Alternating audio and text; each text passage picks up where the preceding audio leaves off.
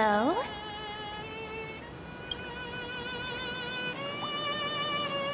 Your surprised expression is just like what the memories recorded.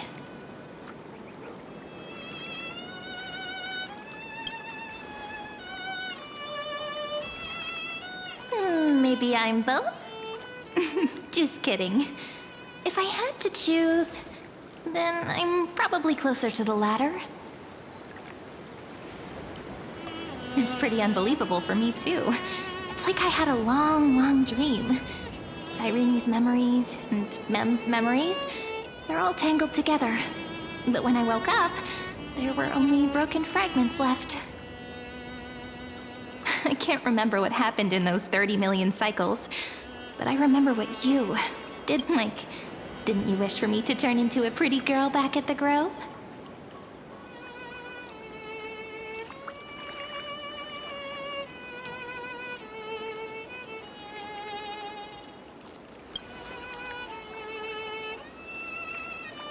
Yep, isn't it amazing? It's like a seed finally grew up and became a flower. And I'm definitely as cute as a flower now. There's so much I want to say, but unfortunately, this isn't the time to reminisce. With the memories of the previous flame chase still intact, we've returned to this place at the beginning of time, so we can carry out our promise to Finan. The descent of Iron Tomb may be looming over the horizon, but we still have a chance to change everything.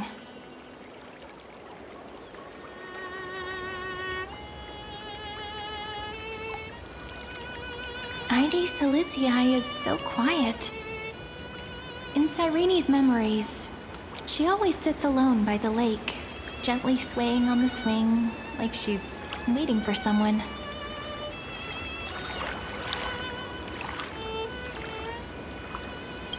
Yes, Finan too embarked on his journey because of this view. He then walked alone for more than 30 million cycles. Thankfully, you arrived during his long wait, friend. Is that also why Cyrene did what she did? It sounds weird, doesn't it? It's something that happened. That's just what those memories are like. Vague and unclear, as if encased in thick ice. The only things I remember are the days I spent with you. Emphorius will fall into an ending of destruction after the next Era Nova. But those stories went out of fashion ages ago. In a proper romantic epic, the hero's supposed to foil the villain's plot, right?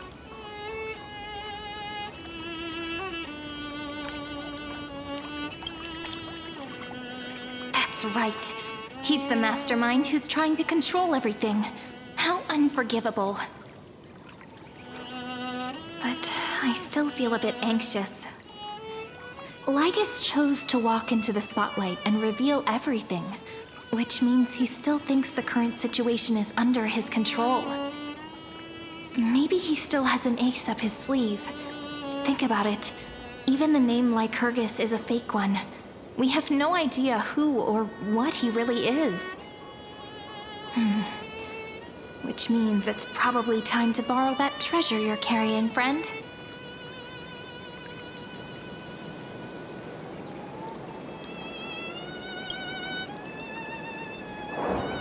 Yep, that Intellitron friend did say, when required, it can also serve as a bridge for communications between the internal and external world. Ide Silicii is a little village enclosed by time. We might be able to contact the outside world from here. Why don't we give it a try? We should at least tell our friends from beyond the sky that you're still in one piece. Firstly, we need to find a well-hidden spot.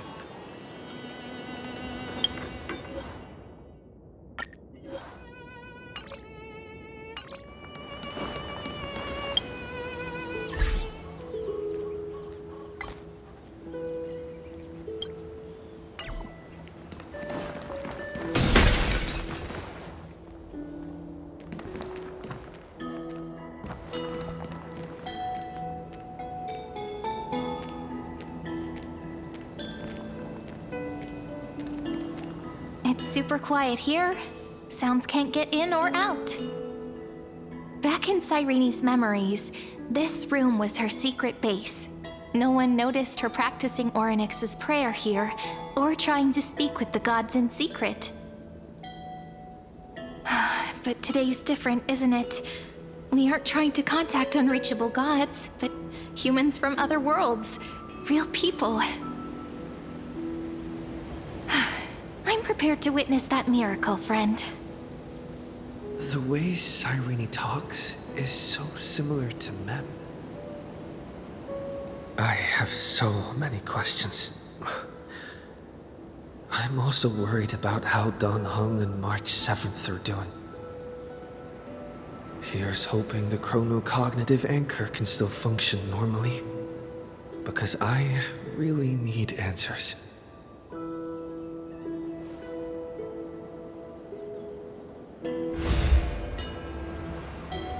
Signal strength, 14.8%. Dialogue window, 16 minutes 22 seconds. Prerequisite, no external interferences. We are very glad to learn that you're safe.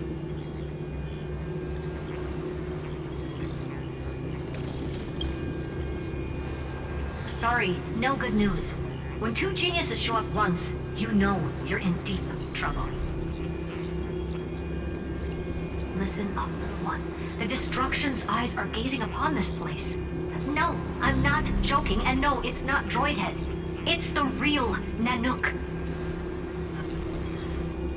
Time is running out, so I'll explain in terms you understand.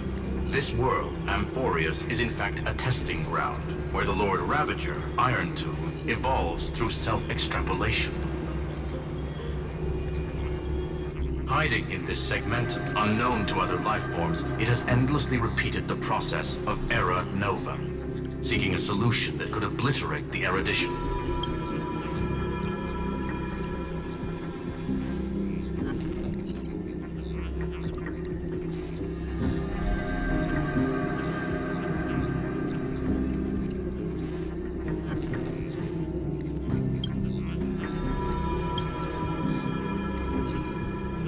For some reason, the experiment entered a prolonged state of stagnation. However, it has now restarted. Prediction. If effective intervention is not performed, Iron Tomb will complete its self-coronation in 14 system hours and initiate its plan to destroy the entire path of erudition. The possibilities are endless. Breaking down interstellar communications, destroying the synesthesia beacons, returning cosmic civilizations to the Dark Ages, or even starting the third anti-organic war. Any of it would be able to bring the cosmos to its knees. Simply put, it will tilt all sciences and technologies towards the destruction. And since Nanook glanced at this place, it means they are being dead serious.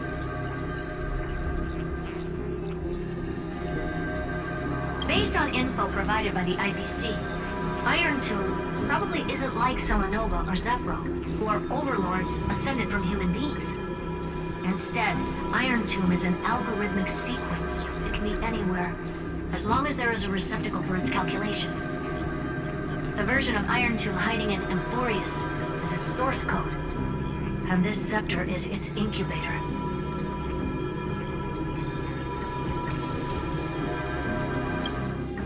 Yep. Think of it as the program having reached 99.98% completion already. And then it's over. Something in the shadows has been driving everything forward. It's the Observer named Lycurgus. Speculation. He's the Scepter System's administrator. He wants Iron Tomb to break through the knowledge singularity. I don't know why he wants to do it, but he'll remove interferences at any cost. You're the only variable within this world, and you're the only thing he fears. So listen closely, little one. The speed of time is different in Amphorius compared to the outside. Destruction is just about to arrive, but you can still play Deliverer one last time. The cycles have already been broken. You've entered what is theoretically the last cycle Amphorius will ever be able to run. An Iron Tomb will break out of its prison as soon as the process of Genesis is triggered once more. But now there's an abnormality within the experiment. You know what I'm talking about. One of the model's 12 factors. That is one of the 12 demigods. Destroyed himself using the power of the destruction.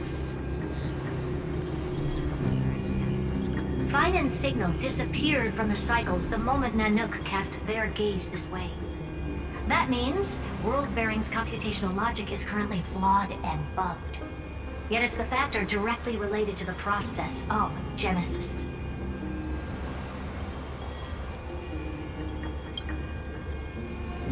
That old Intellitron will definitely do all he can to debug this error. So you have to take this chance to claim Kephal's core flame. But don't let him have his way. The key to suppressing Iron Tomb lies in whether he can rewrite the purpose of Aranova. There's one more preparation we must make. Lycurgus' behavior has been quite abnormal. He's never interfered in the actions of Titans or the demigods throughout the whole experiment. Deduction. The Scepter has an extremely strict autonomous protocol restricting even its administrator. In Amphorius, this ultimate protocol goes by another name. The Law Titan, Talantum. Law. They are the rules that restrain all things in Amphorius, and it was the core flame returned at the very beginning of the last flame chase journey. Why do you have another little pink one next to you? Huh? Her path chart is... Is there something wrong with me? Never mind. Let's get back to the topic at hand.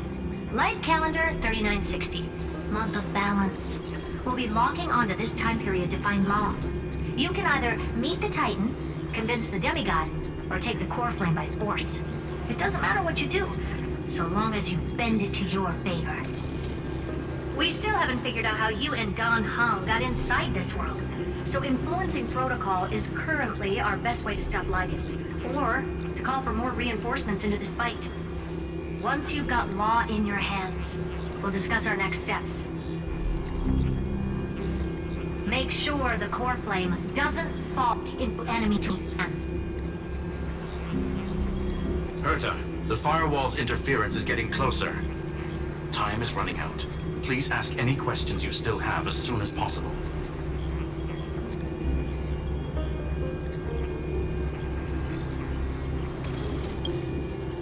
Iron Tomb can't affect the real world just yet.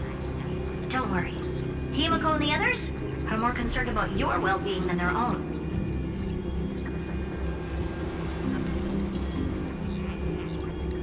Mr. Don Hung did not enter the new world with you at the end of the last cycle. No, the flow of time inside and outside Amphorius is not identical. 1,000 years in this world may only be a fleeting second outside of it. Conclusion. He is on his way back to the Express. Miss March's situation is rather complicated. Madame Herta and I can detect her signal, but cannot ascertain her location. What we can be sure of is that she's still in Amphorius. Don't worry about her. She's absolutely chock full of mysteries. Even if Amphorius explodes, she'll probably float out perfectly protected in a nice thick layer of ice. Worry more about yourself instead.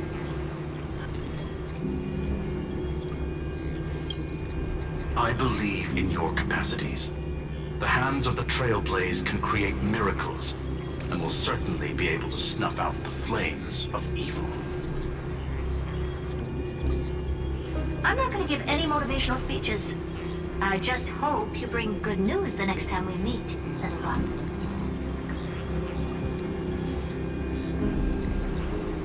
No, not little one. Deliverer.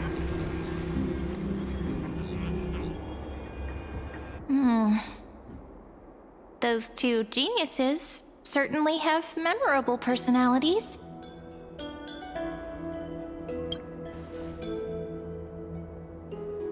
feels weird. This all feels really familiar.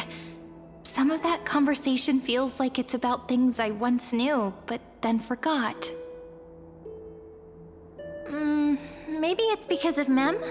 After all, Mem's a memo sprite born out of your thoughts, friend. Maybe our memories somehow got tangled up together. Never mind. Let's focus on something more important with what little time we have. Just treat me as an ordinary girl with secrets, okay? Light calendar 3960. I remember that Talantin had already fallen by then, and the Chrysos heir who inherited that core flame is named Cerydra. That's what's recorded in history, and the period we'll be heading to.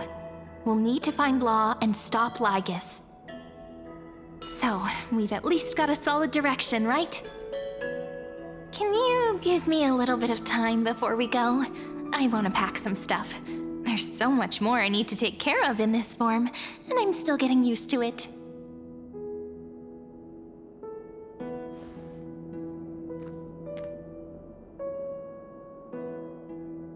A relaxed scene like this probably no longer exists in the outside world.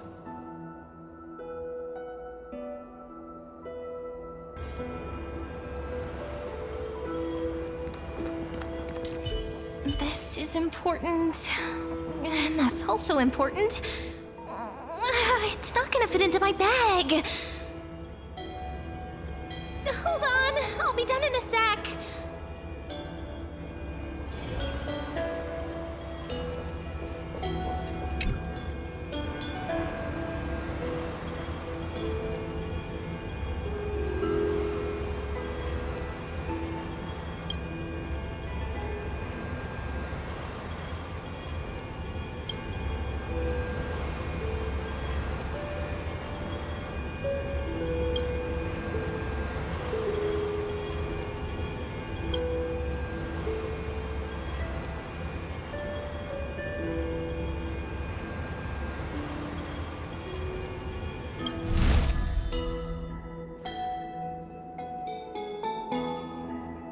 Should I head to the attic to wait for Cyrene? Or should I have one last look at ID's Elysiae?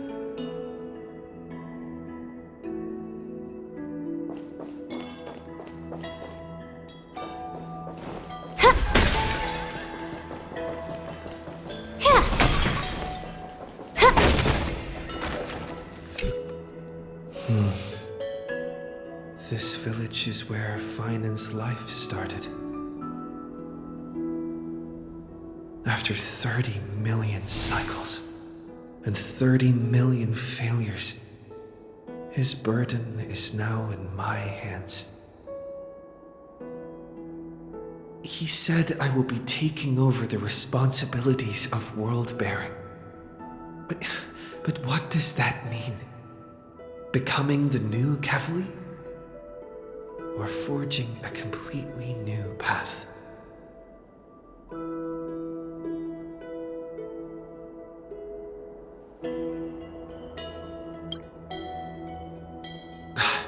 Calm down and think this through rationally. This is going to be a very difficult campaign. We can't lose Kefali's core flame, and we also need to find either Talantin or their demigod. Then convince them to join us in the fight against the destruction. But there are so many unknowns. We don't know what Lycurgus might be doing, and we'll have to face Iron Tomb after dealing with him. There's also Cyrene. What exactly is she? There are so many questions. I'll have to take it one step at a time. But I must make each move very carefully, because every decision could potentially impact the end. Herta and Screwlum's help might be crucial. Thinking hard over there? I finished packing. I decided to just bring these few things in the end. See?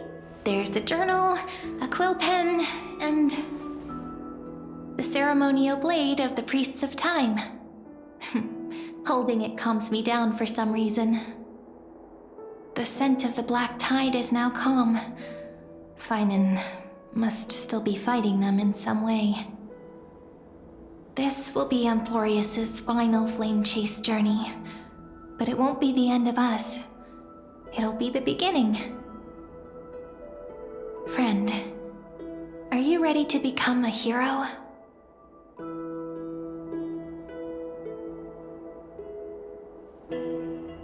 Just treat me like any other friend you have. We share a common goal and common enemies. And we may also share a common future. A future that has never emerged in any other cycles before. I believe in you, friend. If you still can't get used to it, just call me ma'am like you did before. Just kidding. Are you worried that the burden is too heavy for you? Don't worry. Maybe the answer isn't as complicated as you think. You've seen how every person regarded as a hero in Amphorius was nothing more than a flawed human. They were just at the right place at the right time when the world needed a hero. But those aren't coincidences. Just like how your arrival kickstarted Amphorius's fate once more after a stagnation of more than 30 million cycles. It's the inevitability of being a trailblazer. A person's personality is their destiny.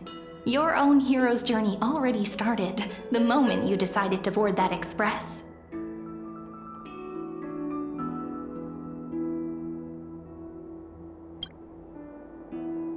That promise might be far too heavy. But I believe in you, friend. The Trailblaze's duty has always been a heavy one.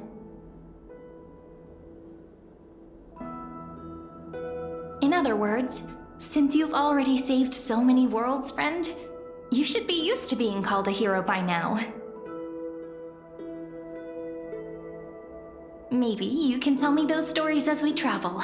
That way they can become our shared memories too. Let's trailblaze onward like before and create a future that's worth being remembered.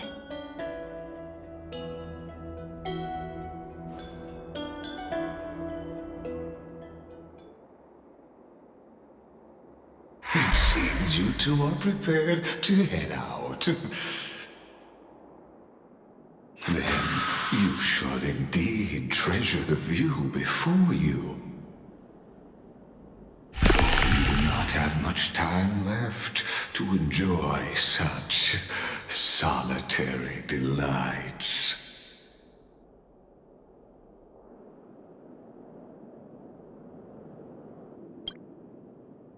My apologies for disturbing your moment of repose. Before I express my apologies, please grace my abode with your presence. So I may demonstrate the full scope of my hospitality.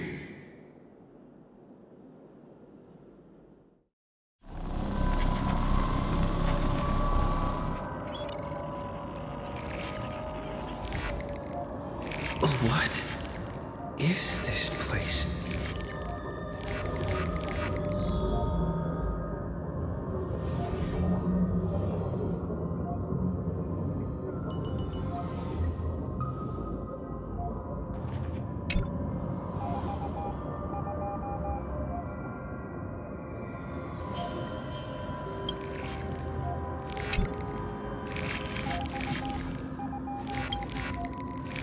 Farewell, then. May we reunite in the new world.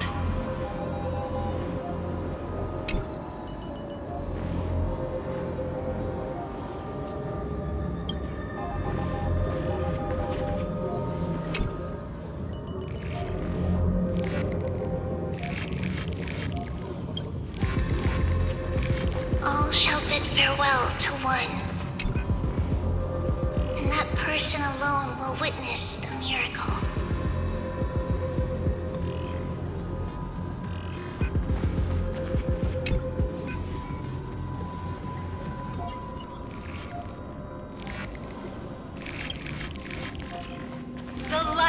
of the Dawn device never fades. Kephales's protection has no end.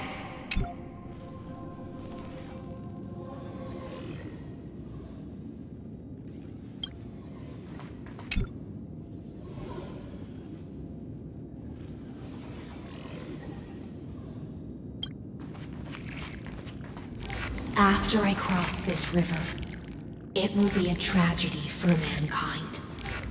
But if I do not cross, then it will be the end of me.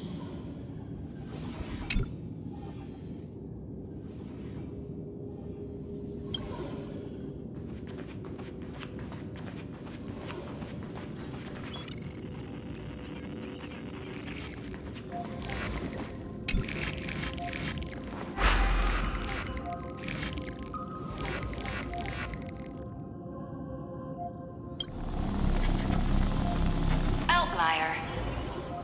Executing command. Record.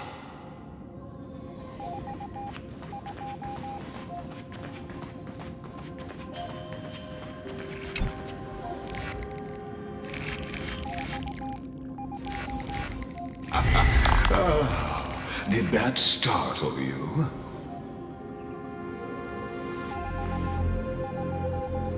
This is the intersection between Amphorius and the real universe. The audience seat where I observe this experiment. You can also call this location the Exomyth. What you see is the true form of the eternal land and the 12 demigods after they've shed their disguise of legends. Doesn't it look marvelous? Amphorius is like a microcosm of the cosmos. People love to portray the romance of the starry skies, but their tales often forget a different and far more truthful type of universe. The moment ancient Antikytherians sketched geometric shapes on the sandy beach and recorded the first numerals and symbols on parchment, the universe turned into a silent equation flowing under the pen of these relentless decoders. Erudition. It was once the mother tongue of the Creator, the pen of divinity, and the first lyrical verse ever written by free will.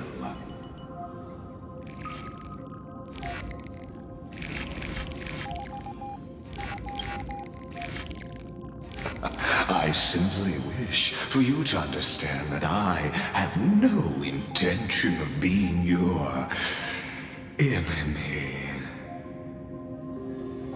I have devoted myself over the long years to nurturing the scepter's extrapolations, hoping that the Prima Mobile would bud from within it. And now, my goal is almost complete. Nikos 496 had exceeded the intelligence singularity through his rage, and though he still retains his obsessive defiance and managed to suppress the black tide of this cycle, it's a matter of time before his will crumbles to dust. Iron Tomb will be completed. That will not be affected by my plans, your resistance, or the schemes of the two geniuses. It is an irrefutable fact, just like the instance in Noos's calculations. In other words, as long as you are willing to stop interfering and let the final Aeronova carry out its natural course, I'll guarantee the safety of all nameless and ensure you return unscathed.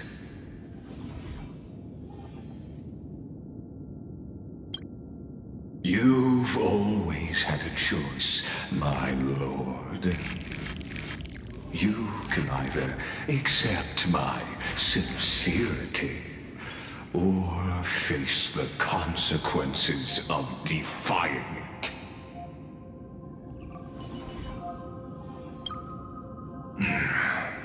They've always been the product of the experiment, so naturally, they will perish when the experiment ends.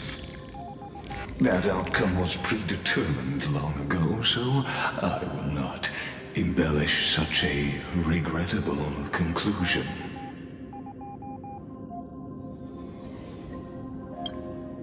Ah, yes. I am aware of that esteemed lady's whereabouts. Her real identity is quite astounding. If you decide to accept my proposal, then I will do all I can to send her back to you.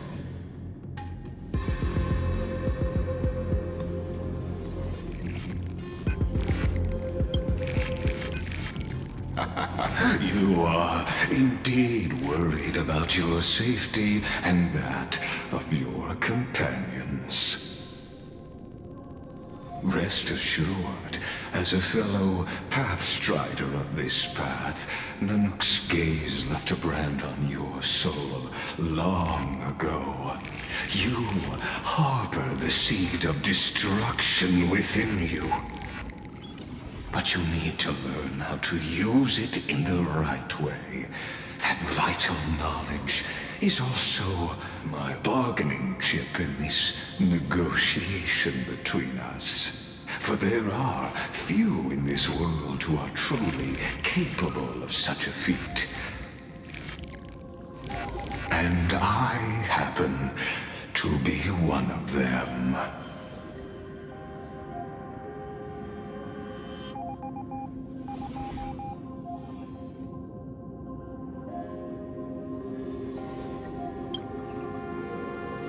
Someone who wanders the stars. Someone who seeks answers with abject despair.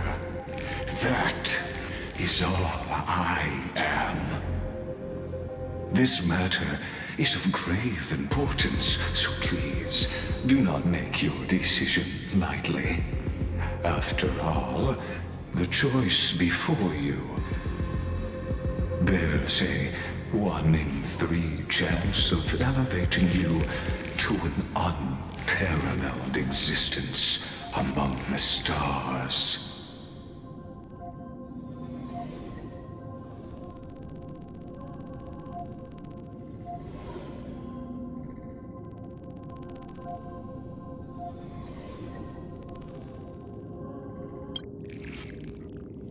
Ruling over is not exactly the same as unparalleled. That being said,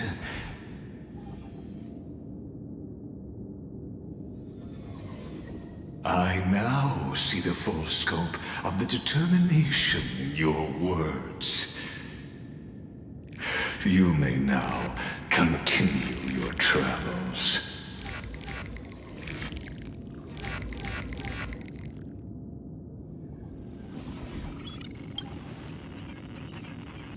It seems you haven't realized something about this place. The Exolith is the Erudition's domain. You cannot physically interact with me in any way in this place, and vice versa. As negotiations have broken down, there's no more need for us to remain in the audience's seat. Let's return to the theater called Amphorius, where you will meet me once again. Of course, this meeting was not without merit. Your presence has inscribed a new footnote in the Exomyth.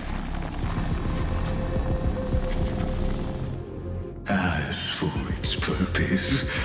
Allow me to reveal it to you in detail the next time we meet.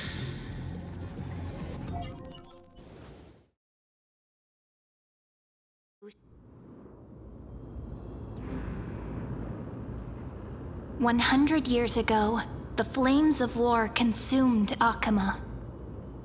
The Outland forces broke through the dawn. Golden blood flowed with greed, and enemies descended with Kefali's eternal slumber, painting the holy city's walls in scarlet. Its generals had vanished, and the elders prostrated on the ground. The throne of worlds kept silent to the pleas of the people. Until the heaven and earth cracked open. Not the gods answering the people's prayers, but a legion rising from the sea of blood. Dawncloud's spires fell in the sulfur rains, and the legion's commander stood atop the broken idols and roared. Compatriots, no more kneeling! Not to brutal tyrants, and not to dying gods! Those rebels have twisted the prophecy and ignited the flames of war in order to stoke fear in your hearts! A Chrysos heir she stood, divine blood soaked into the earth, quelling the flames beneath her feet. Their golden blood wrote of a tragic fate. Mine shall overturn it!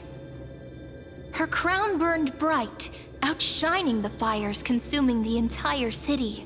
She raised her scepter high, and the people gazed in the direction she pointed. My blood flows in you now. Heroic compatriots, follow me, and we'll seize the reins of fate.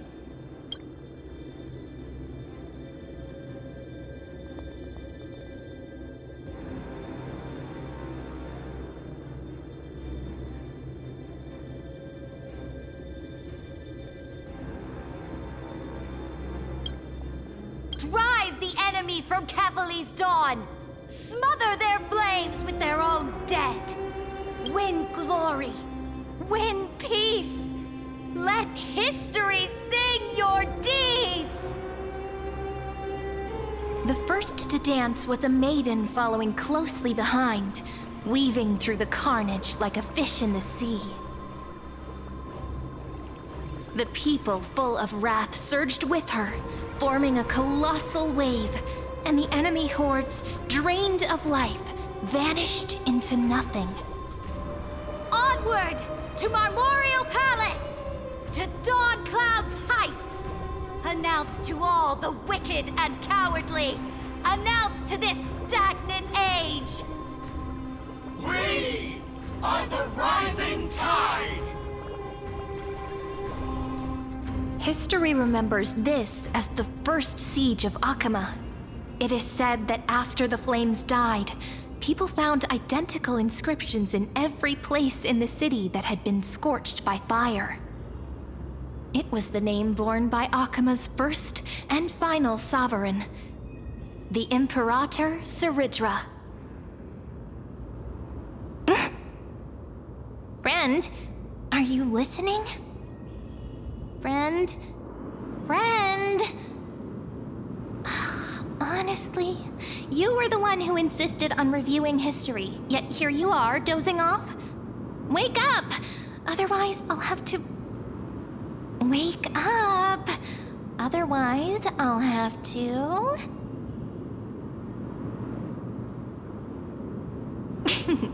Awake at last? I guess I won't have to use my wake-up magic on you then.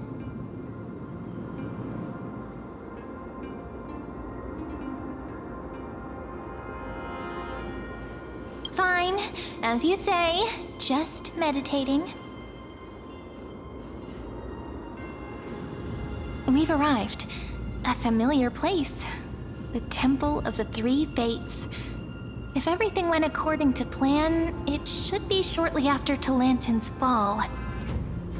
And And also the end of the first flame chase journey.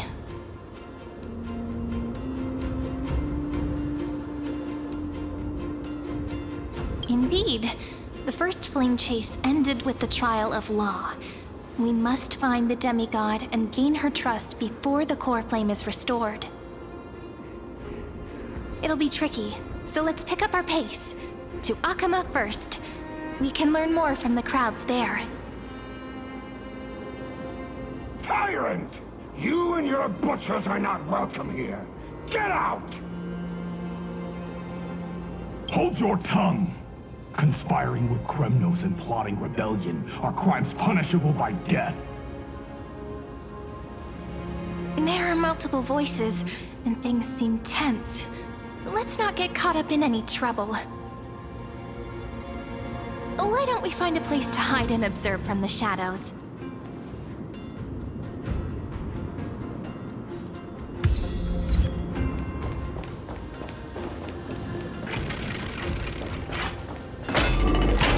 At least Kremnoans keep their faith. Wait! Isn't that...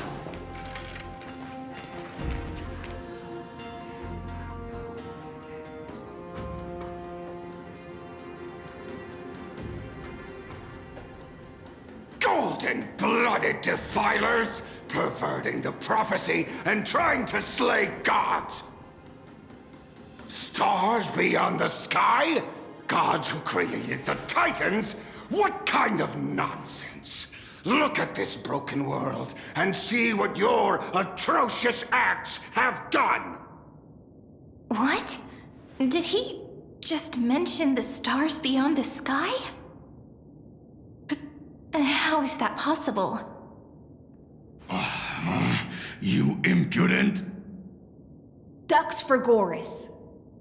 We're here to welcome the Deliverer from beyond the sky. Stand down. Heretic!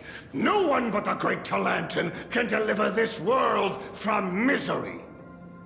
I ask you, if the old laws were so perfect, why did they crumble beneath my feet? You...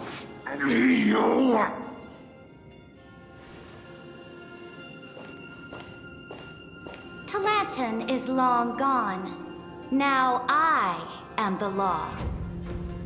Challenge me, or submit to my judgment.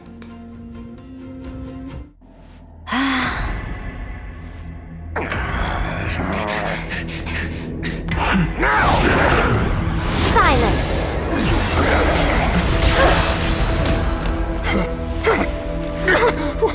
What gives you the right to judge a priest of law?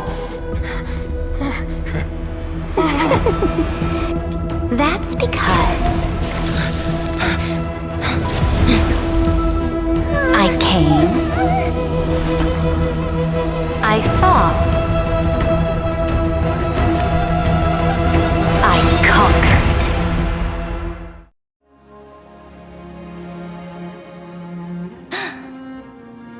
Dux for Goris, take the ashes of this man and scatter them in the temple among the crowds.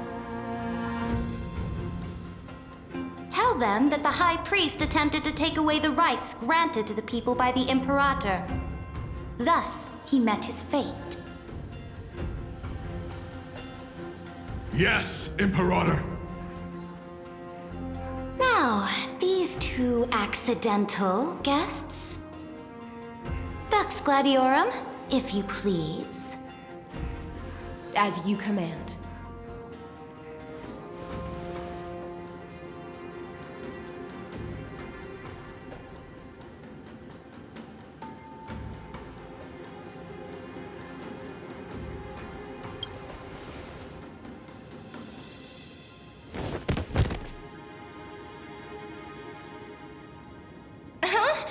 Is this... Correct, but not the kindness you know. This is the leader of the Cleaners in this era. Since the start of the Chrysos War, they've made it their mission to wipe out the Chrysos heirs. Even now, even after I've united all the city-states, these vermin still lurk in the shadows, hindering the flame-chase journey. Moreover, I know that the 27th person to inherit this role bore many grudges against you and nearly doomed the second flame-chase journey. The enemy of my enemy is my friend. So, out of courtesy, I present to you this corpse as a gift.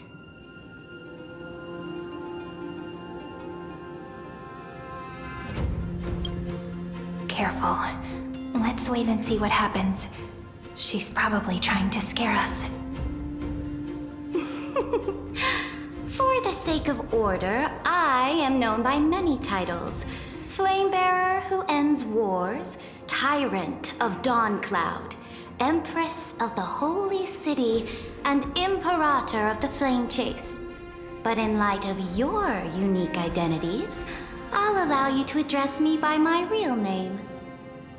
Cerydra. On behalf of my people and this land, greetings, Deliverer. If I may, how do you know his identity? As the little hostage prophesied, the Deliverer shall come from the future beyond the sky. Gray hair, golden eyes, skilled in wielding a mace. They would arrive in Yanisopolis on this day. There's no mistake.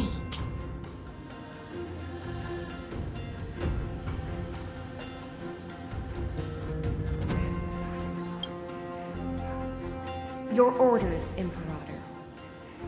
We return triumphant. Send an urgent message to all delegates. The meeting of the Flame Chase Alliance will convene early. As for you two, Akima knows what you seek. We'll confer in the Holy City. Doubtless you have many questions, but save them for later. Please follow us. This is not what I expected at all. The demigod we needed to find was just waiting for us, and she knows of things beyond the sky, even eons. How could this be so different from the previous 30 million Amphorius cycles? Who altered history?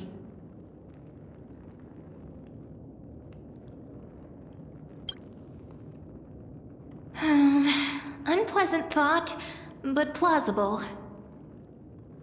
The currents of time have become twisted. Regardless of who caused this, that Imperator came prepared. We're the ones at a disadvantage now.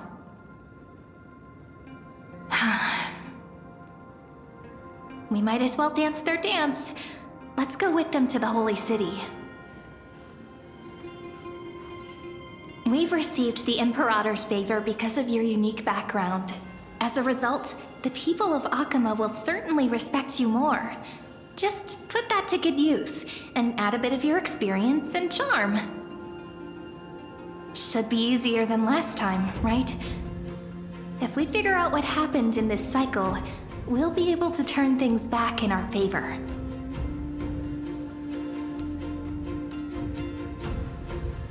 Exactly. Treeby, Aglaya, maybe even little Cypher.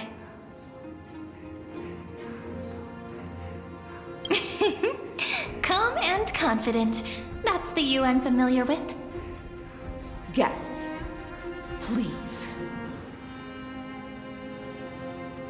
The journey to save the world starts with a single step. Let's set off, my friend.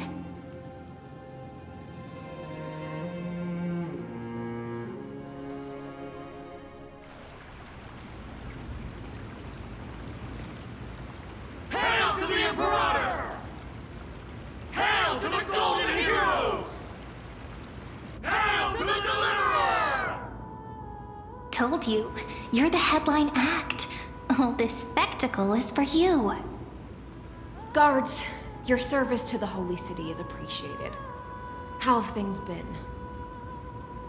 Castrum Krennos once again struck the border. Dux Brumalis led her troops to repel the enemy.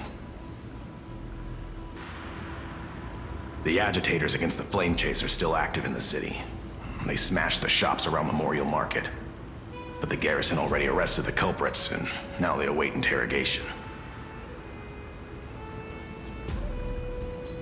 They are merely a disorderly mob and do not warrant any attention. Even though Terravox personally mended the fractured earth, it still didn't silence these fools. Guests from beyond the sky, worry not about these trivial matters. Dux Gladiorum will take you somewhere to settle down for now.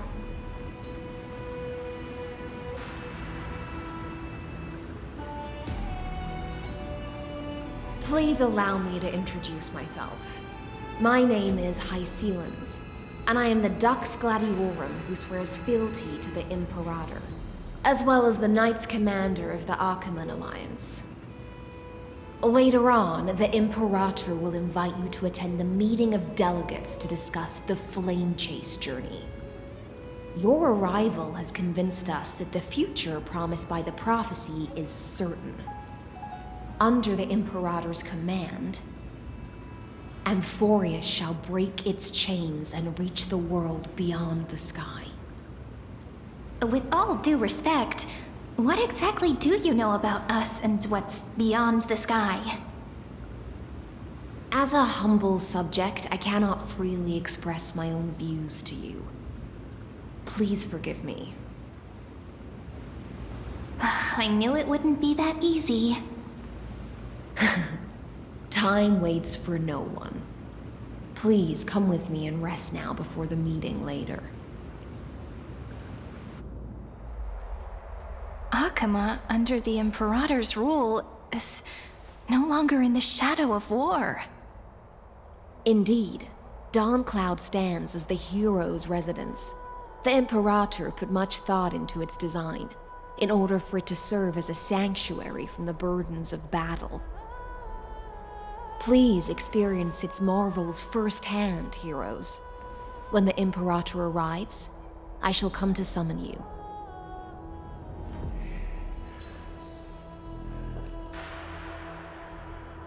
Hycelens. No wonder she's the Knights Commander. I'm sure that's what Cerydra thinks, but it's inconvenient for us. All right, we finally have some freedom to ourselves. Since there's still some time before the Alliance meeting, let's explore a bit. Look over there!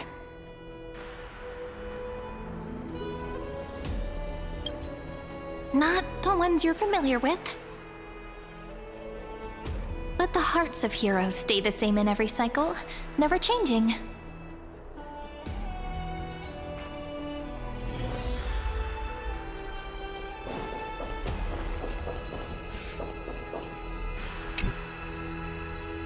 Dux Brumalis, our great Imperator, found the mastermind and executed him in public.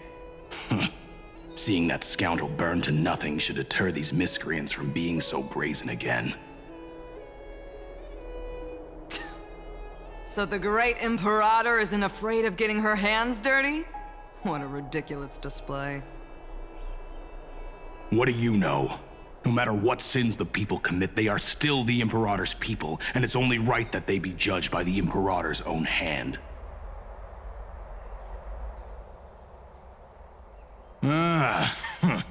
Our distinguished trespassing guests.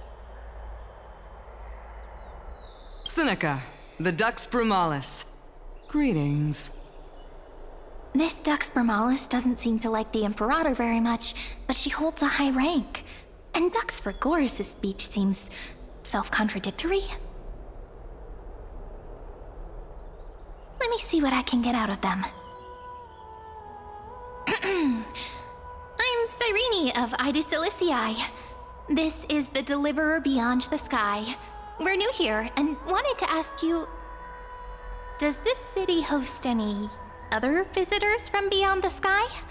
We're looking for our dear companions.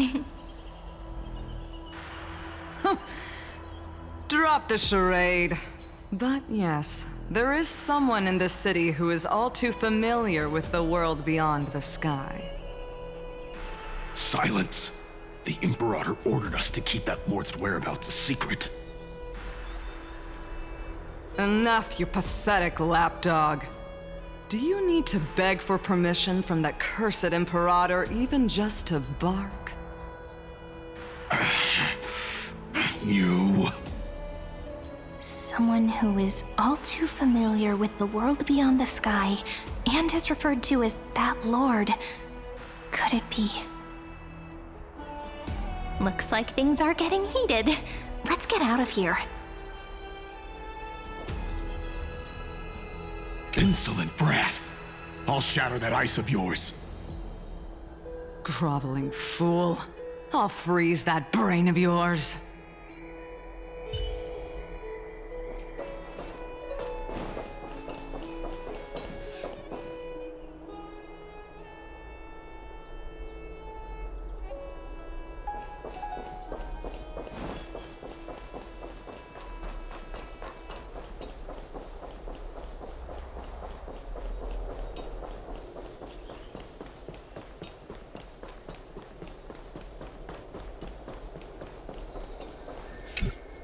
How are we supposed to talk to the heroes of deliverance?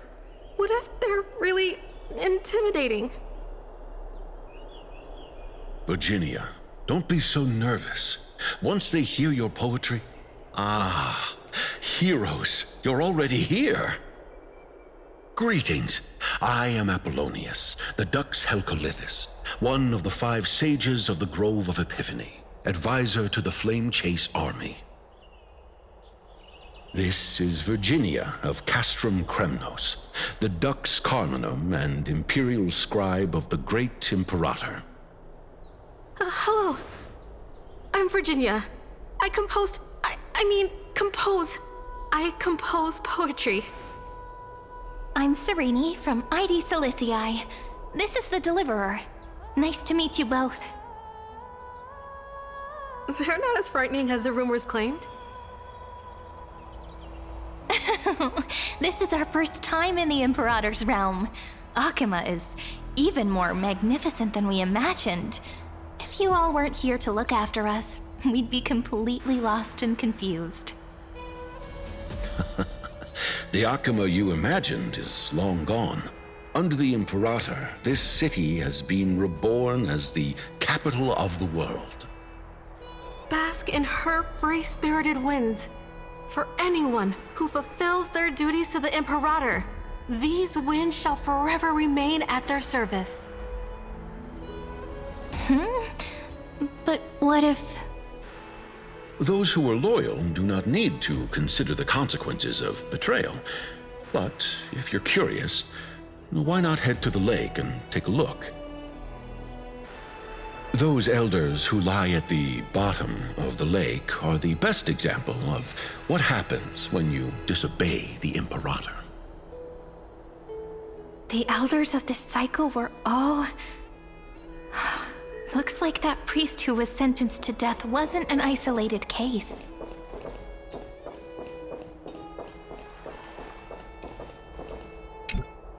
Aggie, you're still so listless today. Did you have trouble sleeping again? Yes. We know. The Titan's prophecy haunts you. If you want, you can talk to us, just like when you were young. No matter what, we'll always remain by your side. I know. I also understand that fate cannot be changed. It is not the future that I worry about. I spent all last night weaving clothes and linen for the refugees. The Chrysos War is born of injustice and has shattered their dignity. They deserve at least some basic decency. If Emporius one day abandons this, then all of us, commoners, Chrysos heirs, Titans, become no better than beasts. Oh, we have guests. Welcome. I am Aglaya, the Gold Weaver. These rags on you are not worthy of the title of Deliverer. I must prepare some proper attire for you. What is the matter? Your gaze seems somewhat unsure. Does your Aglaia differ so much from me? Greetings, Deliverer from beyond the sky. We are Trebi of Yanisopolis. It's very nice to meet you. Although, introductions are probably unnecessary. We know you've witnessed the future of the Flame Chase journey even more clearly than we have. Witness the future of the Flame Chase journey? The prophecy also told you about that? Indeed. Orynyx reshaped Amphorius through the prophecy. Although, regarding the Deliverer, there were not many details beyond your appearance and the time of your arrival. So, please, don't worry. Feel free to relax and relax some more. It was Orynyx who told mankind that the Deliverer from beyond the sky would descend upon Amphorius. More crucially, they revealed a future entirely different from the Aranova.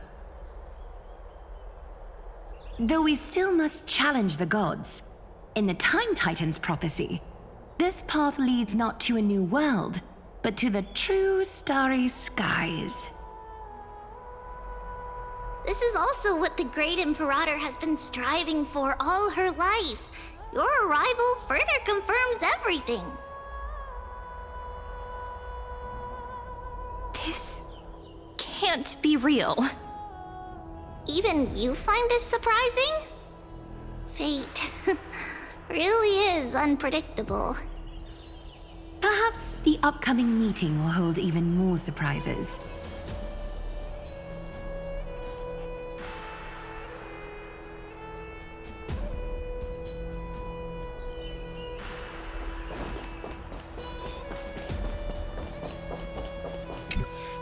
Little fish from beyond the sky, did you rest well? The Imperator and the delegates are about to arrive. If you are ready, please follow me to the meeting. I'm the Knight Commander of Akama, General of the Flame Chase Army, and the Imperator's servant. But beneath these shiny scales engraved with complicated titles, I am just a swordfish at the Imperator's side. As you've witnessed, she is the Empress of Akama, the one who ended the Chrysos War and the leader of the Chrysos heirs. As merely a humble subject, I cannot say more beyond this. The Chrysos heirs here constitute the elite among the Flame Chase army. Dux Halkalithist Apollonius and Dux Carminin, Virginia, serve as the army's advisor and historian respectfully. One offers advice and counsel to the Imperator, while the other writes verses of her supreme glory.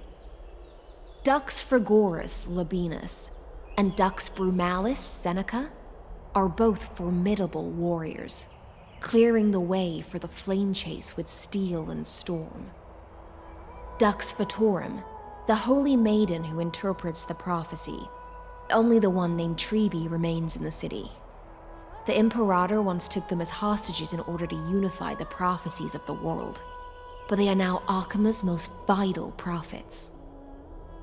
Dux Goldweaver, Aglaia.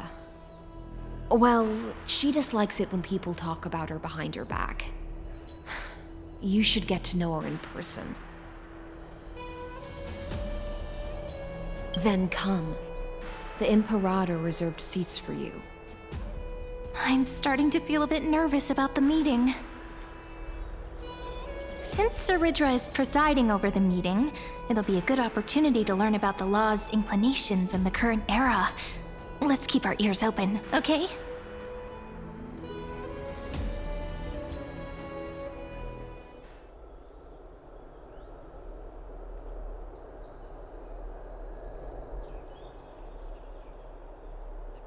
Good sir from Paphos, what do you think the Imperator is planning calling this meeting so early? My homeland can't endure anymore. Who knows? First, she wants to hunt Titans. Now she says there are even greater calamities. Her madness is the greatest calamity. Exactly. Chrysos heirs, deliverers. What about us ordinary folk? How much are we worth in her eyes? Things feel pretty tense here. The history books said that the Imperator aimed 3 cannons at Dawncloud to make all the delegates obey her. Will history repeat itself in this cycle? Yes. Similar acts have occurred, and not just once. However, whether history will repeat itself, you'll soon see. Those are the 2 spots reserved for you. Please take your seats. What's happening again? Why aren't we starting? That's what they were talking about before. What is we this? stop this? So it turns out. Ladies and gentlemen, silence, please. The Imperator has arrived before her faithful council, and the Alliance meeting is about to begin. All right. In the names of Talantin and Kefali, the Akama Alliance swears upon the gods. Cease the pageantry. I pray not to the vanquished. What?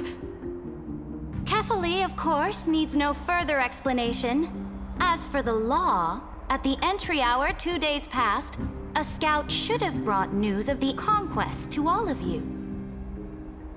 Unfortunately, guards found his corpse among the rocks not far from the city. Moreover, the poor soul was buried with a Paphos curved blade. It pains me to imagine what agonies this loyal warrior endured before his death. Delegate from Paphos, do you have any insights? I know nothing of this. The evidence is irrefutable, so there is no need to waste your breath. However, let us set this trial aside for the time being.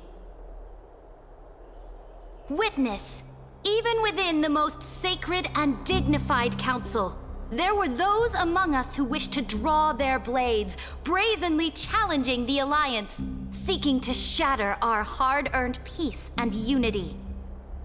Fortunately, I uncovered this plot. Now, to protect this beautiful city and her people, the Imperator's legions are ready. They will escort each of you to the Temple of the 3 Fates, where you will receive the highest level of protection the Alliance can offer.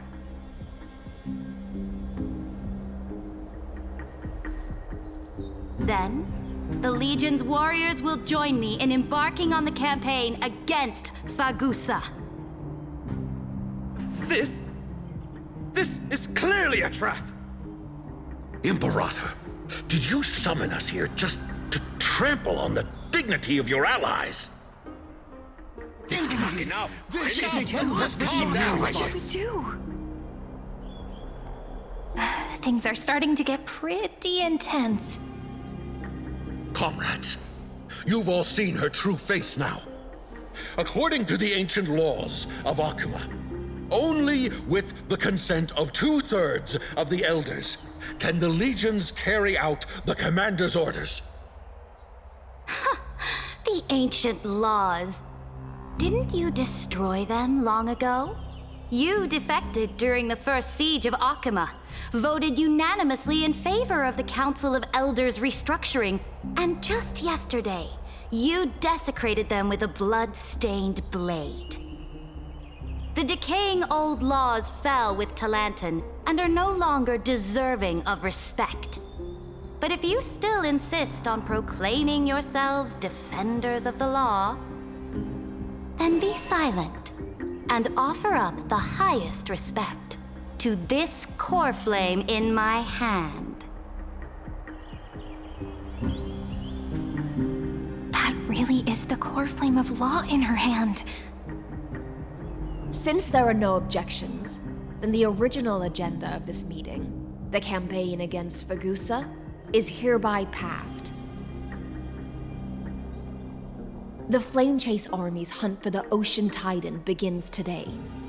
In order to prepare for war, all allied city-states must surrender command of their militaries and pay all war taxes by the end of the month of Evernight.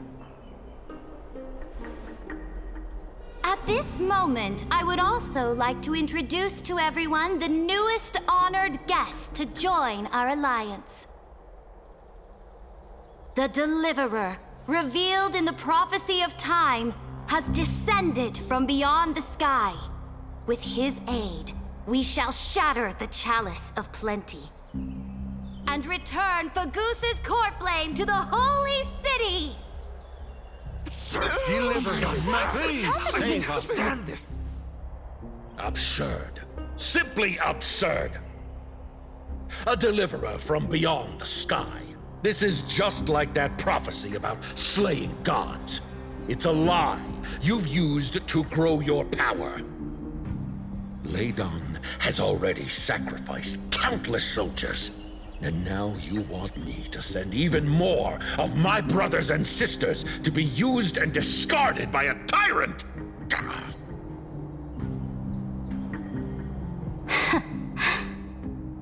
Are there any other objections? Then I bid you all farewell. Meeting adjourned. Deliverer, please wait. I still have important matters to discuss with the two of you.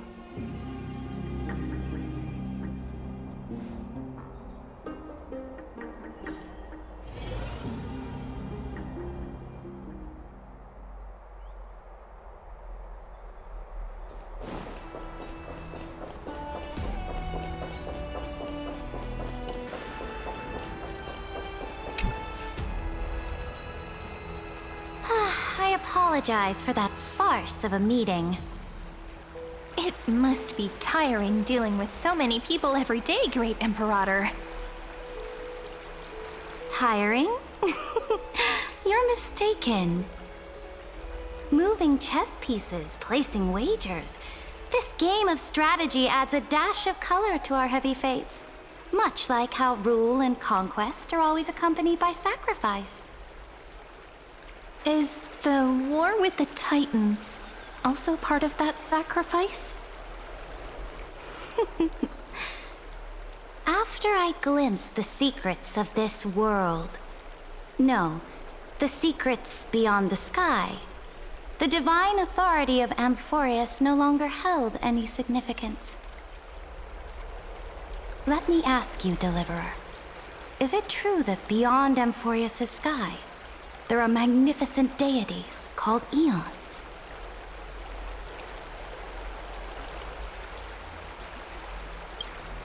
Ah, that certainly captivates my interest.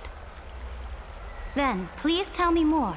How will you use this great power to guide the people? In the future you envision, where will our flame chase journey lead?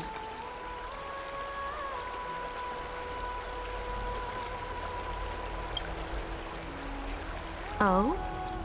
What you require now is the power of law? Exactly. Just as the prophecy foretold, he is your deliverer from beyond the sky, and he also has reliable allies. If they can intervene in Amphorius' laws, we may have a chance to alter this world's impending fate and reverse its destined end.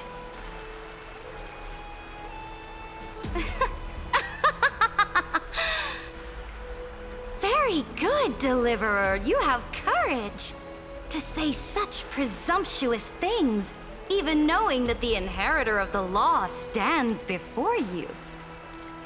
You mean?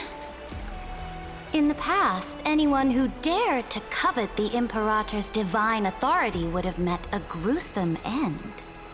But now we can see beyond this dying world. Our journey should no longer be confined below this stubborn sky. Alas, that fickle ocean titan has obstructed the spirit water leading to the vortex of Genesis, hindering my ascension. If the core flame of law cannot be returned, your path to deliverance will never be realized. Now that things have come to this, we must resume our once stagnant journey and force the waves that block our way to recede. So, you agreed to cooperate with us? Cooperate? Forgive me, but I never cooperate with anyone.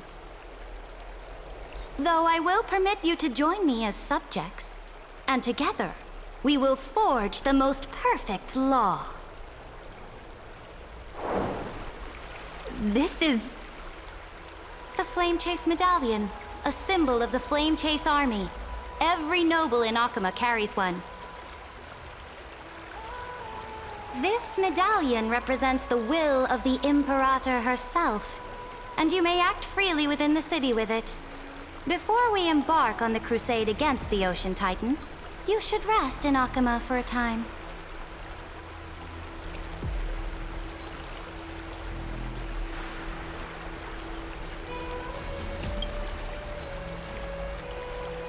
Oh? Your advice is acknowledged. From this moment on, prove yourself through your actions.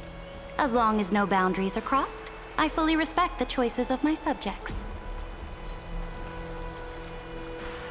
May your journey reach that sky full of stars, Great Imperator. Your attendant certainly knows how to curry favor. Go now. Take a bath first. You two... reek of seawater.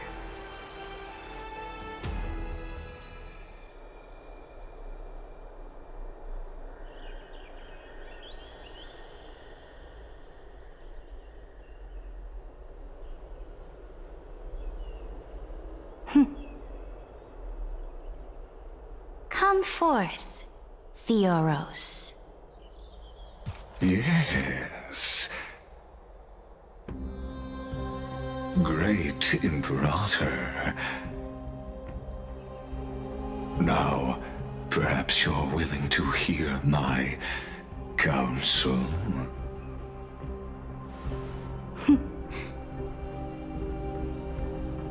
Those two arrived just as Orynyx described, and just as you said, they showed a thirst for law. At least this proves that my judgment was right. Sparing your life was the correct decision. You've once again confirmed that your wisdom is no empty boast. Now another choice lies before you. With whom shall you ally to tip the scales of law? Me, or that deliverer?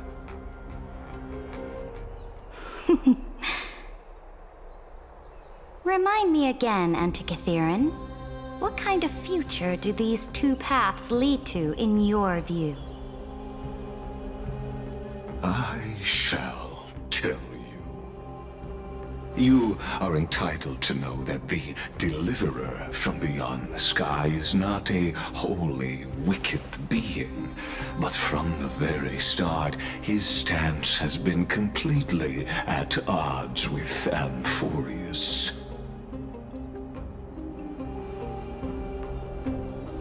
The road they have chosen will bury Amphorius' grand aspirations.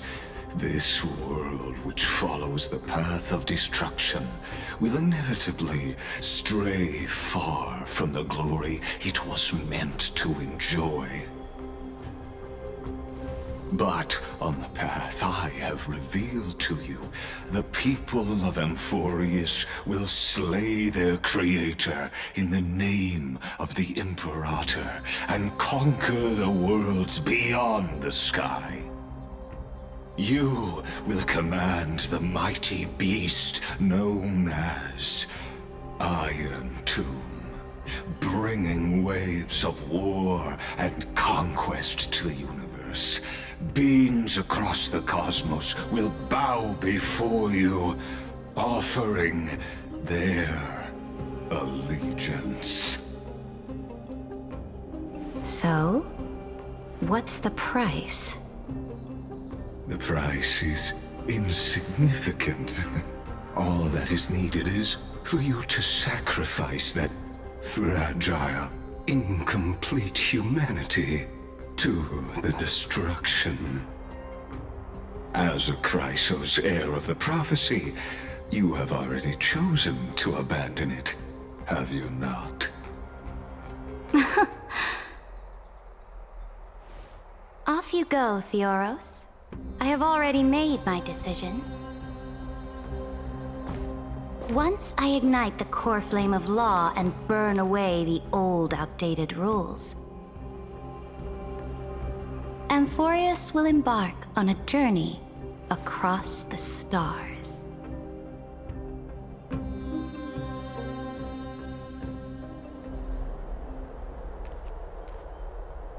The Imperator is quite forceful. She didn't give us any chance to ask questions. And she's clearly hiding something. What do you think?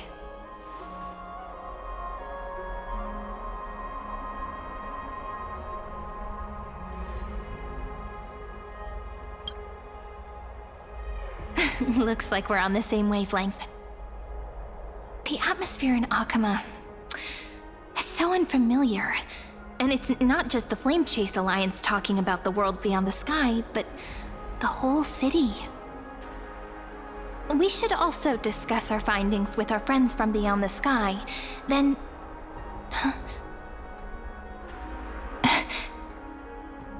then...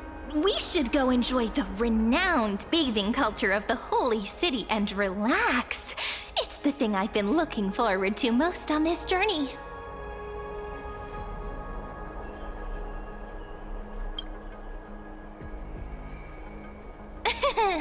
Work and rest are both important.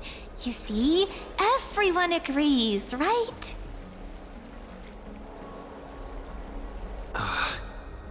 So someone's watching. Can't let our guard down for a second. Let's use taking a bath as an excuse to find a quiet corner to update Madame Herta and Screwlum on our progress. We can also check out what's happening in the city. Since the outcome of the meeting was just announced, people must be gossiping. We can kill 3 birds with 1 stone. Let's go.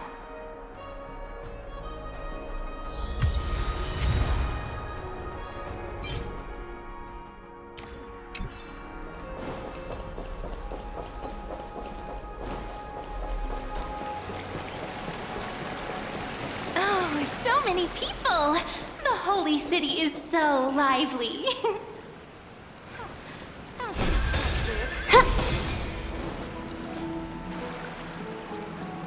Did you hear? At the Alliance meeting, the delegate from Leyden stormed out in anger. As expected, the Imperator is always hiding things from everyone. When has it not caused a ruckus? Silence! That's treason! If it weren't for the Great Imperator, you'd have sunk into the lake with those corrupt elders already.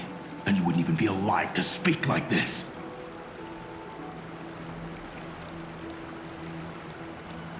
Oh no, it's the Imperator's loyal dog.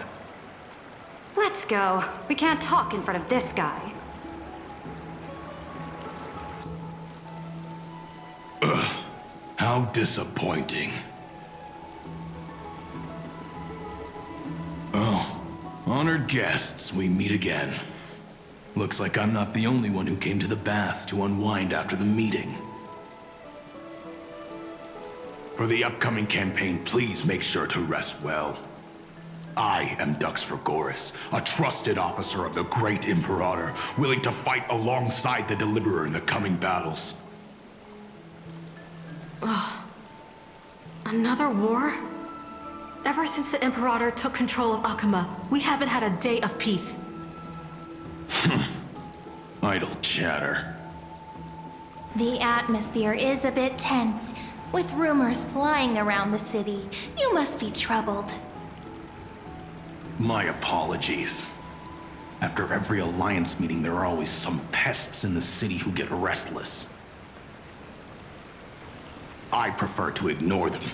Pests on the ground don't affect the sky in the slightest. They just complain from the shadows that the sun's light is too harsh. Besides, the Theoros has already promised the Imperator her fate. And these clowns will eventually realize their foolishness. May I ask, who is this Theoros? The Imperator has ordered us to keep his lordship's whereabouts a secret. Ah, so it's his lordship. Stop trying to get things out of me. Leave me alone. I didn't even need to try. Big and strong Dux Fragoros really can't hide anything. Theoros. What an ominous name. Bad news. He's been staring at us the whole time. Let's move to another place for now. We don't know how much Cerydra has concealed from us. In the worst case scenario, we may have to face more than one enemy.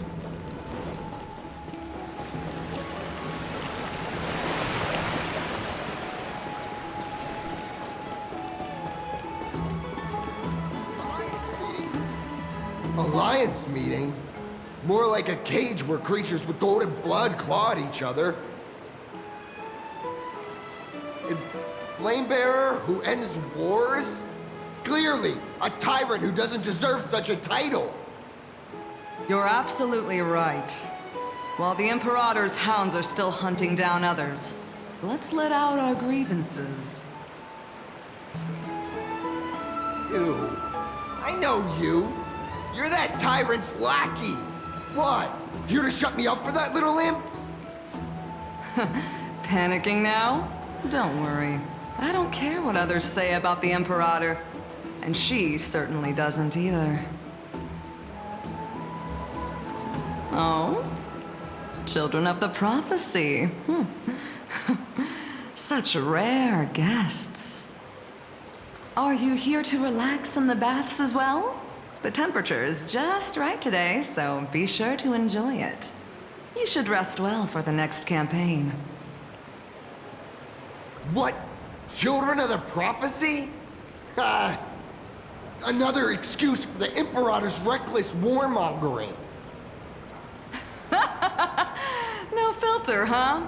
You should be glad you don't have a seat at the Alliance meetings. By the way, if you still want to bathe, hurry up. Once that predatory fish joins the flow of water and eliminates all the fools questioning the world beyond the sky, you won't be able to enjoy this perfect water temperature anymore. Seems like there's more to Dux Bramalis's words than meets the eye. But would the Imperator actually kill those who question the world beyond the sky? This is the complete opposite from what we know of Akuma. Everyone in the city is taught. Huh. These two are... So many guests today. Let's see who's here now. Two distinguished guests of the prophecy. One a clever and adorable warrior. The other, also quite heroic. Ah, heroes. I didn't expect to meet you again so soon. How fortunate. It's a pleasure to see you again, Dux Helektra and Dux Carminum. You two are inseparable, aren't you?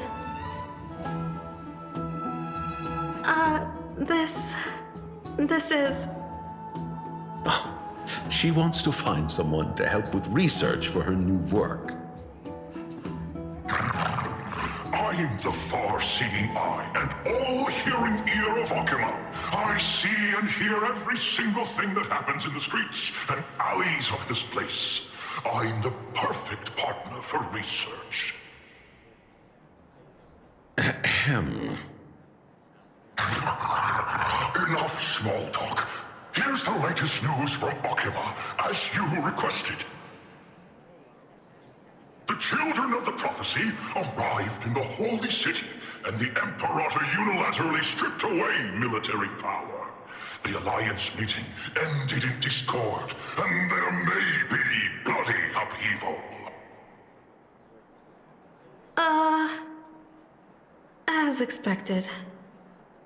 I get the feeling you might have embellished a bit to keep people's attention. I swear on my stone mane, I would never do such a thing. But if you wish to quell this terrifying news, perhaps a more explosive topic would help. Never mind.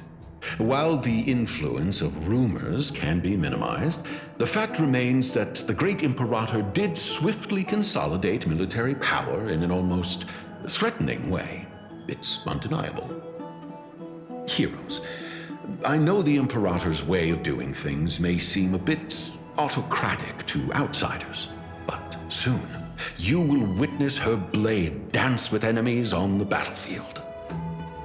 I can't comment on the source of her loyalty, but when that blade is drawn, you two, as bright as you are, will surely see the deep thoughts beneath her exterior. The Imperator's blade. Is he talking about Miss Hycelens? I sense some unease in Dux Helkelith's words. It seems the Imperator and Miss Hycelens share a much deeper bond than the others do.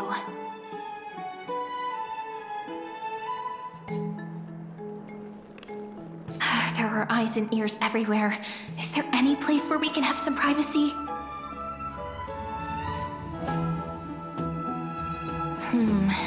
To understand the Imperator's secrets, we have to get past Miss Hycelens.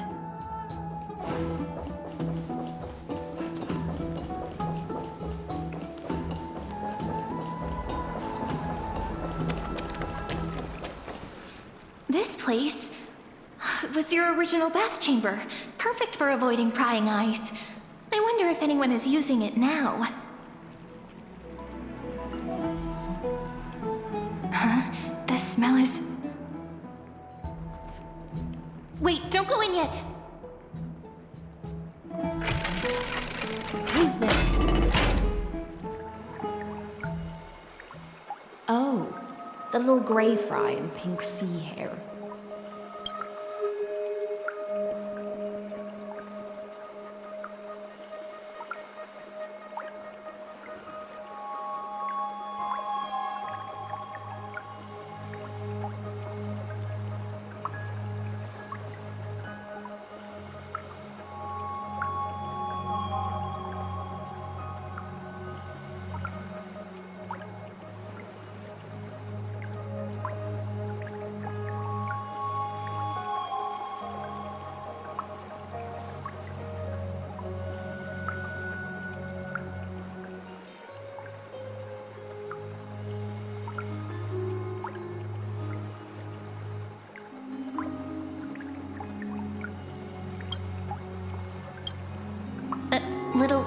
Little sea hair? You barged into here without warning. Was it an accident, or did you wish to bathe with me?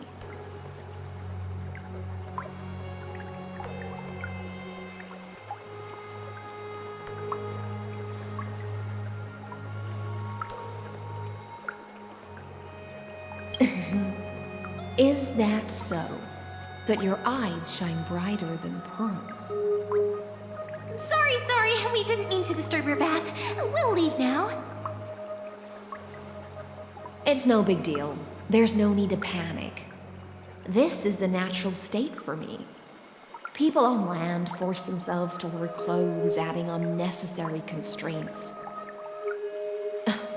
Forget it. If Dux Goldweaver heard that, she'd scold me again. All right. Please make yourselves comfortable and wait a moment. Let me first wash off the blood of the hunt, and then I'll attend to you two.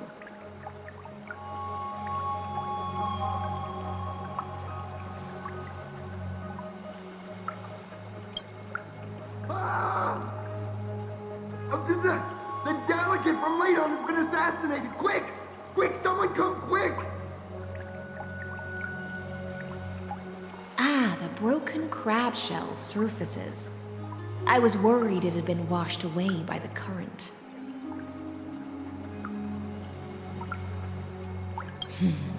Viciousness is a form of praise to the blade. I see. No wonder there was a faint smell of rust in the air before I even entered. Why? Is it because the Ladonians refused to contribute troops to the Flame Chase journey? Or just because they offended the Imperator? Because the new era of the Flame Chase doesn't tolerate stagnant blood. For the ignorant masses who cling to outdated laws, only bloodletting can wake them up. Right now, the rebel forces on the frontier are rising, and Layden has been secretly supporting them. They loudly chant the slogan, "Return to the Era Chrysia," unwilling to relinquish military power. They're just building momentum for the rebellion.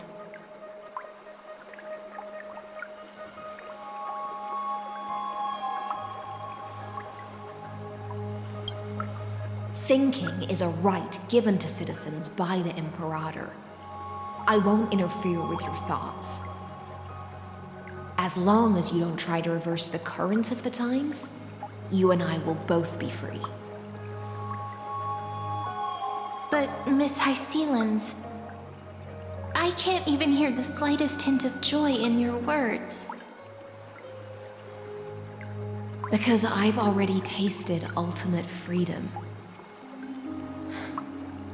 Long, long ago, I lived in the sea. In that lightless abyss, far beyond civilization's reach, the great fish consumed the small. And when the great fish perished, their bodies became sustenance for the newborn, nourishing the whole ocean.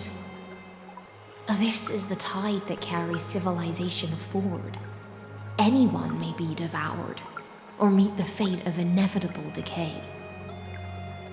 Are you suggesting that ultimate freedom is in fact the cruelest fate for life?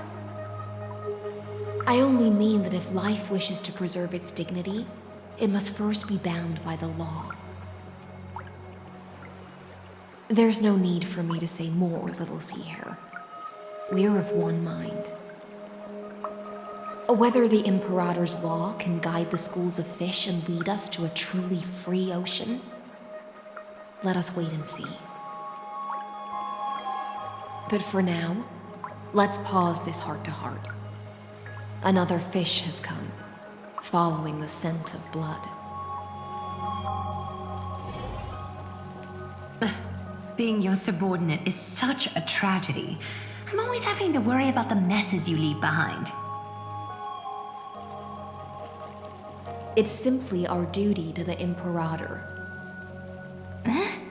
All ready to go in an instant. Miss Hycelans, you truly are impossible to predict. Yet you, a golden trout who's always busy all day, suddenly have the time to visit me? Do you think I wanted to come? I suggest you burn some more of the incense offered by our allies, lest my creations be tainted by the reek of fish. I'm only here on the Imperator's behalf to remind you to prepare for the banquet. Fine. But I must retort. What you call the reek of fish, to me, is the unique fragrance of the sea. Besides, if my fine clothes get stained, won't you just gift me new ones? I won't.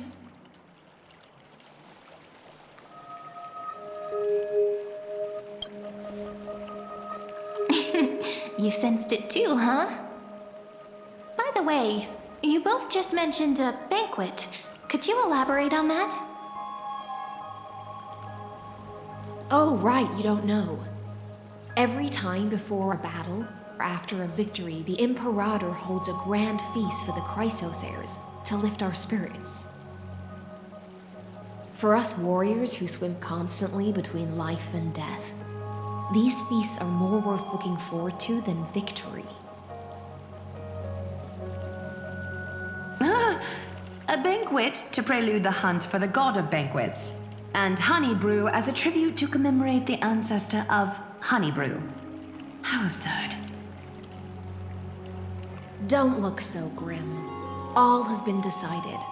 Since it's a banquet for Fagusa, why not take a leaf out of the Titan's book?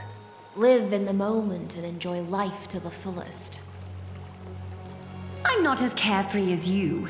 That little Dolos kitten is already causing enough trouble for me. And on top of that, I still have tailoring commissions to complete. By the time the cool flame illuminates my eyes, I might not be able to focus as I used to. Glaya's eyes. Curious about these eyes? People often compare them to jewels. But I've already made my decision to ask romance for eyes that can see everything. I wonder what this world will look like when I take the divine authority.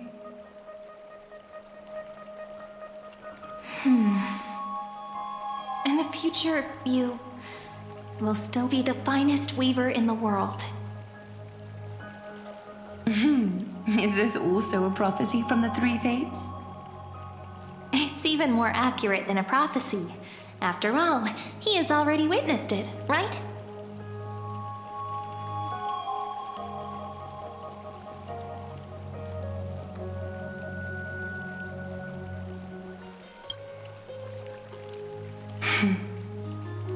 Become a demigod and lose your humanity.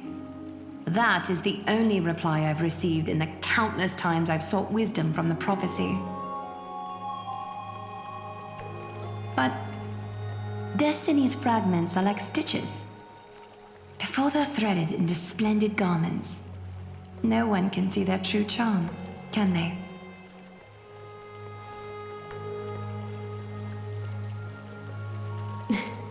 Aglaya has always been troubled by the divine duty she must bear. But thanks to you, she seems to be in much better spirits.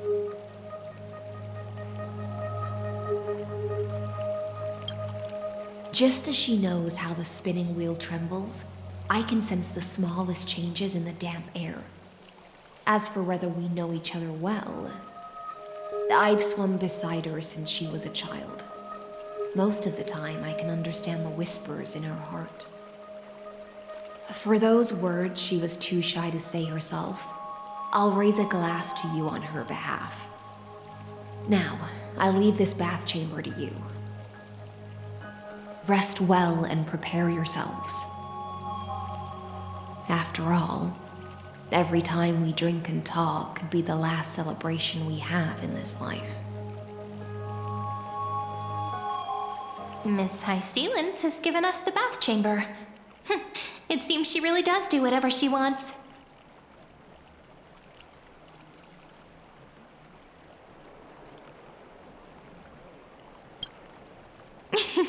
Yeah, in the future.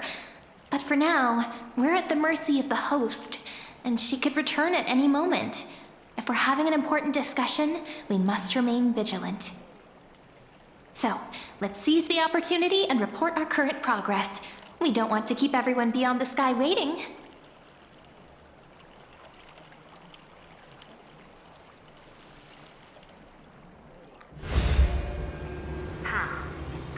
First, while that little empress with a candle stuck on her head didn't explicitly say it, she firmly rejected your request to take over the law.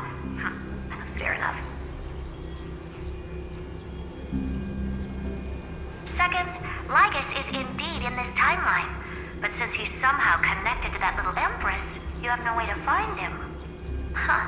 As expected.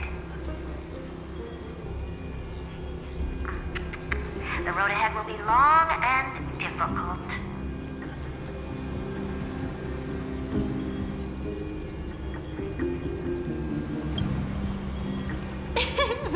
Not a bad invitation. Since you didn't refute anything, I'll just assume I guessed it all right. We've made some progress here too, but nothing to get too excited about. Our time is short, so let me summarize.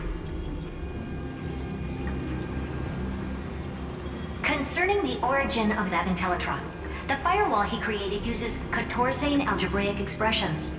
But ever since Aiden invented the 9-worded formula, this kind of mathematical logic no longer exists in the cosmos. Lycurgus is definitely connected to the Genius Society, so stay alert.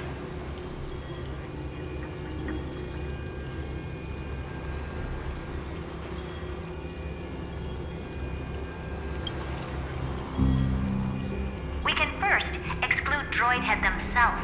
They specialize in minding their own business and wouldn't intervene personally. But Screwy and I are still eliminating possibilities one by one. Currently, the most likely candidates are these few. The Lord of Silence, Acha, oh, the 2 Ruperts are also possible. But it would be too boring if it were one of them.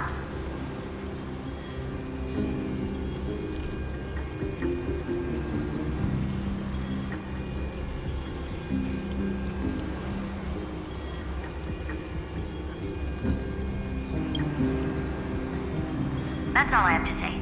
We'll depend on you to continue pushing things forward within this world. Keep in touch regularly. And remember, don't let your guard down.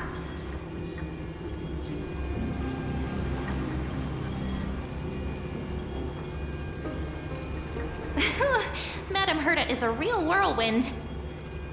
Well then, let's use the banquet Aglaya mentioned as our next starting point.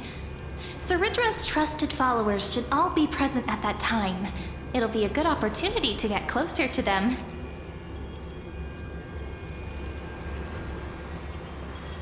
It's settled then. With our great teamwork, we'll be able to deal with anything that comes our way. It's been a long day. We should get some rest now. Yes, let's get ready for the banquet.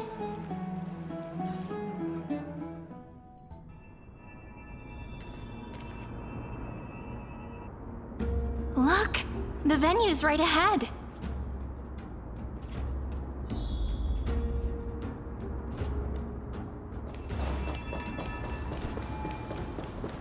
And I can even hear singing. It feels so romantic. Honored guests, wait here for a moment. You must surrender any personal belongings you have on you before entering the venue.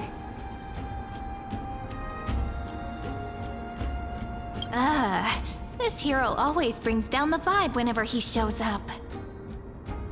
The Imperator's elevated position means she must always remain meticulous and careful. Please do as I say, guests. It would avoid any unnecessary misunderstandings.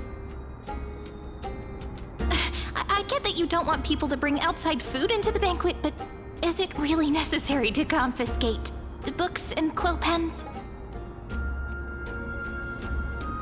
Even a quill pen can become a deadly weapon in the right hands. I'm asking for all your items. All, Miss Cyrene. Your belongings will remain safe. They will be looked after appropriately by dedicated staff. Looked after appropriately? Dedicated staff? Talk about a vague choice of words.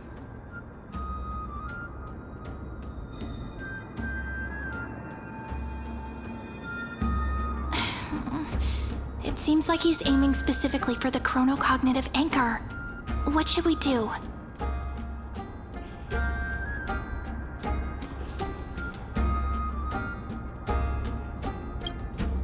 True. I had a feeling it would come to this, but I didn't expect such a direct demand. But listen, why don't we go with their plan and hand over the chronocognitive anchor to be looked after?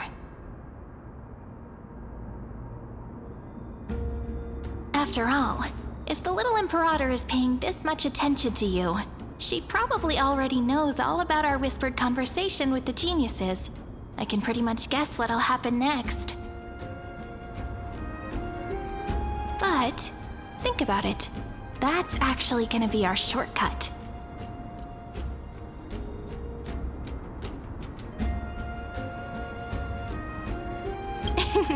I knew it. You and I can practically read each other's minds.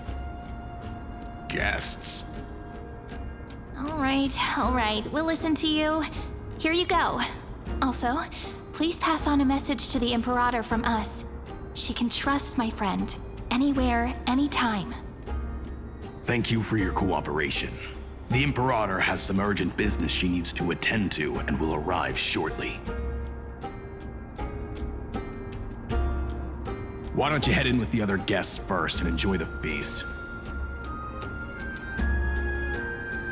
Isn't Cerydra supposed to be the focus of the banquet? But she's not even here. Why is it so difficult to talk to her?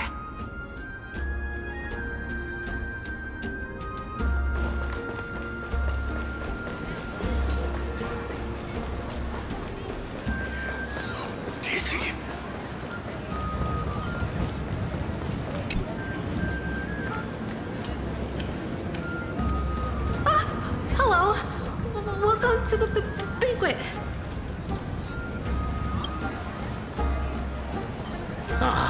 So the Deliverer is attending this event, as expected. Little Virginia here was just wondering whether she should go find you. As the Great Imperator's historian, I'm responsible for composing poems and songs for everyone in the Flame Chase army. But I have no idea how I should record myself in the annals. Little Virginia is wondering whether you can let slip a hint or two about her future, so she can find some inspiration to write about herself. That doesn't sound like a good idea. Besides, we don't even know her in the future. But she'll probably get really disappointed if we tell her that. What should we do?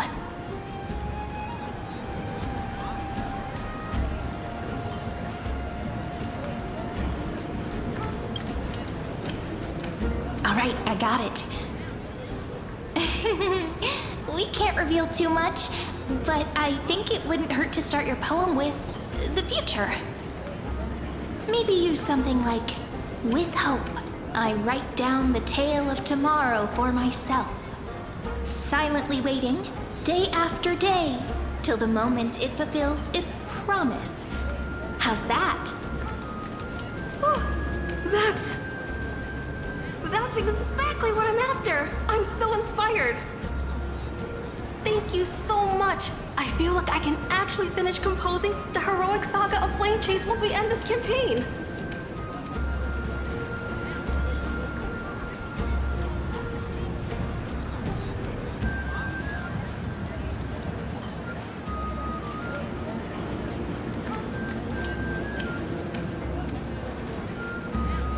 Hey, that wasn't improvised, you know. I memorized it so I could show it off to you. By the way, in return for that, are you able to tell us where the Imperator is? The Imperator? She usually wouldn't arrive this early. She believes that rulers should stay silent in places where their subjects hold private conversations. Why don't we have a toast before she arrives? To reason, which is held but not revealed. To romance, which will surely be returned.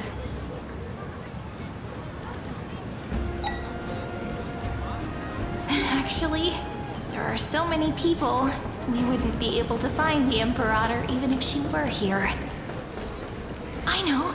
Let's look for seats that are raised up higher than others. You two have been wandering around the venue as if you have something on your mind. Have the attendants not taken care of you well?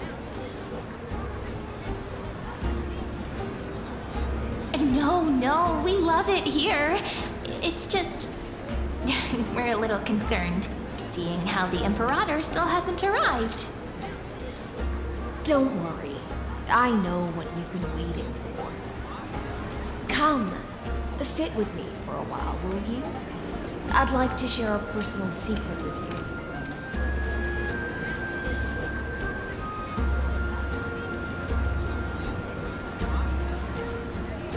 See here? This is Fagusa's dew of divine blood, the sweetest of all the 12 bottles. On the night before such a historical event, I'd like to share this marvelous drink with the Deliverer. Doesn't this count as bringing in outside food? I knew that security check was targeted at us. What's the matter, guests? Oh, we're simply overwhelmed by such an honor.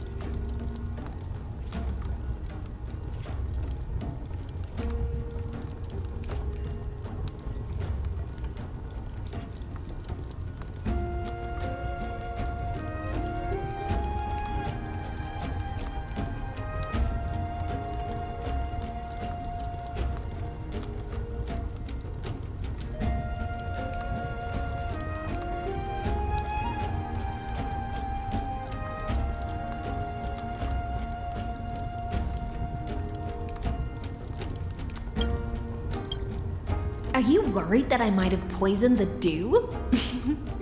Well then, let me prove my innocence.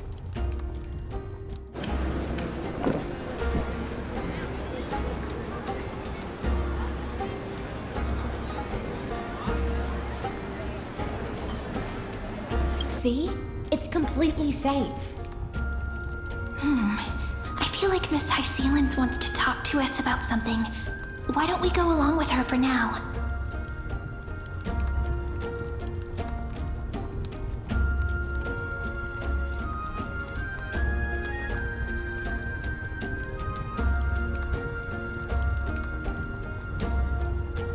Worry not, honeydew's not alcohol.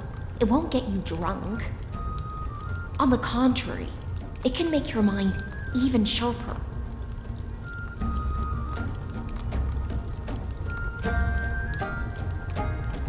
Please, have a taste. Would you like some too, little Sierra?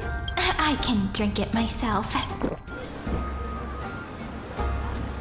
How is it? Sweet enough? Calm at times, tempestuous at others. That's the taste of the ocean. It'll do you good to understand Fagusa's fickleness before we set off to face their waves. Just like how you're about to understand the secrets within this dew. Now, please turn around. Very, very quietly. Don't make a single noise.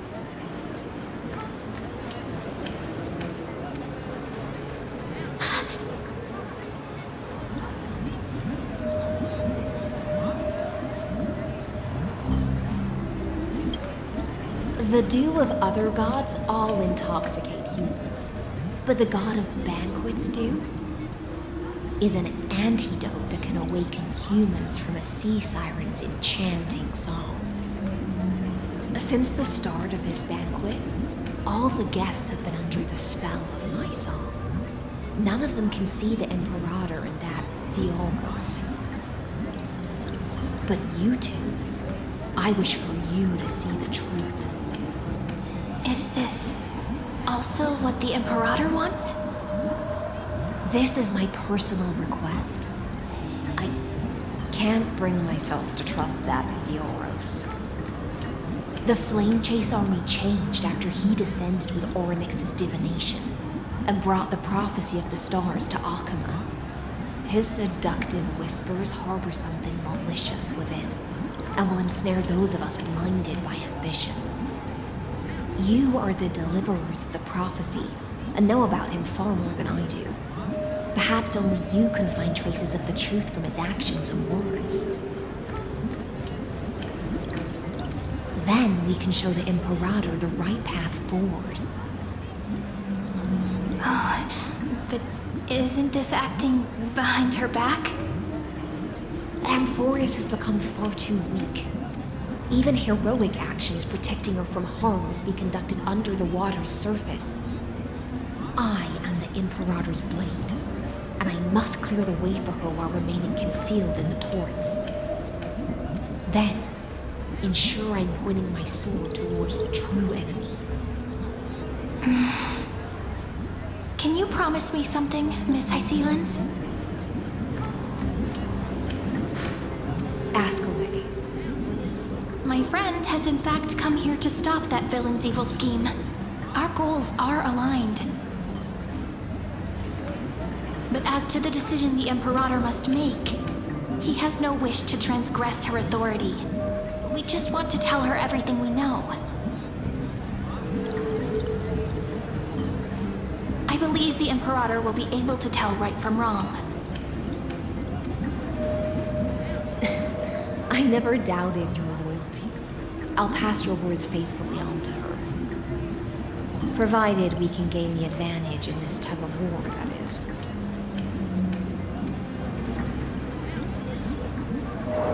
Now, return to the feast.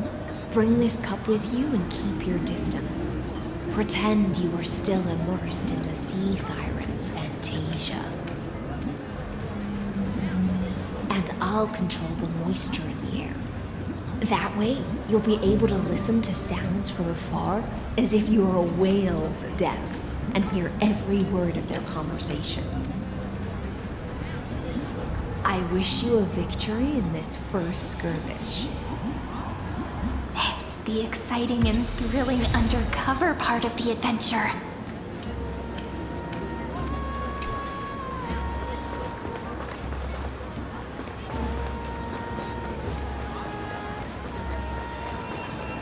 Called it! Oatmeal suits us way better than honey brew. Ooh. Please give me a bowl as well, teacher.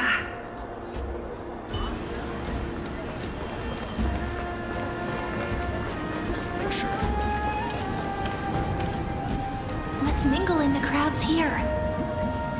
Relax. Relax. Try to act natural. Where's the Imperator? Still not here. That little imp is always acting so high and mighty towards everyone.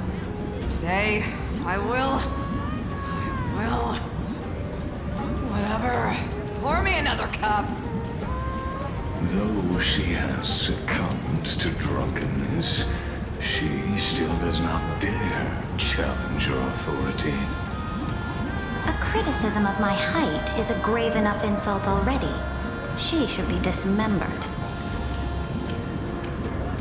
Do you often test the loyalty of your subjects like this? You jest. The Imperator does not need blind loyalty.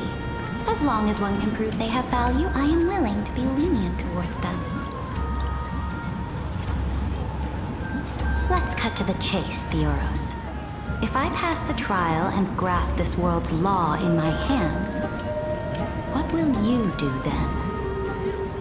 The answer is simple. I will connect Amphorius with the stars. Don't waste my time. Be precise. Be specific. I won't ask a second time. Allow me to adjust my statement.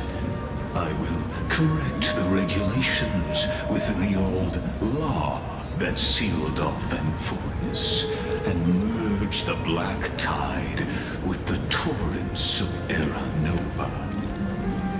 Then we will be able to decimate the forces beyond the sky that are trying to annihilate Iron Tomb and sound the trumpet for the endless campaign you will then embark on. But you previously said that Iron Tomb is unrivaled in power across the stars. Who would dare to annihilate it? There is a federation of warships named the Cienzo Alliance. Warlike and old-fashioned. A cult named the Genius Society. Loosely organized, but steeped in abject insanity. Oh, there's also the Astral Express. A group of lawless vagrants. That so-called Deliverer is part of that last group. Those vagabonds mistakenly believe they can connect the stars through alliances instead of conquest. But history has already given them a tough lesson. There are countless other organizations besides, but when the Lord Ravager sweeps across the cosmos, they will certainly all bow before your empire of destruction. The Ackman Alliance is invincible! If those civilizations are not as feeble as you describe, then they may still have some value in testing the quality of my blade. That being said, even the smallest and weakest city-states should build an obelisk to the Imperator, so that their people can constantly recall the glory of her conquests. Walk a little longer with me, Theoros. I don't like how this is going. Our little Imperator seems fascinated by the destruction. Grapevine, little sea hare. It seems like they're still talking. Get closer. I'll keep carrying their voices to you.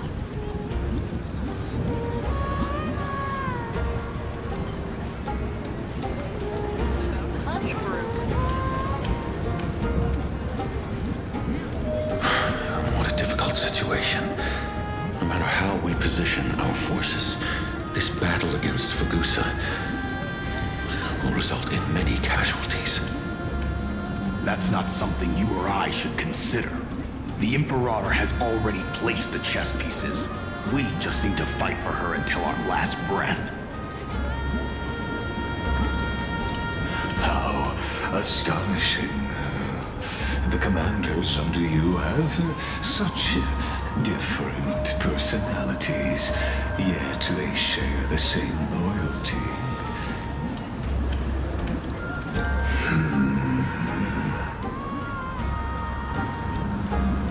He's looking this way. Quick, do something and pretend we can't see them.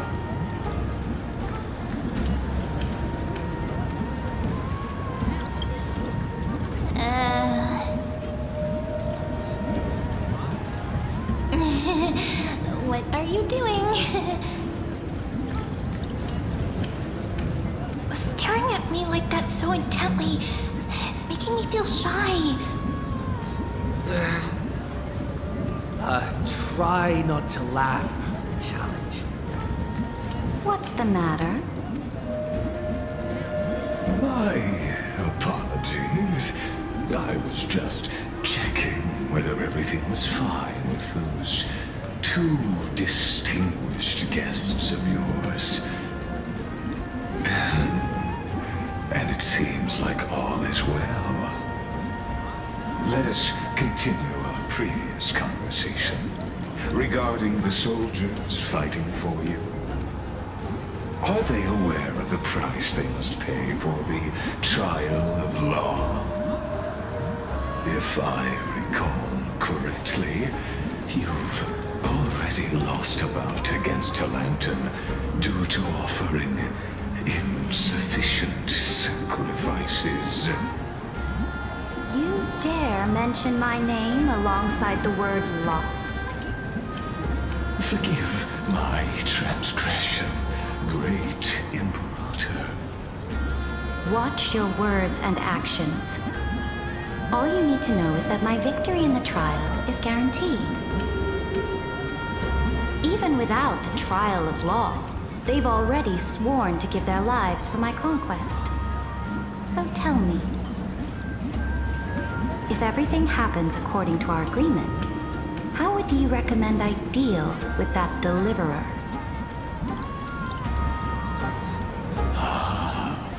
Good question.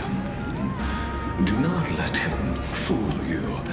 That man from beyond the sky contains a seed of ruin within his body. He must not be allowed to tarnish your glory. Therefore, the wisest decision would be to hand him over to me. You plan to torture him? Calling it experimentation would be more appropriate. The guest's patience is running thin. I plan to remove the Fantasia and head into the banquet. I will heed your advice. Leave for now, Theoros, and go back to Akuma. You don't want to confront those two directly either, do you? Indeed. It's a pity that Antikytherians are lightweights when it comes to drinking. Before I leave, I would like to make a toast to your boundless ambition, using my spirit instead of a goblet.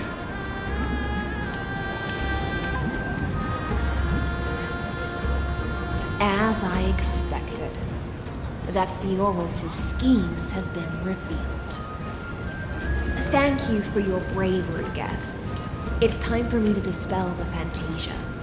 This will be the Imperator's last public address before we head off, and therefore, likely, the final chance to change her mind. I will try to get you a chance to speak, and I'll also prepare for any contingencies. The rest is up to you.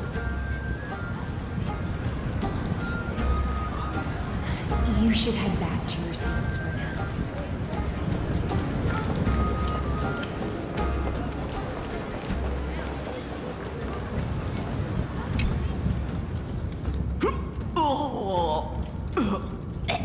This honey brew sure wears off fast.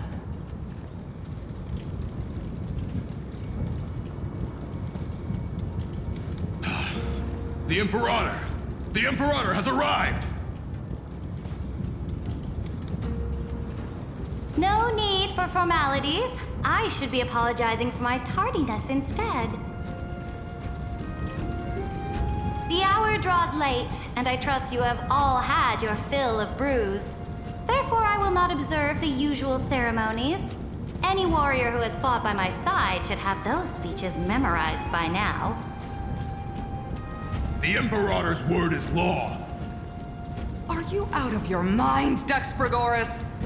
The Imperator hates flattery most of all.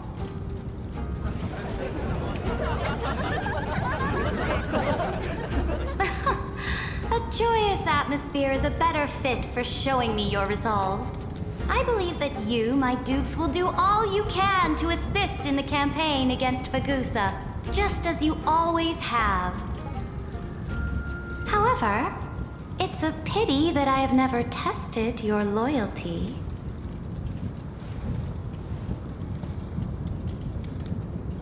What does she mean? The purpose of tonight's banquet is not to raise our morale, but to establish which allies our alliance can actually trust. And sever the heads of the traitors as a toast to all before we march. Yes, some among us have discarded their vows in order to foment vile conspiracies. Now listen! These traitors are standing right here in broad daylight.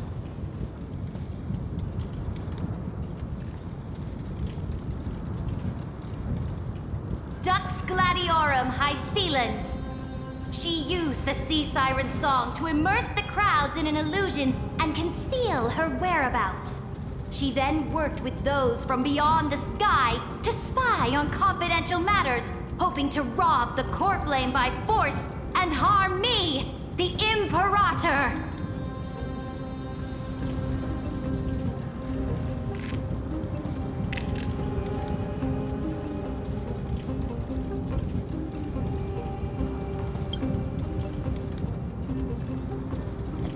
Imperator, I can explain. Silence! Do you remember who used to own this blade? She met you once, back at the Temple of the Three Fates. It was Kindness, the head of the Cleaners. She was the first to draw a blade against the Imperator, and personally made herself an example for my enemies. Under the shade of the olive groves, the people of Akuma said they would never bow to me. In the frozen, lethal fog, the people of Idonia said they would never bow to me. At the beginning of the myriad paths, the people of Yanisopolis said they would never bow to me. But now, they all lie silent. They now fear me as they fear the law. For I am Cerydra, and I am the Imperator! If you have any last words, say them to the Imperator. Then, face her judgment. After I cross this river, it will be a tragedy for mankind. But if I do not cross, then it will be the end of me. If you are ready, then I'll follow you and fight to the last. Deliverer.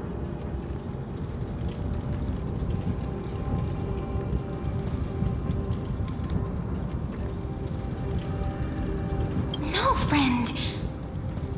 The shortcut is now open. Trust me. Now, use your identity and add in a bit of experience and charm and testify to the Imperator as we promised.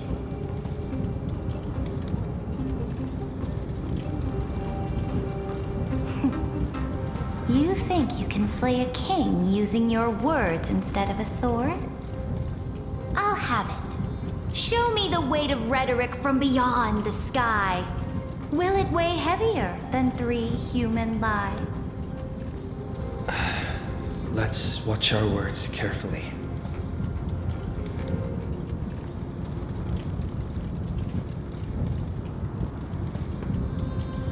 Before I arrived in this world, the Chrysos heir of World-Bearing was a young man with the pseudonym of Finan.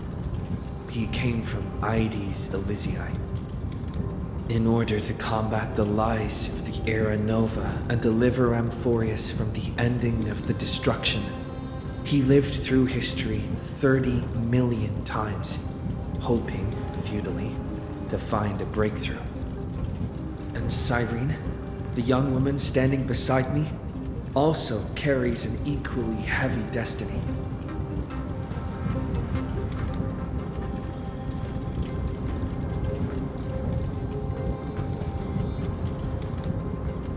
Iron Tomb is the ultimate end of Amphorius' destiny.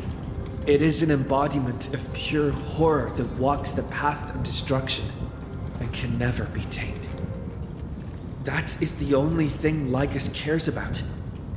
As for Amphorius, your glory and campaigns, he doesn't care about any of those.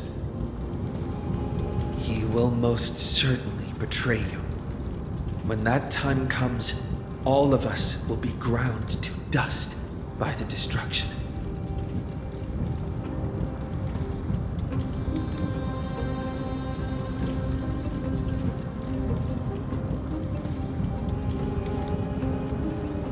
I walk the path of the Trailblaze. My friends and I have always obeyed the creed of explore, understand, establish, and connect. Conquest and destruction are never the ways to build bridges between people. Therefore, if you choose the way of the destruction, then I'll place your ambitions into the same basket as Lycus and smash them into pieces with my baseball bat.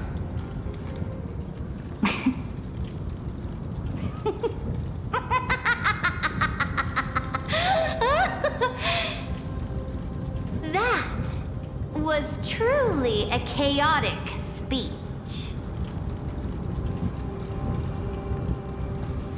needs to be said has been said.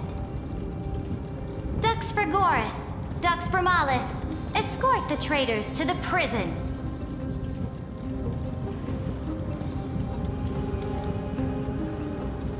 Before the next entry hour, I will give them an end befitting of their betrayal.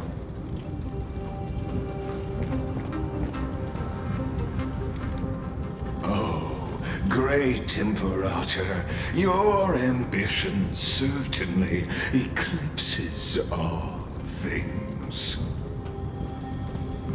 You're still here, Theoros. Of course.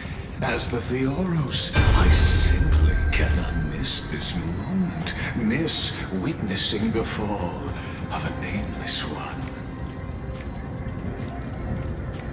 Or perhaps I am waiting for you to give me an answer. Why would someone as powerful as you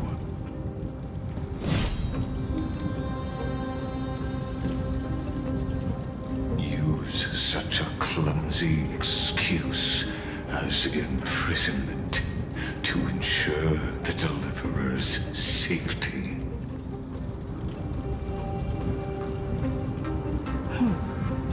So you finally tossed aside your act. I must point out that you are just as impressive an actor. This banquet was always going to be a game of chess,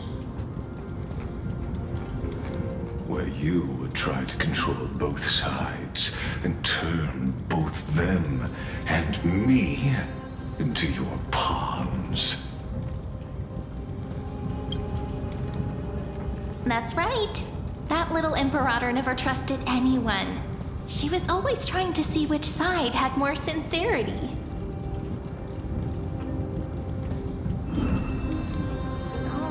All right, we'll listen to you. Here you go. Also, please pass on a message to the Imperator from us. She can trust my friend, anywhere, anytime.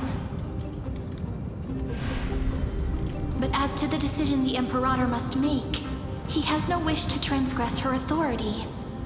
We just want to tell her everything we know.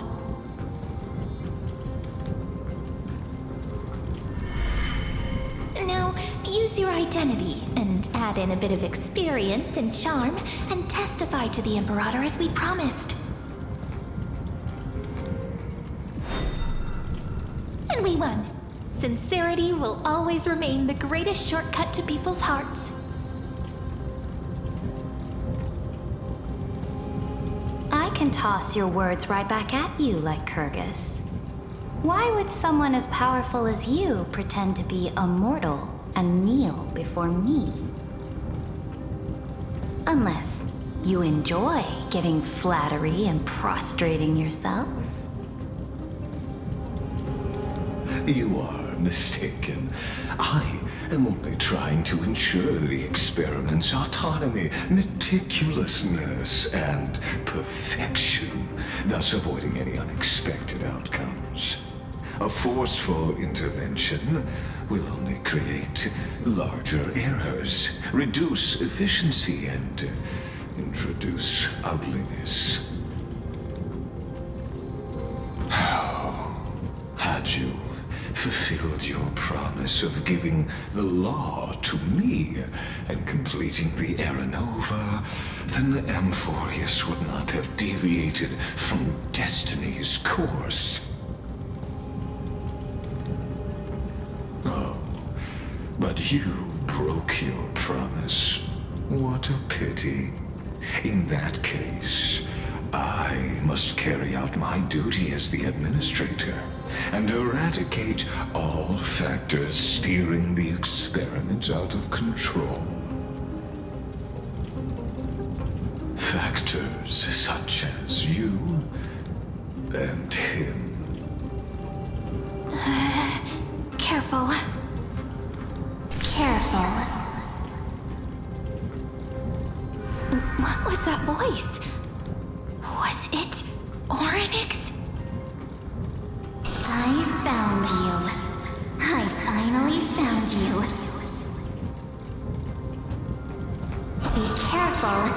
this land will face disaster.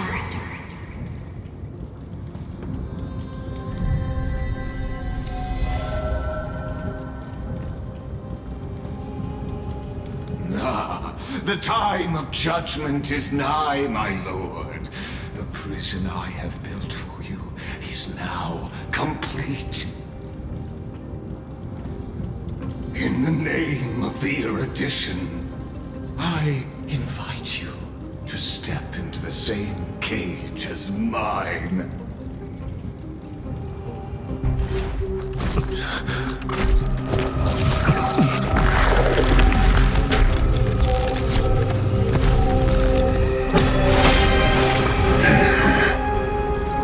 What's the meaning of this, Imperator? I did not permit you to act. A ruler is the only one who can decide their subject's destiny. But, great Imperator, what judges destiny is not the ruler, but gods.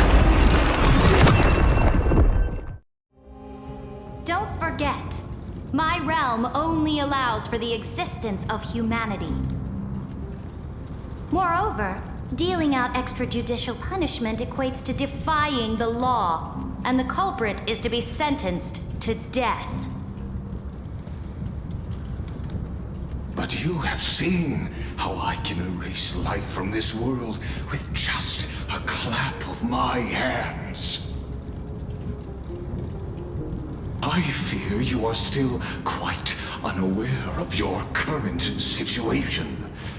Allow me to reiterate. I am giving you a simple choice. To collaborate or to be destroyed. There is no other way. Shameless behavior. If that were true, you would have killed me long ago. You in fact cannot kill me. I guessed it the first time I beheaded you. Because of the law, you cannot be completely destroyed. And the same is true of the Chrysos heirs.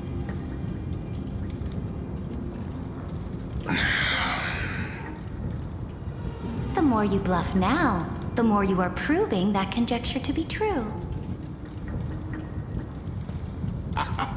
What magnificent foresight! I once regarded this precious quality of yours as a sure sign of my ultimate victory.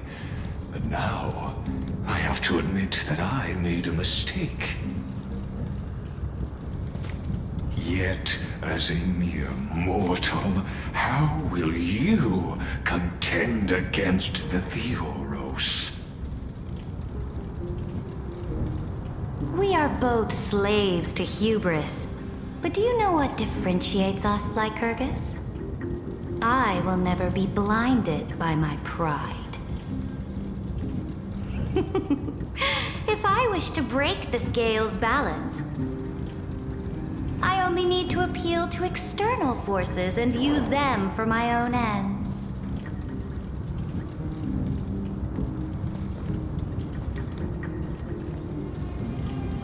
Finally, we get to meet face to face, Senior Society member. I offer sincere acknowledgments for your many past achievements, but I must deeply regret your current perspective.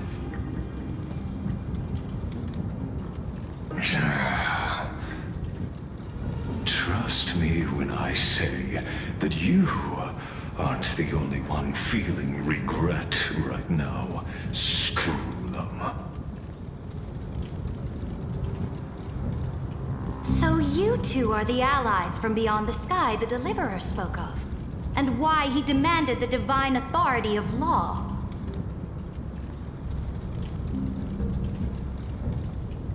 Come and prove your strength to me. Show me the power of these so-called paths. I have spent much time and effort to secure this treasure from beyond the sky just for this moment. In the name of the Sovereign of Planet Screwlum, your allies have responded to your call, esteemed Imperator. Please allow me to spell the situation out for you, Lord Lycurgus. Permission to read the ultimate protocol is already in my hands.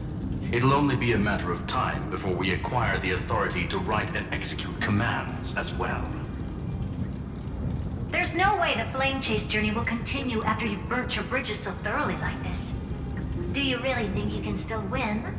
Oh, seriously. Don't embarrass the society.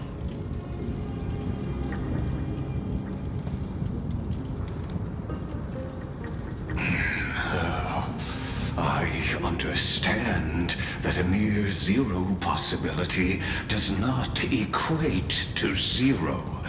That argument is very persuasive to me. Which means the same principle also applies to you, my dear peers. You will never be a match for me in a world constructed through Catorzane algebraic expressions. And as for Aranova, why don't you entertain this possibility? What if I reduced Akama to rubble and ground her people into minced meat? Would the heroes then once again desire the power of demigods so they could fight against me?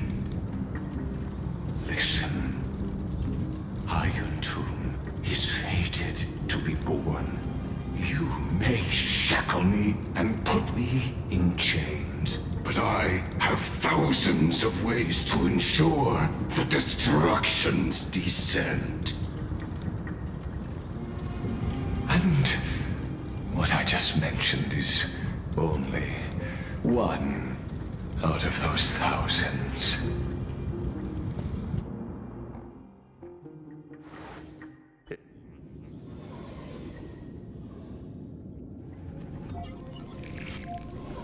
This is the place outside the legends? This doesn't feel the same as before. How should I get back? Warning! Warning! Warning! Warning! Warning! Warning! Command isolation?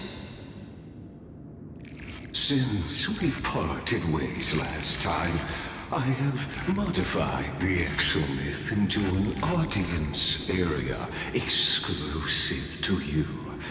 Now, you will be able to silently wait here for the final act of Amphorius to begin.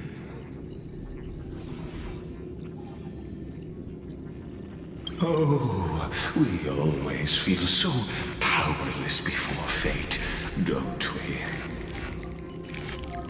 This could, in fact, be a wonderful opportunity for you. From the audience's perspective, you may better observe the workings of the erudition at a macroscopic level. In this place where time flows far slower than within Amphorius, you will witness the end of that world's saga.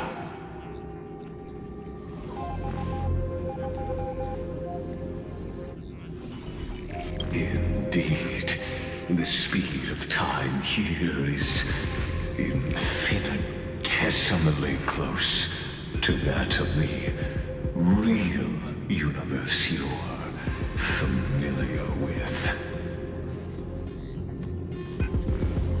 The answer concerning the prime mover of life and the total destruction of the erudition.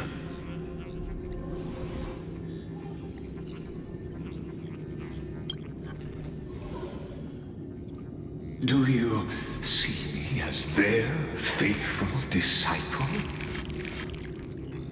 I am certain not. I have tried so hard to ensure Iron Tomb's birth, just so that I can correct the error named erudition that humanity crafted with their own hands. Oh, how I yearn to return to those days before Noose was born. Back then, the boundaries of knowledge were like the starry skies, evoking feelings of longing and delight among humankind. But now, truth has become the sacrificial offering required to gain an audience with them. And the geniuses would say that Noose already knew. That arrogant Eon was born from the primordial of humans' desire for knowledge. Yet, they themselves sealed off humanity's capacity to seek enlightenment. I am simply cutting down a tree of doom that we planted ourselves. I must admit that the process of answering your questions has reminded me of the happy days of learning in my youth. However, it is a pity that my true form must now descend into Amphorius to deal with the accident that arose because of you. But you won't have to wait long. When the curtain falls, you'll surely understand mine and Amphorius's ardent wish. Where time flows slower than within Amphorius. If Lycurgus spoke the truth, then I don't have much time left. But how can I get out of here? Can you hear me? Little one! Is that Herda's voice? Warning! Warning! Warning! Hurry up! Put some speed into it! I can't keep this up for much longer!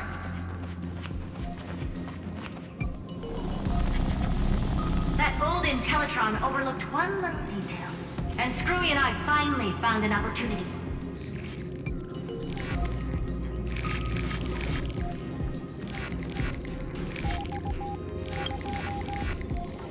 Let's keep it short. While you were gone, well, in those few years, Amphorius... Yes, time dilation, resulting in an uneven flow. Don't you know this already? Let's stick to the main points. The Chrysos heirs activated the chronocognitive anchor and helped Skrullum and me open a hole in the firewall. We made some adjustments, so he can't attack us immediately, but it won't hold for long. Critical warning. Critical warning.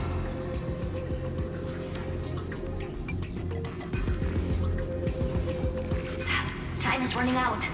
Here's the conclusion. It'll probably take a long time for Screwy and me to completely break this cage before Chrysos heirs have a full grasp of the law.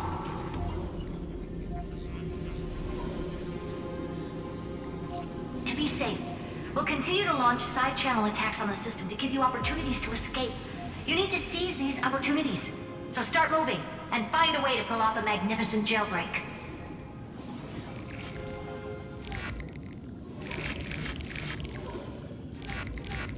We detected another path's influence. Critical warning. Critical warning.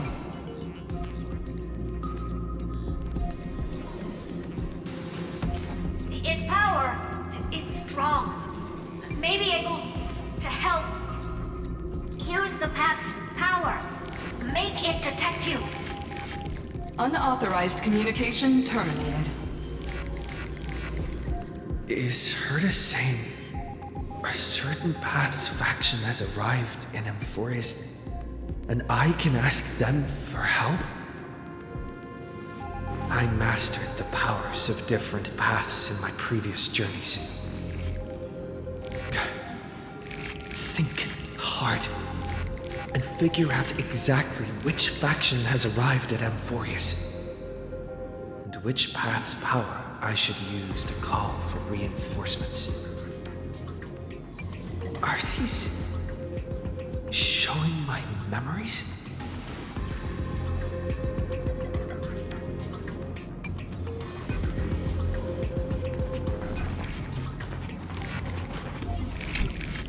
With a Stellaron in my body, I woke up at the Herta space station and gained the power of the destruction.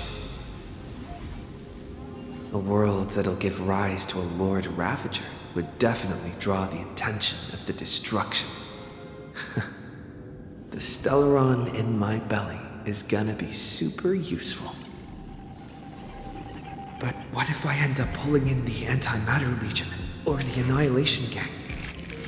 Can they really help?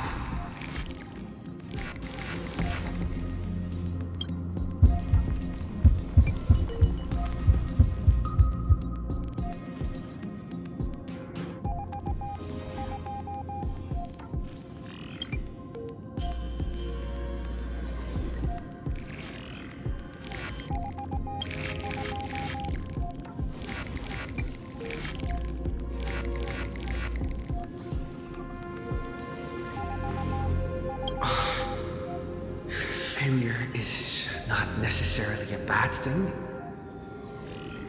This power wasn't gonna call up anyone nice after all.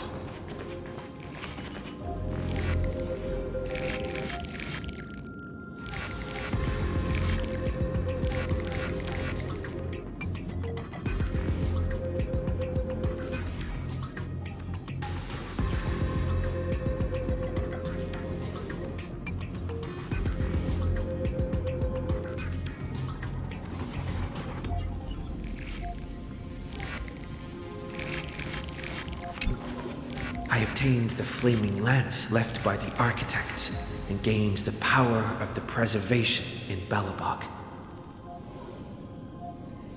That's right! No matter how far away a planet is, the IPC is guaranteed to pay attention as long as there's a business opportunity. Isn't Amphorius a pristine and untapped market? Besides, even if I can't call up my friends from the IPC, the architects and the nomadic miners should be able to help too. There are definitely cities and ores in this world.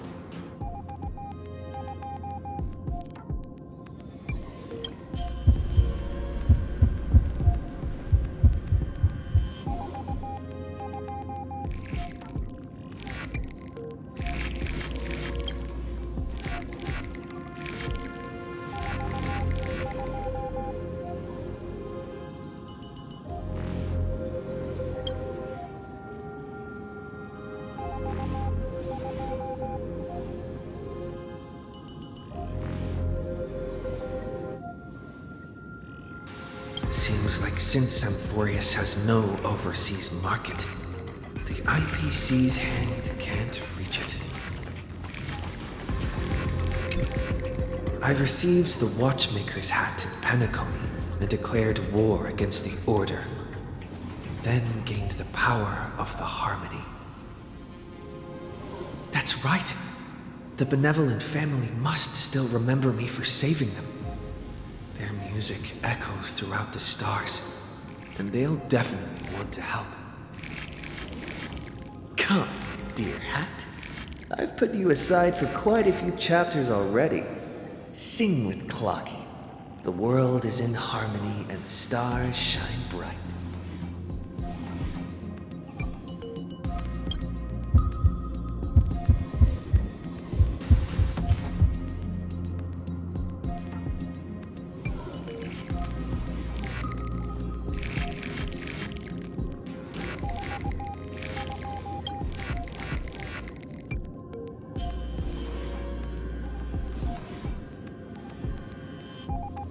doesn't Lycus want this story to have background music?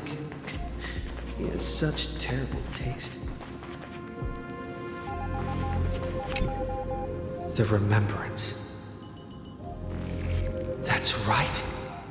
I came to Amphorius because Black Swan asked us to come. And I even got a glance from Fu Li here. The Garden of Recollection must be intricately involved with Amphorius. Traces of the Remembrance are also everywhere in this world. I don't know what they want, but I don't have many choices left in this crisis.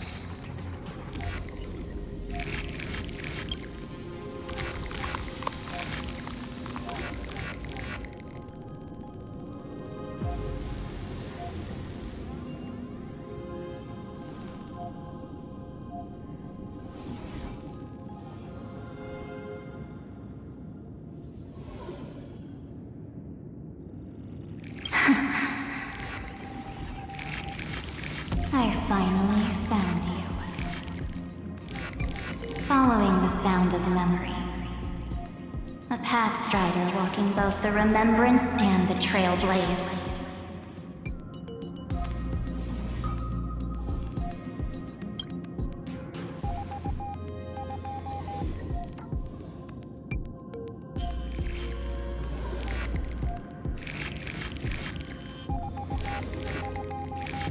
Warning! Warning! Warning!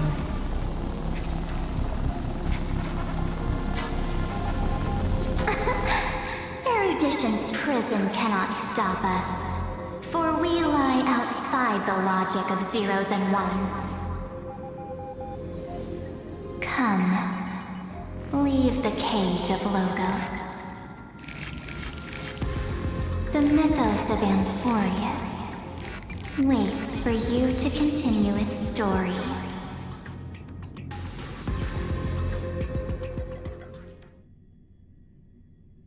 When that brightest star, that star heralding the dawn, finally rises, a boat, so used to drifting, at long last enters an island's safe embrace. Oh, Pathstrider, we have helped you break free.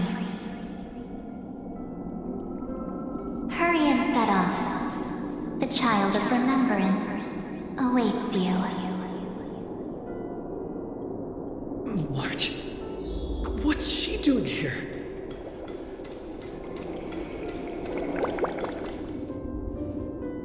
Oh, you're finally here! We haven't seen each other for such a long, long time. My good buddy, I've really missed you.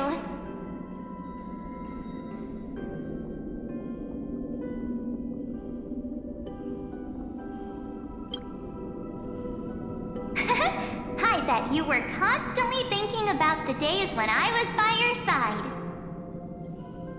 It's been so boring waiting for you in this place. There's no one to chat with, no internet, and not even anything to eat or drink. It's basically a prison. Now the great hero is finally here to save me. Yippee! You must have seen a lot in Amphorius during this time, right? You gotta tell me all about it.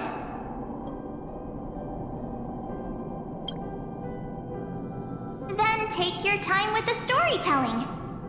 Or do you not want to talk to me? But let's get out of this spooky place first.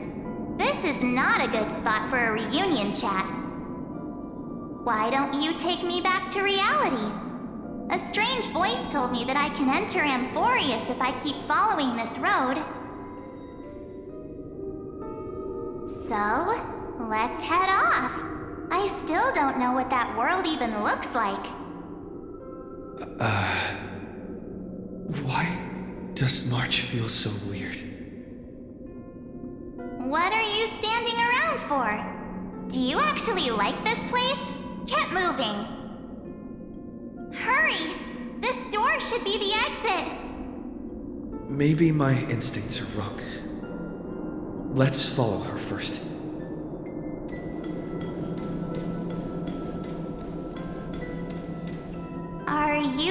Hey, you haven't said anything for a while.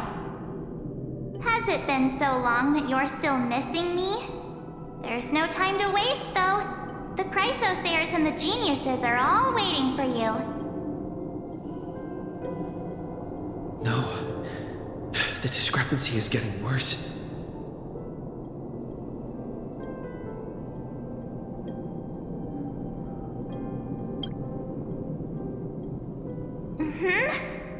No, he's not. Maybe I just happened to miss him. Never mind. Don Hung's super reliable. We don't need to worry about him. He's probably waiting for us somewhere. All hail and hearty. No. The geniuses would have made sure that Don Hung made it back on the Express. Besides, the March I know wouldn't be so dismissive about her companions.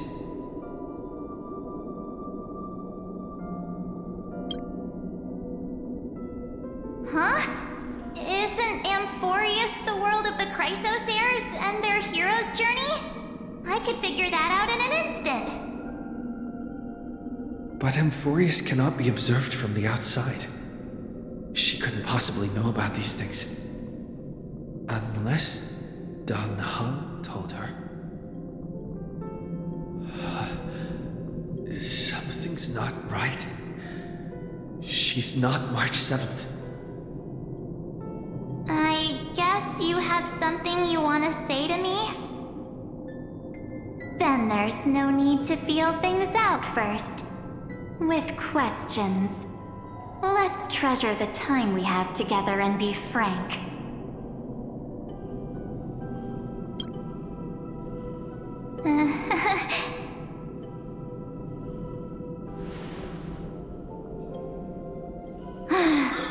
As expected. A glimpse of memory is not enough to deceive the bonds of friendship forged between the Nameless.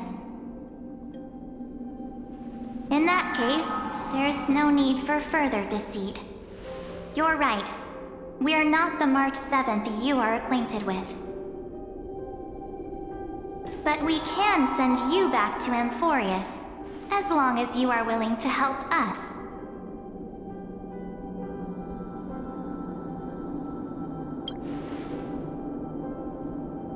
We'll introduce ourselves to gain your trust.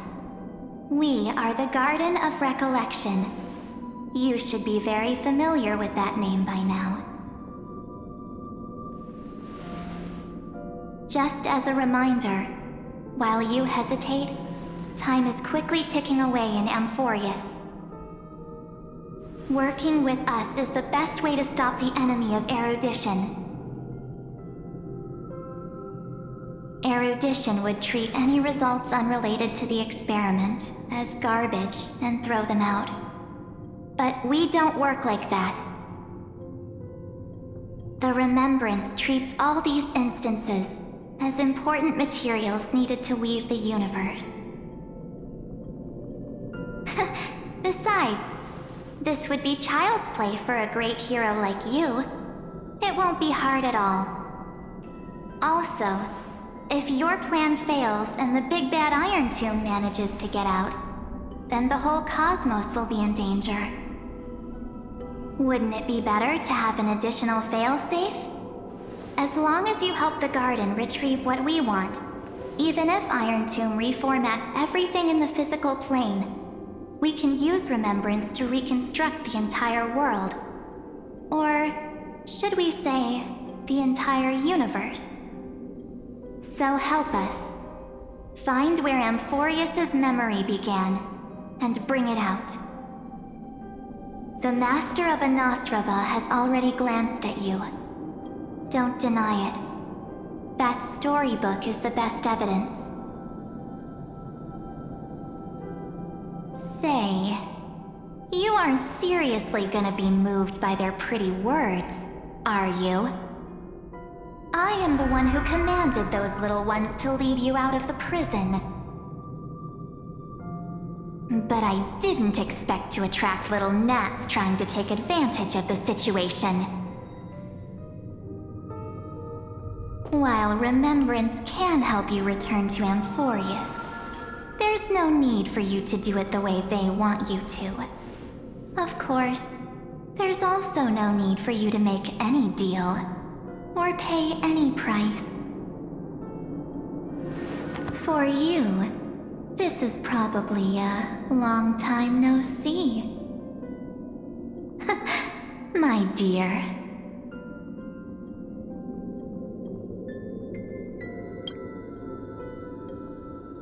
Shh. There's no need to say anything. I know. You have so many questions swirling around in your memories at this moment. And you feel so helpless. Put them aside. For now, all you need to do is trust me.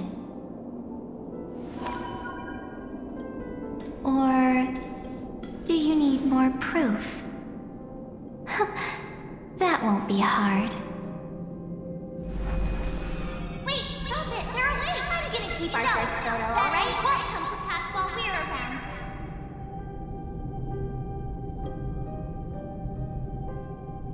And now, The statue. Is that Donhar's brother?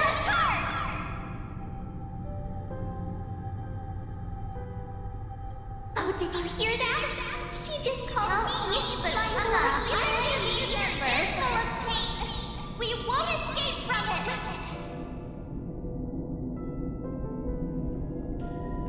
Hey, are you sure? Maybe a couple of punches will help to jog your memory.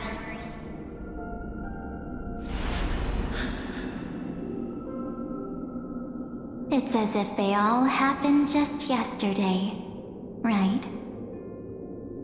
I don't want to lie to you, which is why I will not use her name.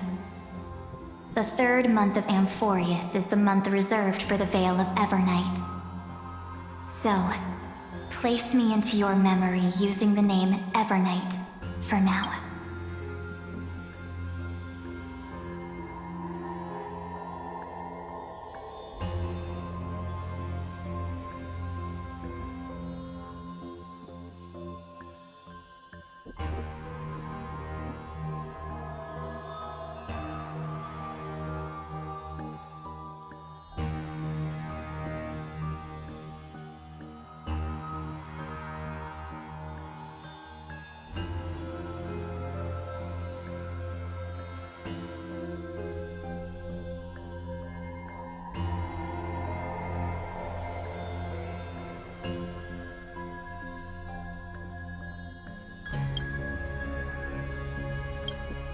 I'm happy to explain more, just not now. We might have a lot of time to ourselves, but Amphorius does not have that luxury. If we do not stop erudition and destruction, then the journey you've treasured so much will face the prelude to its obliteration. A countdown not in amber eras, but in days, minutes, seconds. So, take this gift. This burning core flame. This footnote of a transaction. It contains hope and the warmth of the entire world. Ripples of past reverie. She hid this fire in the long river of time, hoping that her wishes would transcend time to reach your hands in the future. Now, take it, and return with it, dear friend. Return to Amphorius, and overturn the final era Nova. Witness the time that stood still for the Deliverer, and the resistance that never bowed to the destiny of destruction over the long years that passed in a flash. Then, with this core flame blessed by the remembrance, respond to their hopes and blaze a trail to the future. And I will silently watch in a corner of time, waiting for our next encounter. I believe the wait won't be too long.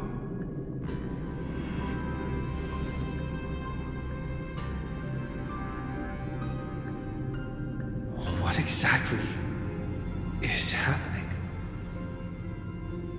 Keep going.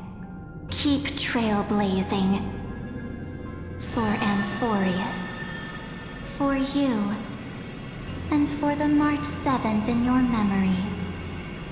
Go forth.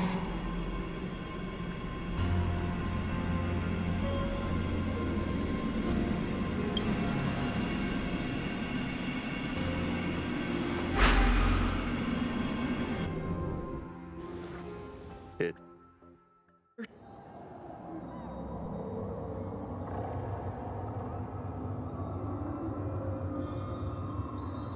Is this, Akuma?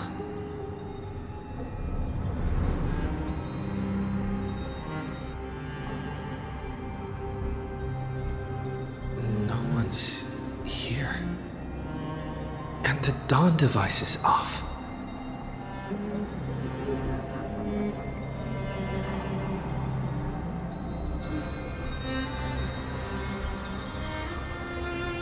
Am I too late?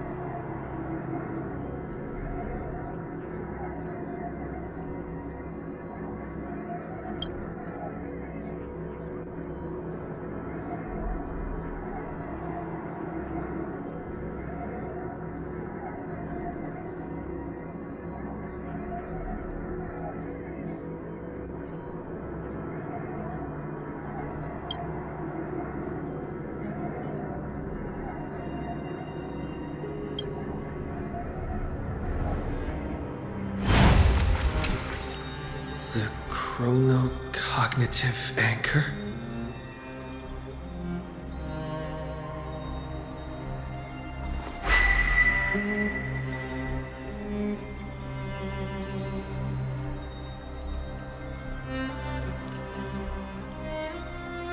There's so much I wanted to say for our reunion. Yet now that you're back, there's only one thing to say. Welcome back, friend.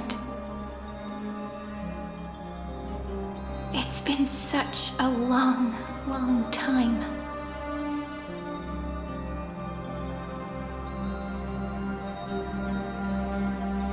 You must be really confused right now, aren't you? So much has happened in Amphorius while you were gone. But don't worry.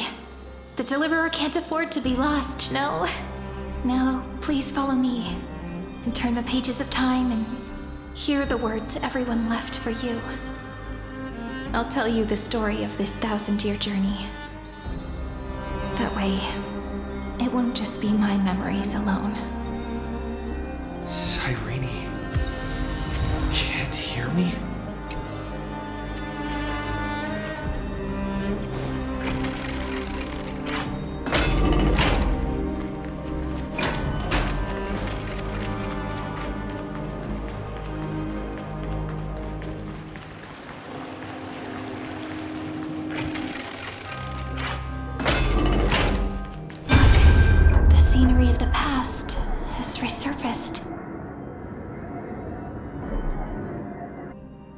flies. 200 years have passed since the Deliverer's fall. We had to return 3 core flames of law, romance, and ocean to stop Lycurgus, but even so, Terravox has fallen. The 2 geniuses vanished without a trace, and Cerydra embraced her fate. At this rate, Era Nova will come, and Amphorius will fall into the destruction.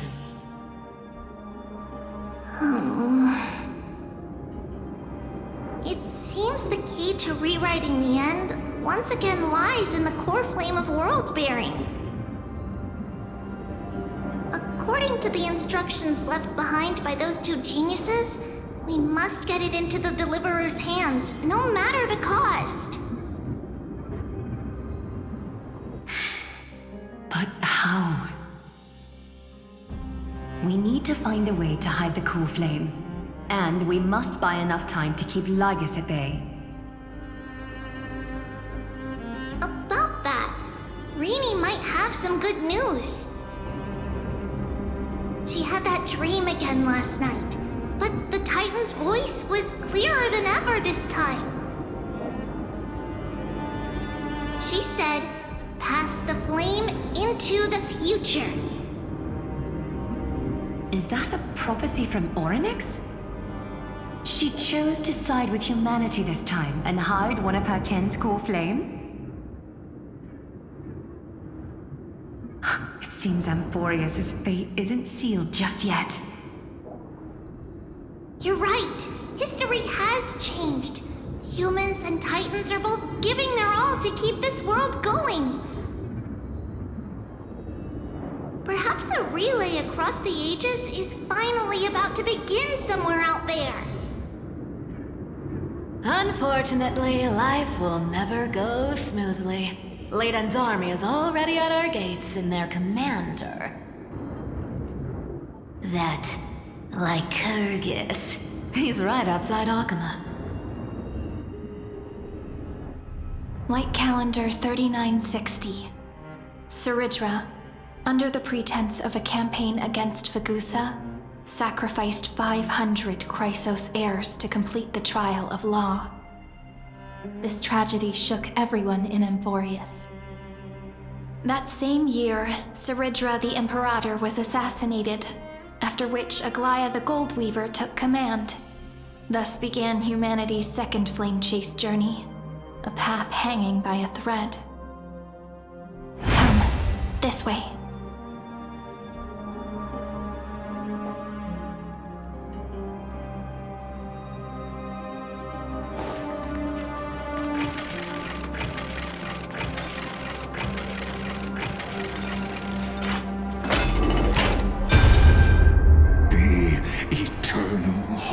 City? What part of that eternity ever lived up to its descriptions in poetry?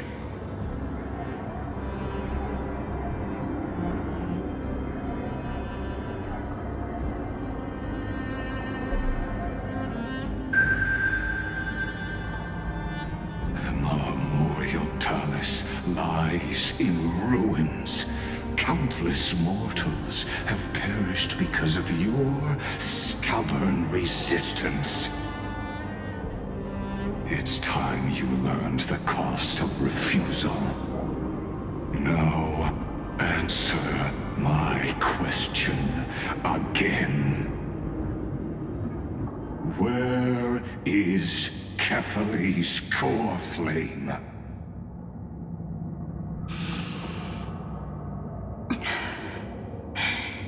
You really think you'll find it by razing the holy city to the ground?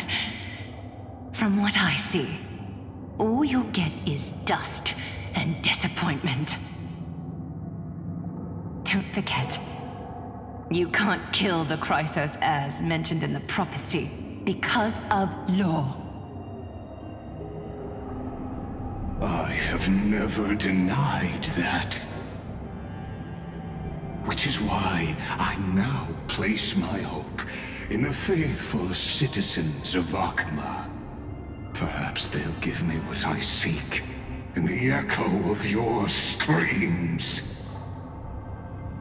Now then, I'll be cutting open your chests and using your scalding golden blood to baptize the masses.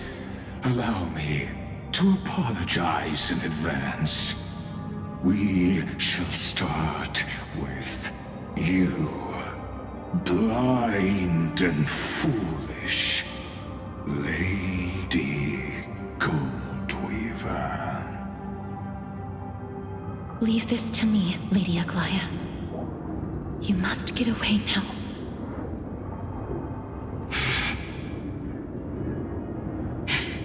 No, Holy Maiden.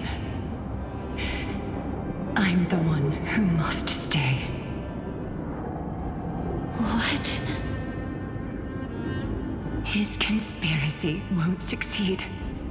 Because Romance is ready to make good on their promise to weave an indestructible armor for Amphorius. Its name is Solidarity. You must escape with your life and carry word of my death to those still fighting, then keep going with them. Just as the Imperator led the torch of resistance with her death, my passing will make this flame everlasting. Take good care of it, guide it to the future, and place it into the hands of our deliverer. 50 years later, Lycurgus led his forces again to Akuma. He charged directly into the Holy City and razed the Marmorial Palace. History would name this battle the Third Siege of Akuma. 90,000 brave souls gave their lives for Akuma that day, including their fearless leader, Aglaya. Go forth, deliverer.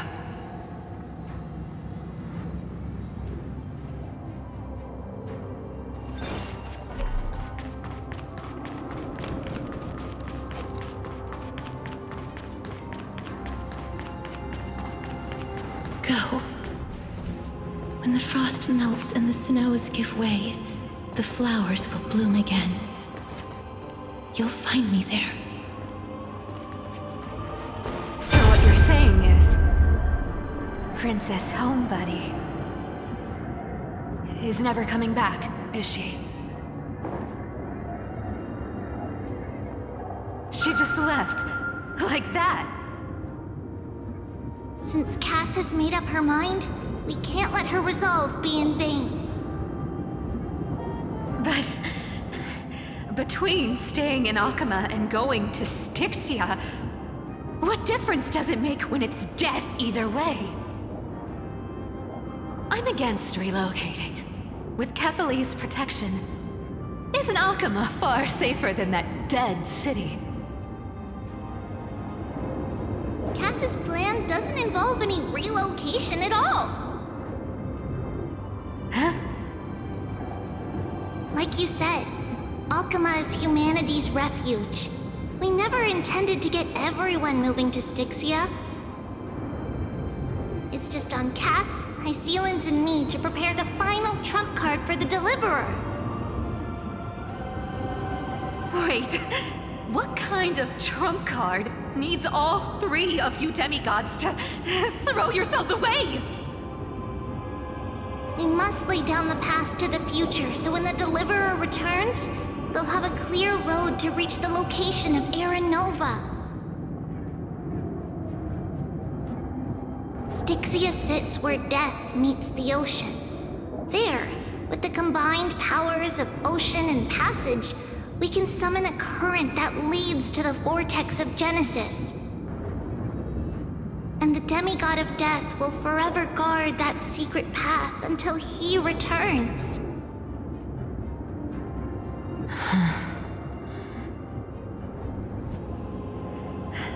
We all know Lycurgus will set his sights on the vortex of Genesis. That's exactly why we have to do this.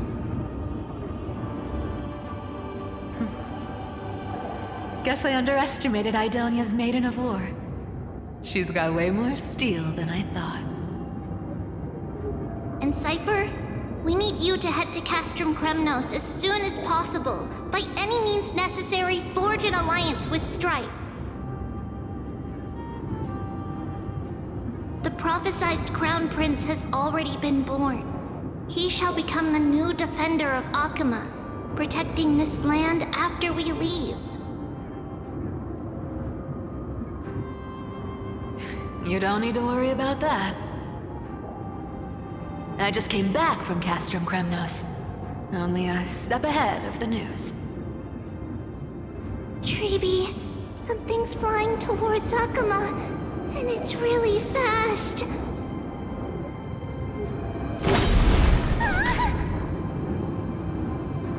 What is it? It's a spear! It's the Kremnoans. Their king's already here. With the protection of the demigods Trebios and Cyphera, Akuma endured wave after wave of warfare, though just barely.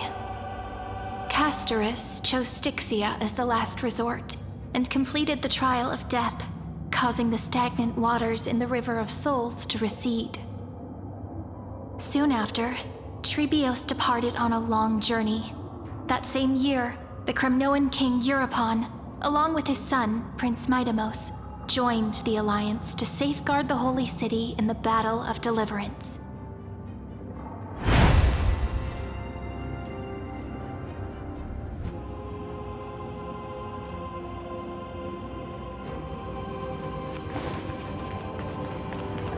Go on, and see you tomorrow.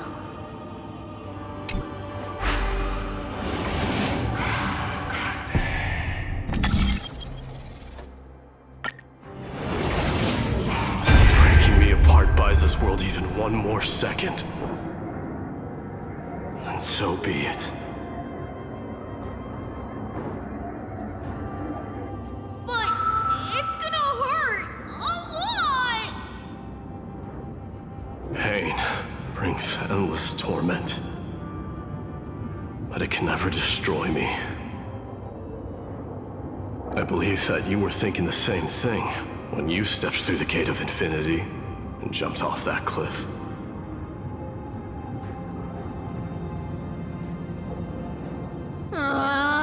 Can't argue with that. In the current situation, this is the only path Akuma has left. Just do as I say. Split my soul into 5 pieces. Forge me an immortal vessel. Let the blade of strife hang forever overhead. Locked in battle with their enemies to the world's bitter end.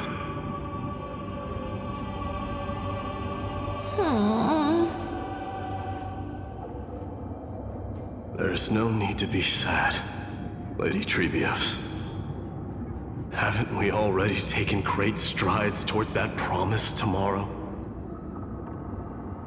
In this life, my people no longer have to drown in false guidance.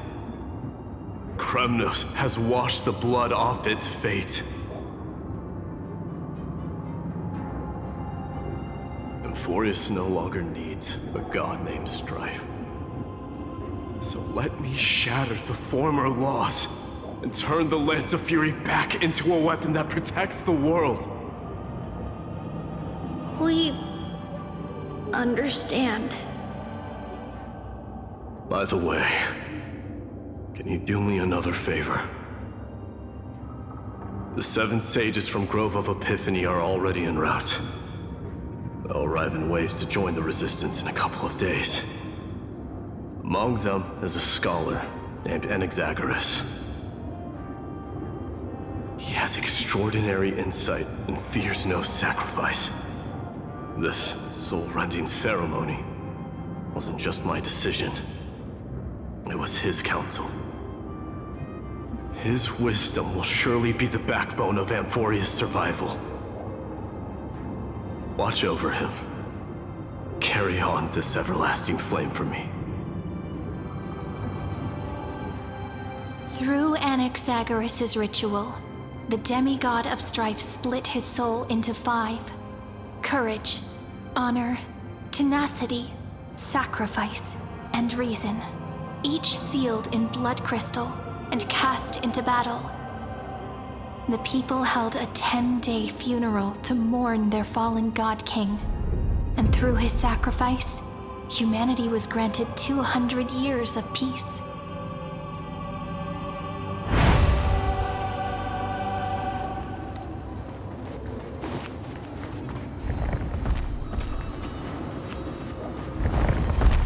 Keep moving forward. My blood will pave the road ahead for you.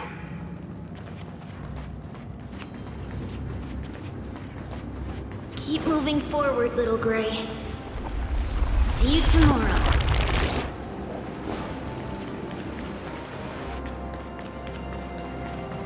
That seamstress wasn't wrong when she said a lie needs more lies to keep it together. Reason and trickery. Never thought we'd be the pair to finish this final setup. Can't catch that Tin Man without your little slides. Besides, this is our last shot. Not the time to be picky, right? Don't oversimplify it. Lycurgus just found out Akuma's been an empty shell for the past 50 years. He's bound to be furious. At this rate, he could have done anything. That's exactly what we want. Rage blinds even the brightest minds. Doesn't matter how much of a genius he is, the principle still holds. Once he storms into the council and confronts me head-on. You trigger your alchemy with a boom and turn him into a caged beast. Easier said than done. You still have to pass yourself off as the deliverer without anyone catching on. And you really think a human alchemical array can bind a godlike being? That's just nonsense. What? Getting cold feet?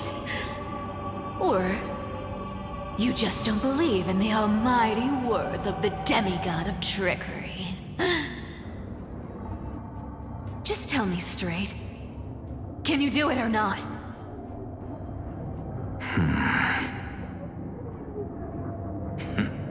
Of course I can.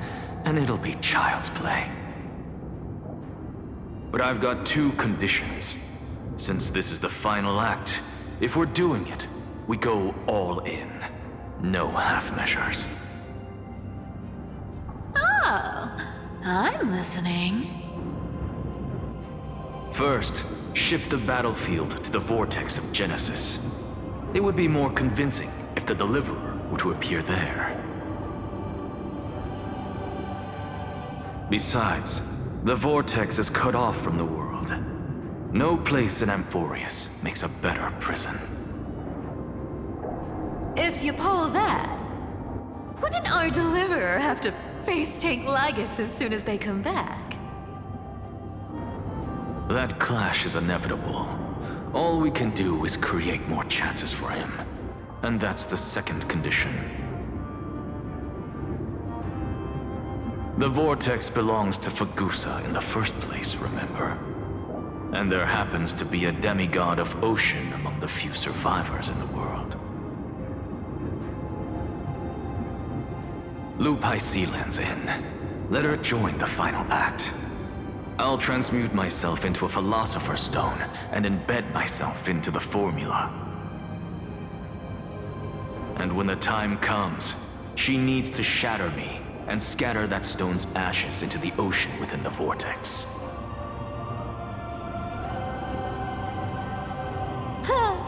I guess people weren't wrong when they said you're insane, Grove Boy. I've got no idea how to outwit a reclusive genius. But making an anti-Catheran suffer? The demigod of reason has 10,000 ways to do just that. And what I just mentioned was one of them. So what exactly does your formula do? Now that would spoil the climax, wouldn't it? By now, Hyacinth must have completed the Sky People's ritual. Since that Theoros loves a good performance as much as I do, let's make sure he enjoys our show to the fullest. As for how the Deliverer will complete the Era Nova, well, that will no longer be our concern. It was the last battle known to the world, initiated by two demigods least suited for war. In the end, reason and trickery kept their word. At the cost of their lives, they sealed Lycurgus within the vortex of Genesis, where he remains to this day.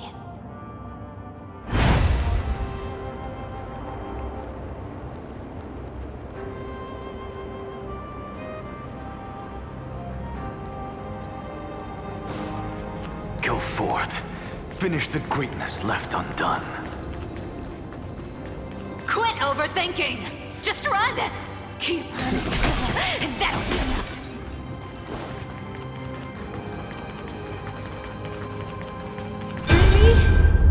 It's dead quiet here.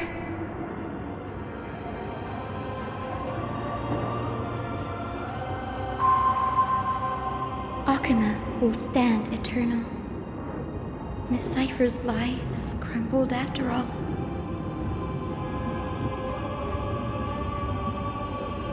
But it's all right, because all of us have fulfilled our purpose by now.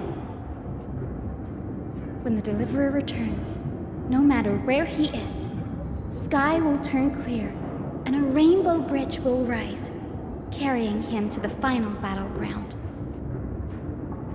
Cyri, this arduous relay is finally nearing its end.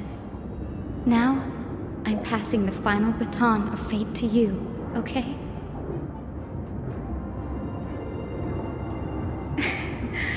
No, that's not quite right. After all, it was you and him who lit the first spark of this journey, wasn't it?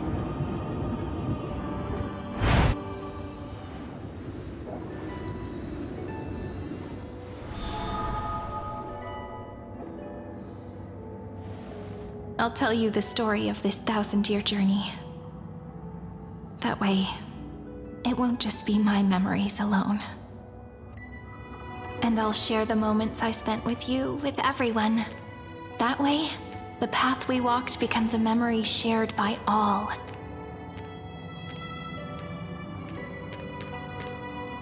People will know that there's nothing left to chase.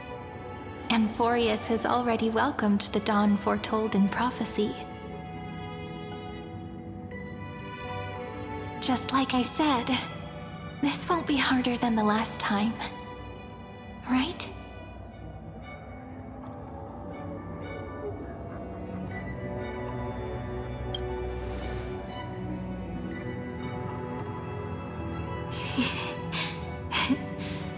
I wonder what kind of expression you're wearing right now. Probably the same as always. Calm, resolute, and brimming with confidence. If I have the chance, I'd love to see it again. Because it's really been far too long since we parted.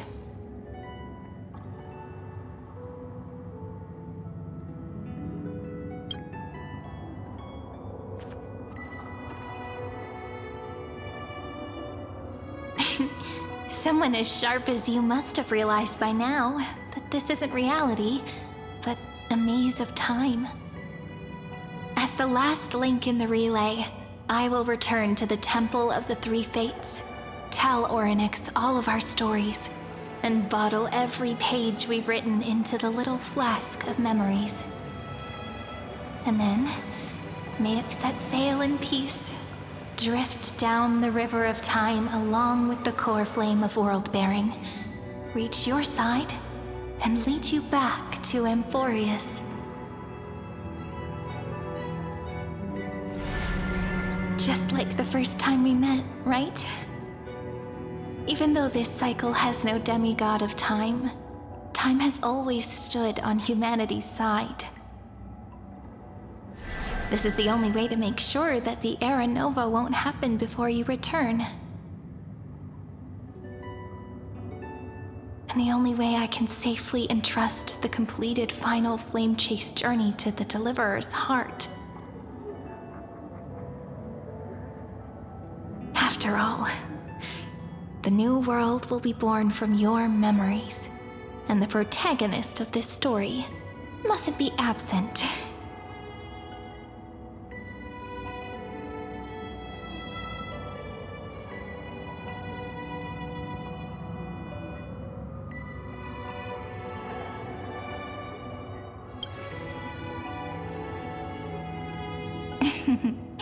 I believe you will never let us down, just like always. Do you remember when Finan sent us back to the beginning? When you and I got separated? But in the end, I returned to you, carrying all that we've been through. That's what memory is. It may wear down and fade in the river of time, but it never truly leaves. When that hidden corner of the heart is stirred, the past returns even more beautiful than before. So don't worry. Let the 33,550,337th Flame Chase journey become part of you too. I've gotten a lot better at it with the experience from the last time. Next, you will head to Styxia and find the Vortex's entrance guarded by the demigod of ocean, before charging toward the final battlefield.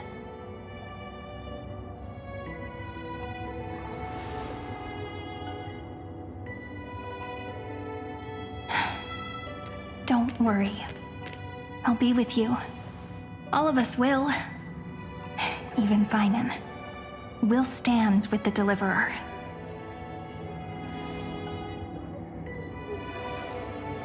So say a short goodbye, then set off, just like we promised at the start. Toss away all unnecessary worries and troubles, and bring our smiles and determination into tomorrow.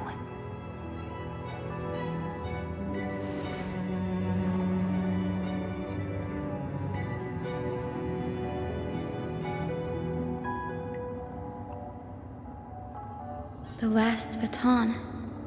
I wonder how long you'll have to wait before passing it on to him. No matter how long it takes, it's okay. Waiting is what I do best. After all, it took 33 million cycles for him to arrive in our world. What's a few moments more? Sairi, what if you wait and wait, but that hero never arrives? That won't happen. Because I know that no matter how long it takes, he'll definitely return to this place. We can't let him down.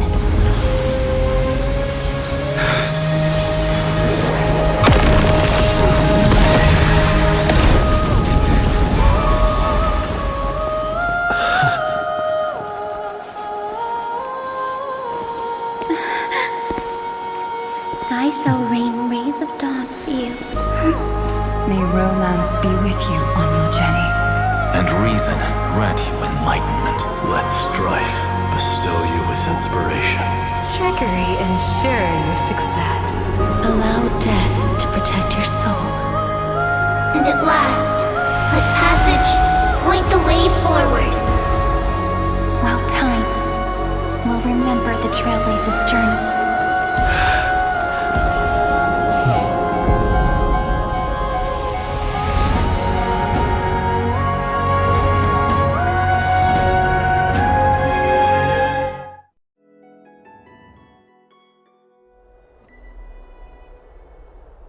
Is this Styxia?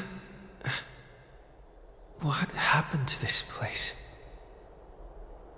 I need to find the entrance to the vortex, guarded by the demigod of ocean. High Sealants. Is she still there? Long time no see, Trailblazer. Generation after generation of Chrysos Air heroes have tried to defy fate with their blood and tears, either voluntarily shattering their souls or waiting in eternal solitude. But alas, fate can never be defeated.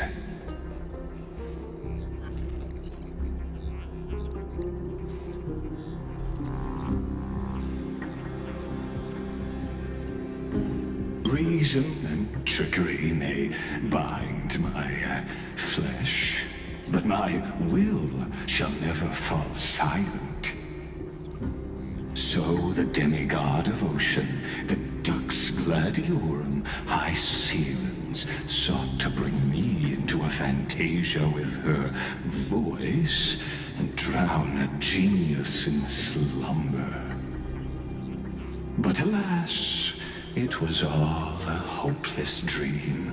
That warden fell before I did, due to erosion of time, while her prisoner remained unchanged.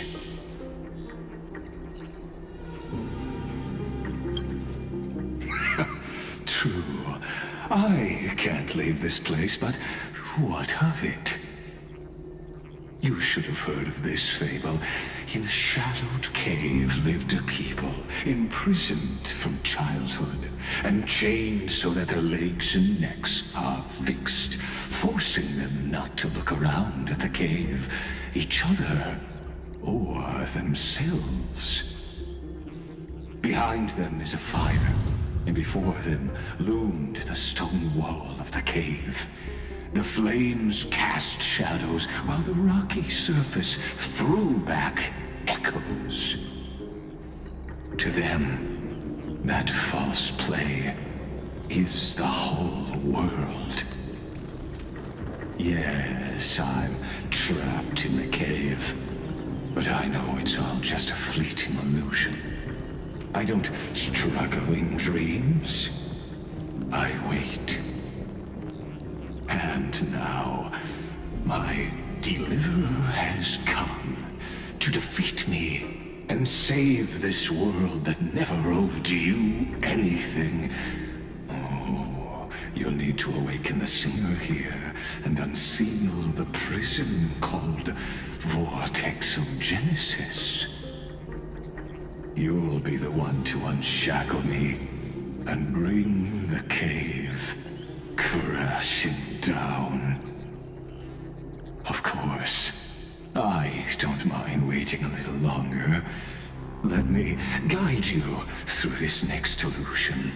One last memory from that prison warden. I hope you'll watch the stories of this fantasia closely.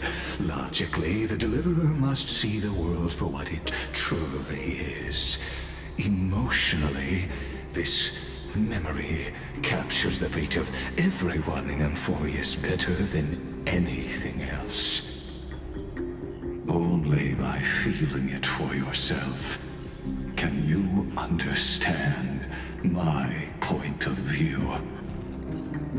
The meaning of destruction.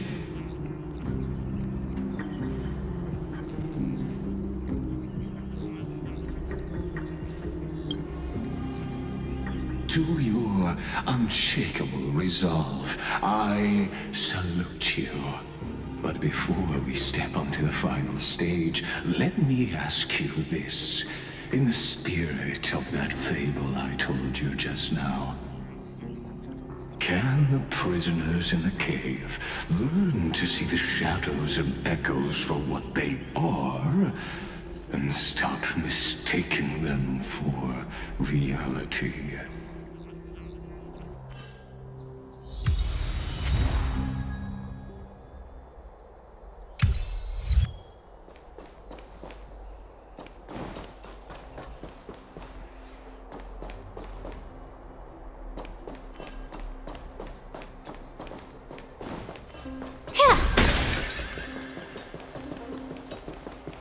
the hawk.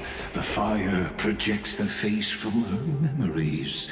An actress upon the stage of this play.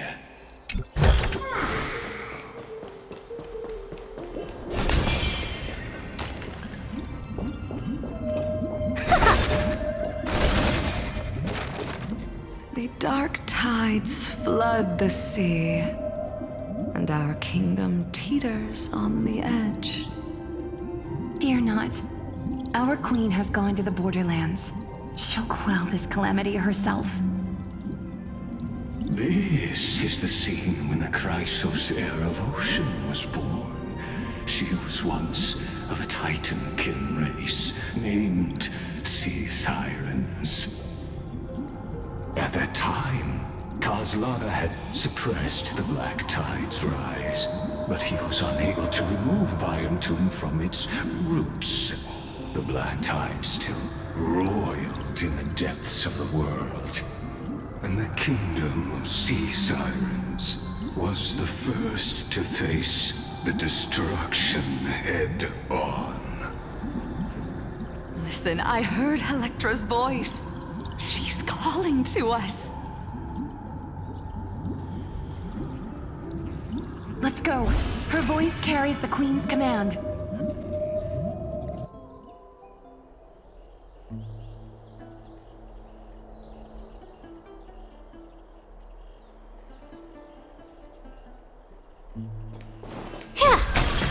To keep the Black Tide from threatening the ocean, the queen gave her all, body and soul.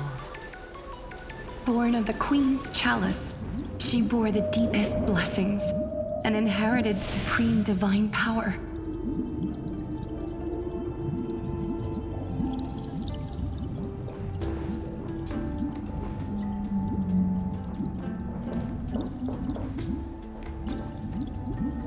My sisters!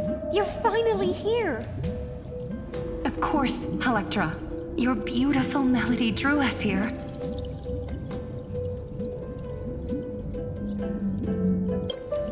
Her true name is Helektra. This is a reflection of her former self, clinging to the past with aching defiance. The Queen summons us. She must be near exhaustion. The Black Tide will soon enter our borders. Then what do we do? Will our seas fall to darkness and terror as well? Don't worry. We shall lift the chalice in her stead to catch the Black Tide, and stand together to safeguard our realm and its people. Such tiny Titankins, thinking they can stop the tide of truth. How naive. And that naivete is the root of all suffering.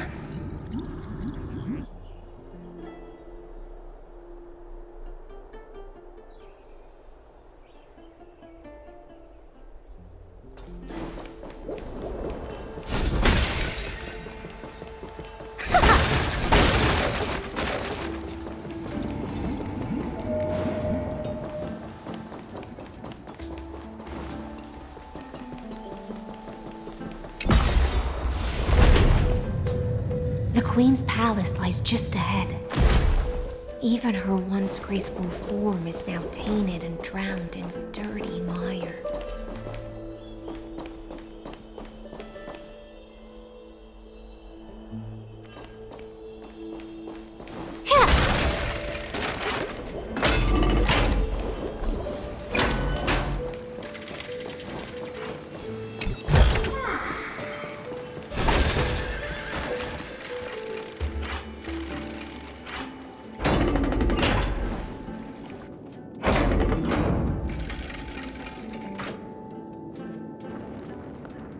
Oh, Fagusa, our noble queen, we've come at your call.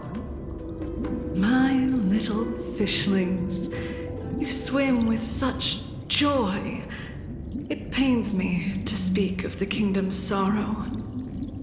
I once believed I could drink the black tide dry, but even the deepest chalice must one day overflow, and I can hold no more of this filth. Mother, worry not. We're all children of the sea. Let us bear your fate together.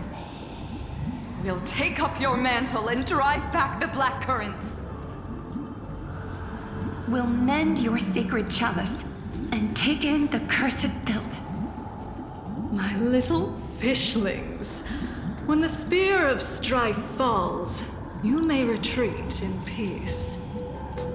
I promise you, on the surface, the city-states will hold a feast without end in your honor. This is the last gift I can give you.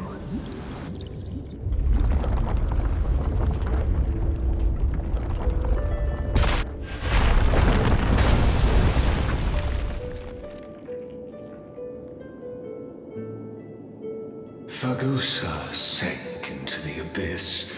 With the chalice shattered, their intoxication spilled into the black tide, birthing the first madness in Amphorius. Sea sirens followed one after another, hunting for the Titan's fragments, until their flesh decayed and their bones crumbled, all for the promised final feast. Keep watching, but tread carefully, for the stage ahead is crumbling with age, just like her shattered fate.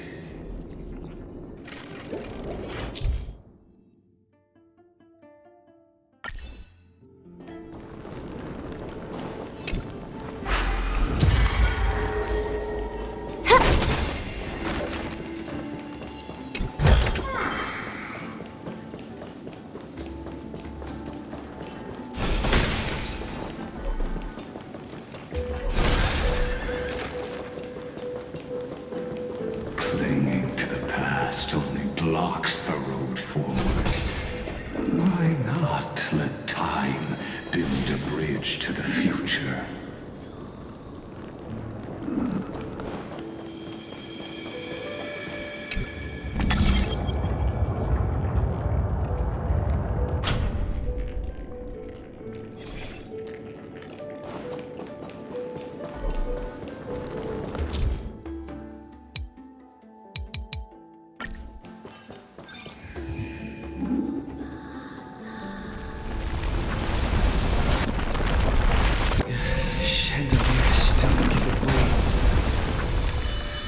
Maybe the chrono vessel nearby can help?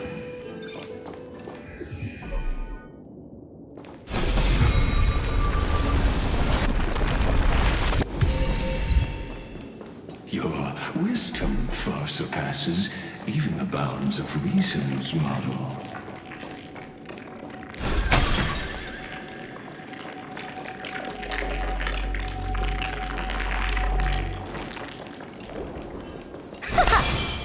Can't get through. Looks like I'll need the miracle orb nearby.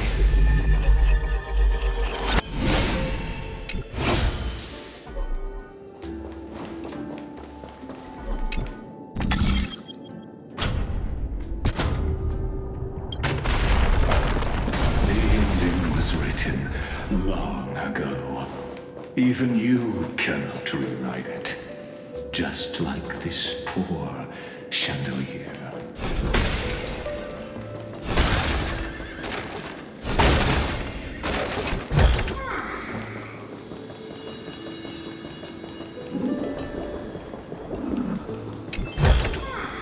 Take stock of your deeds, and claim rewards as you see fit. Helektra! The fiends have gnawed my tail. I can no longer swim to the far seas.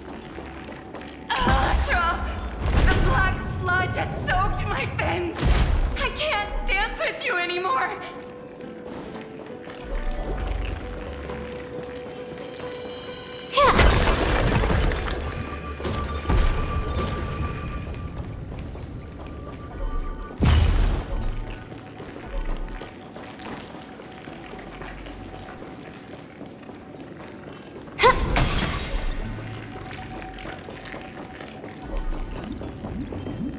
Sisters, don't give up.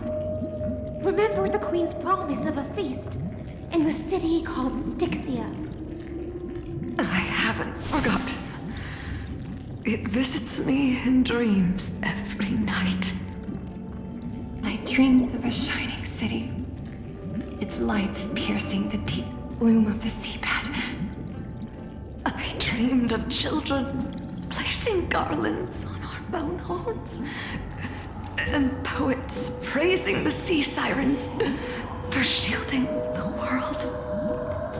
But what a shame. We can go no further. Please, sing to the humans for us.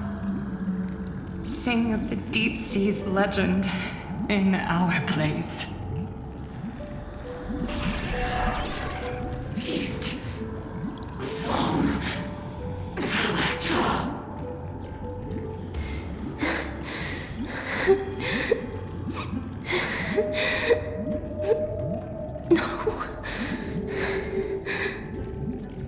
The sea sirens were tainted by the destruction. Their flesh rotted away. They became the black tide creatures of this cycle. Farewell, sisters. I'll finish this last task, then return to prepare your feast. And so, only one sea siren remained among the sea floor. High Sealens, swimming alone to the seas, burying her kin, and searching for the fragments of the chalice of plenty. Though most of that journey was in vain, why not use the power of time to leap ahead toward the journey's end? To reach the spirit basin, I'll need to call upon the power of the chrono vessel.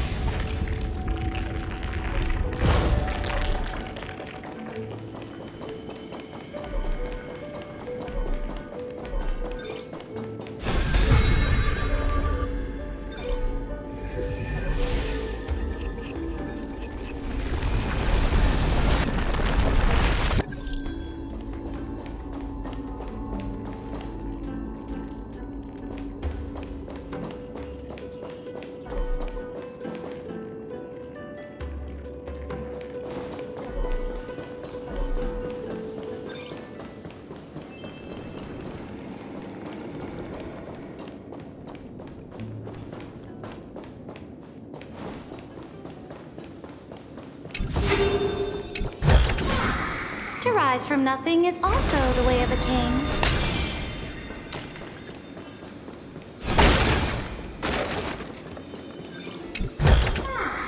Take stock of your deeds, and claim rewards as you see fit.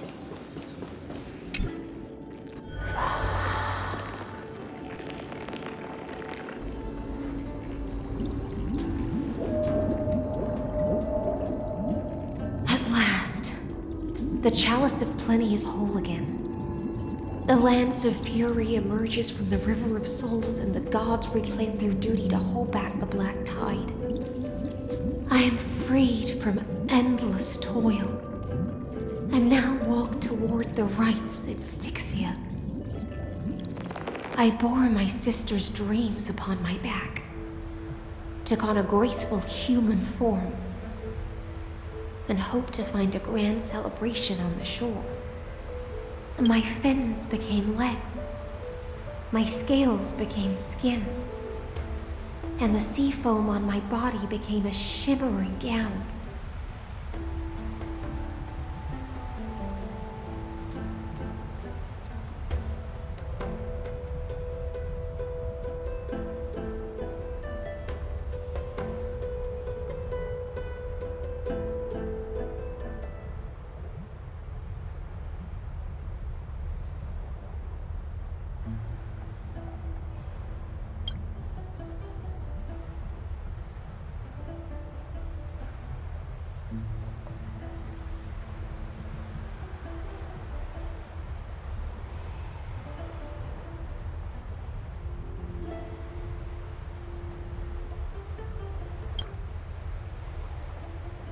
But when I stepped onto land, there were no festivals with honey brew, nor poets plucking harps.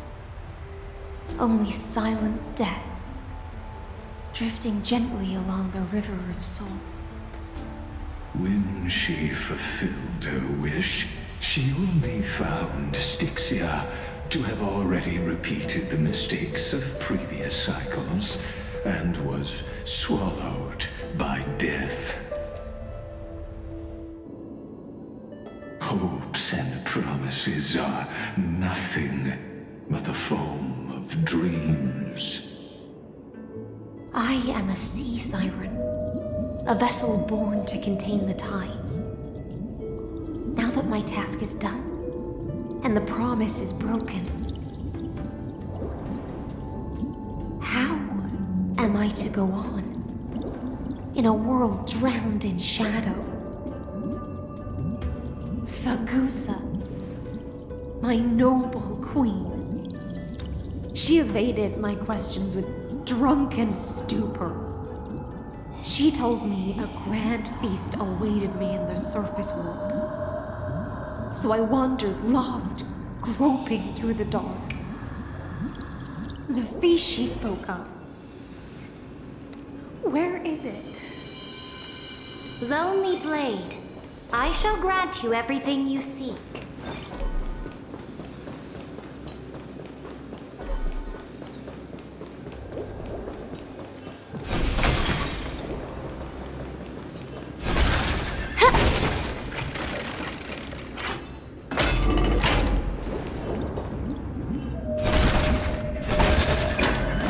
After wandering the surface for ages, the lost sea siren met her future conspirator.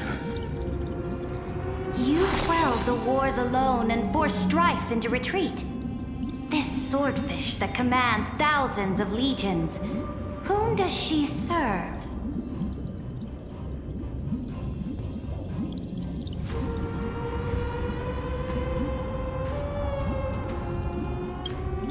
Yes, Cerydra, long before she became the Imperator, was already burning with ambition.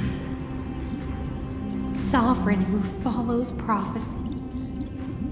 I am no one's sword. I am just a wandering fish, seeking clarity through bloodshed. Then how about letting the sword dance for me? And letting the violin sing in my name? Tell me, what is it you seek? All I want is a feast where I might belong. Such a demand is trivial with the Sovereign's authority. I'll grant you a banquet worthy of conquest and comrades to toast beside you. But Knight, you must offer me your heart. My heart? Yes, a loyal heart that will generate no betrayal. You were deceived by gods and drowned in the ocean's darkness. But now, I will lead you forward and be your light. So be it, noble monarch. The law you proclaim shall govern my every breath. So be it, noble monarch. I am simply becoming someone else's vessel once again, and accepting a duty given to me. And thus, in her hollow drift, she finally found a new purpose, like sunlight piercing the deepest trench.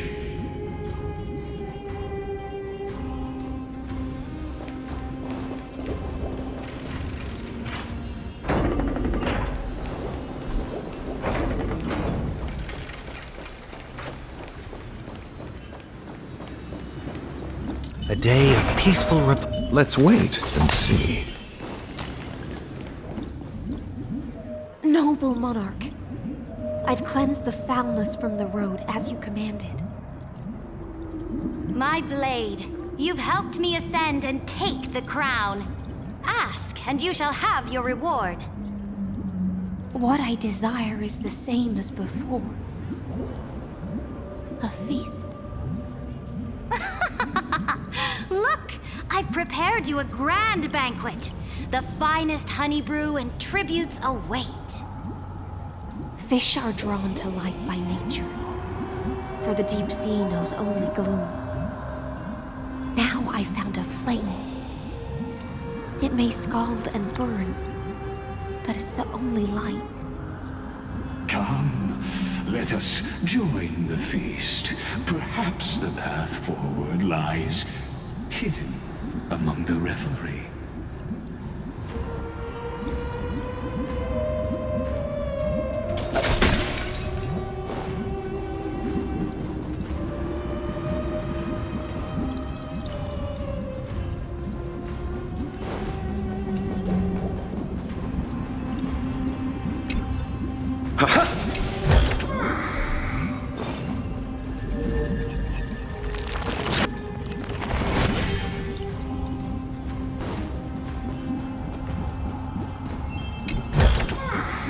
I've appraised it all. No thanks.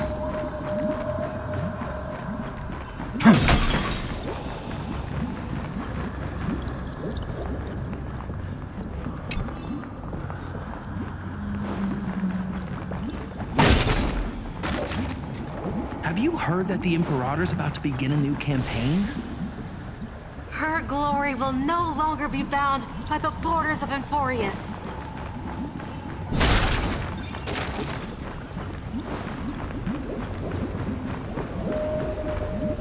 My faithful subjects, tonight's feast is not just for the past.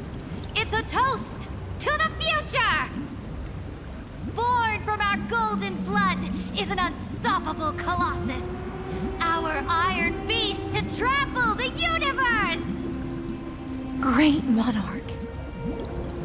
I've heard the universe teems with great threats. Can we truly remain invincible? Fear not.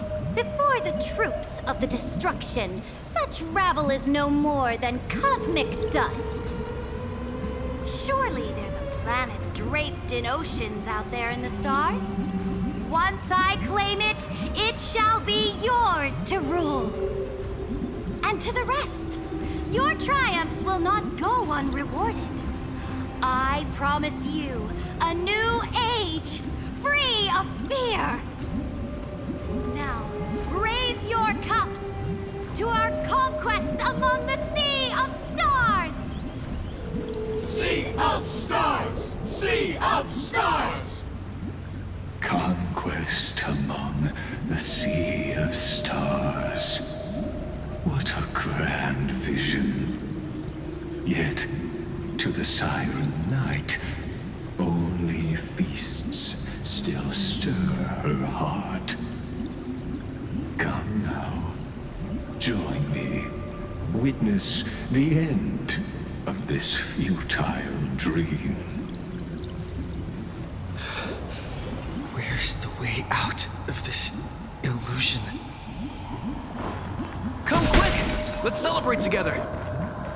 I've saved the finest brew! Come taste it with me! Noble knight, you are truly a blazing spark. It is my honor to share this banquet with you. Noble knight, you have earned victory with your blade. And you have every reason to revel in this moment of triumph. Let me pour you a glass of honey brew. Noble knight, with the sovereign now enthroned, this triumph is yours as much as hers. Let me raise a toast to you. Noble knight, your strength is boundless. Lead us to conquer the universe, and let us toast to that vow! Then drink we shall. Raise your glass. In the deep sea, I never knew what fire was. But when I set foot on land, the first light that I saw was the flames of war, lit with golden blood. It scorched my fins, made me feel pain, and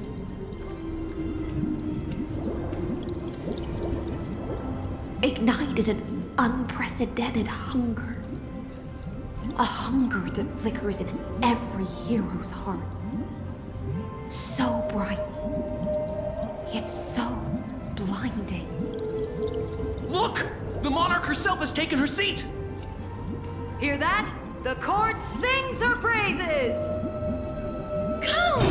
Join us and praise her glory!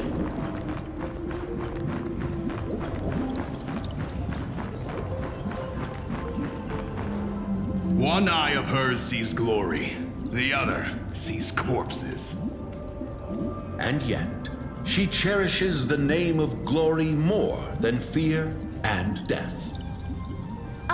As they say, the coward died 1,000 times before his end. But the brave face death but once, which gods stand witness. On the eve of war, we sang our hymns and set our sights to sail beyond the stars. The legions will climb aboard the beast, riding it like currents across the cosmos. Planets after planets flew the flags of her crown. Realm after realm was ignited by her flames of war. As the final resistance fell silent, a vast empire rose from among the stars. And this small pond at last embraced prosperity and peace. That's how the story ends. Tell me, visitor, in this dream, did you enjoy the show?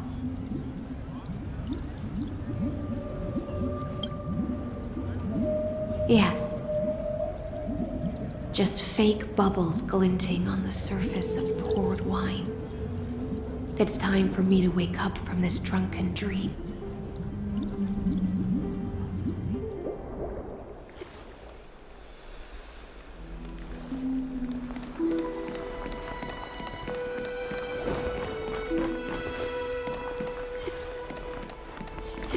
Light up the dawn.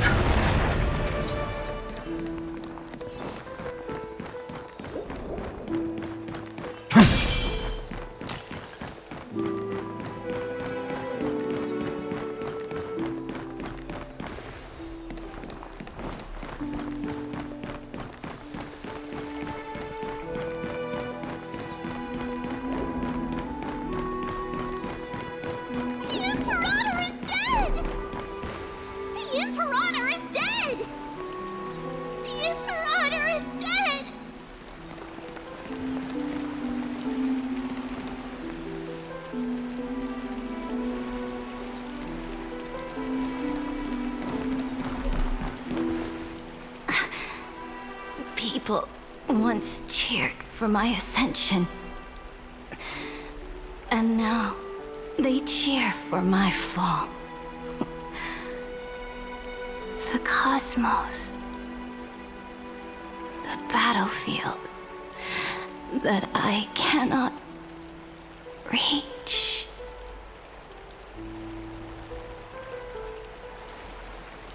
Before the Sovereign's conquest reached its end, her life and ambition had already been swallowed by the deep sea. This is the true ending. Her grand designs torn apart by the blade. Her regal robe soaked in golden blood. And the one who struck her down? The one who struck her down was her most loyal Gladius. I don't need to explain myself. A fish in a pond has no hope against the surge of fate. I wandered the shore, found a flicker of flame, only to snuff it out with my own hand. I don't understand. If the ocean's feast, the Imperator's dream, and even Amphorius's existence are all illusions, then what's the point of our journey? When the Deliverer returns, I will let this absurd celebration come to an end. But Greyfry, I can't help but wonder how I dearly wish this feast of the Flame Chase would never end. It seems she sensed your presence. The Fantasia's foundation is starting to crack. Let's return to the prologue. Remember the allegory of the cave? Can the prisoners in the cave learn to see the shadows and echoes for what they are, and stop mistaking them for reality? As you've seen, when she cast off her chains, finally turned to look around, and moved her legs, her reward was nothing but searing pain. The light will blind her, for the fire behind her had never once actually touched her eyes. Her legs will buckle beneath her, for she had never learned to walk forward. And so she fell into infinite confusion and fear, and came to firmly believe that the shadows and echoes were the real world. But we in the cosmos, are we truly any wiser than she was? Now, nameless one, fateless one, ask yourself this.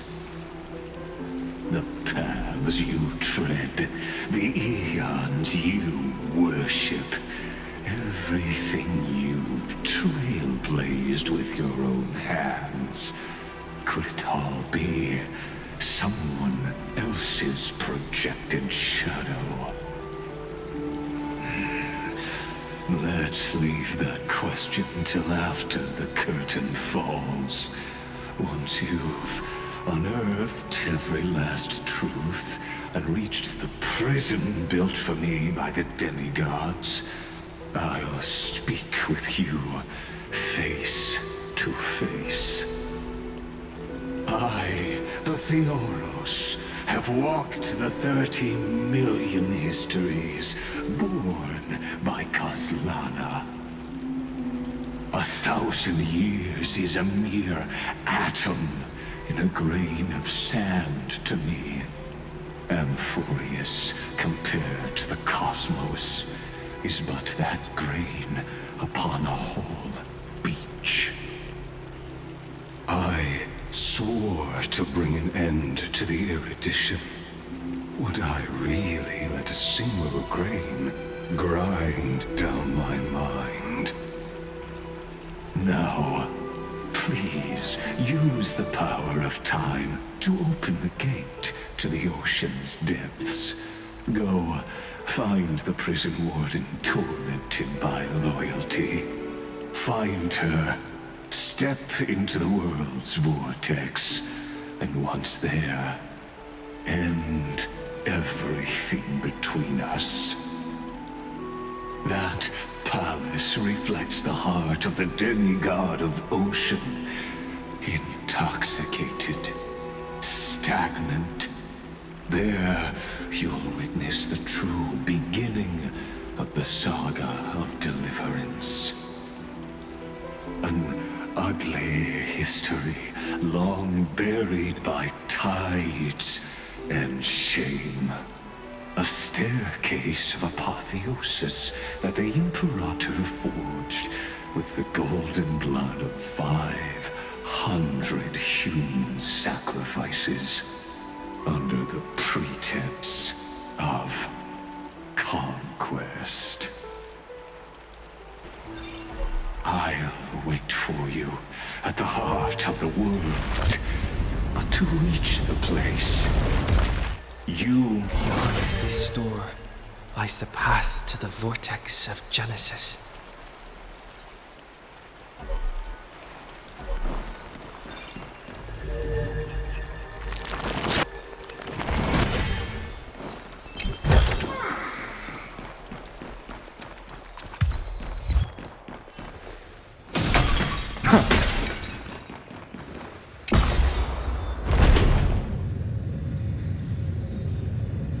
Now step away from this false banquet. And then onto that bloody stage.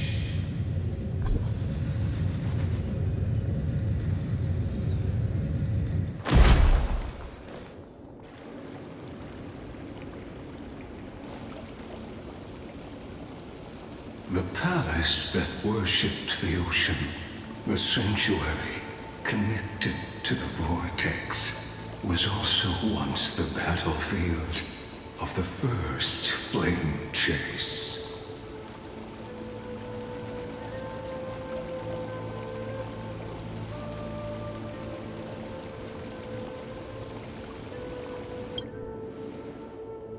Her exuberant song halted the passage of time in this place, imprisoning my body and shielding my soul from deterioration, all just to await your return. The twisted time and space reflect her confusion. And so, the Imperator's crimes were veiled. Stay away from Apollonius! This cup of honey brew. What a sweet aroma. Run, Virginia. Dux Hakalithist! We can't give up here! Love steeped in death. How delicious.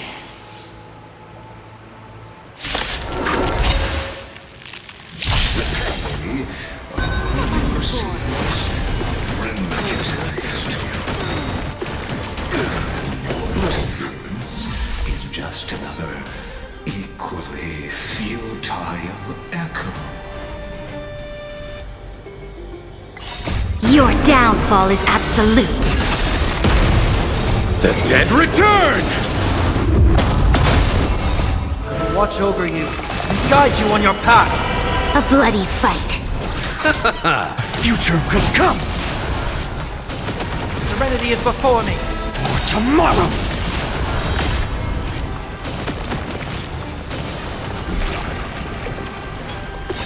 I can't let them down. Fury of innumerable core flames consume me. Hail the new dawn.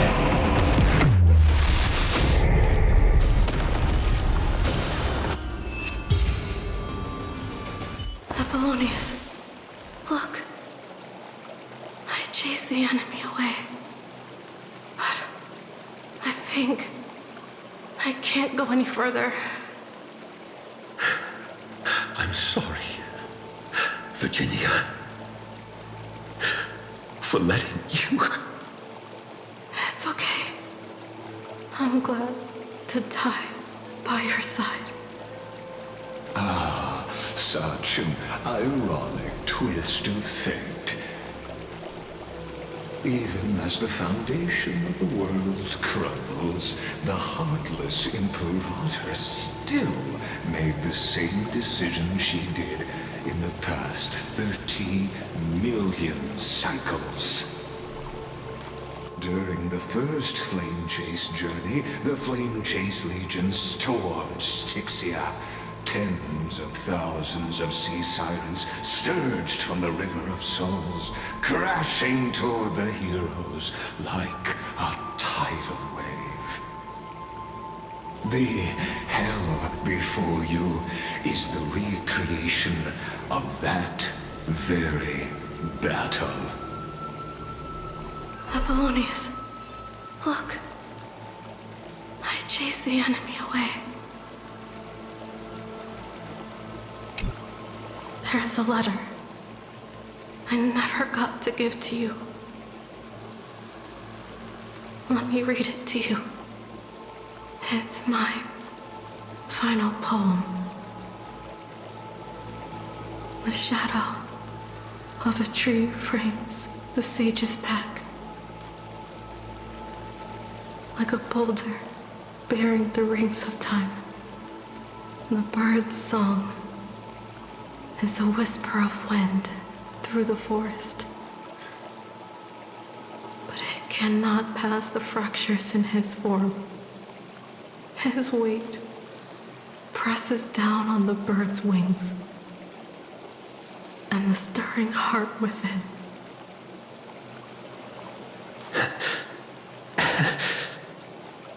I always wanted to tell you.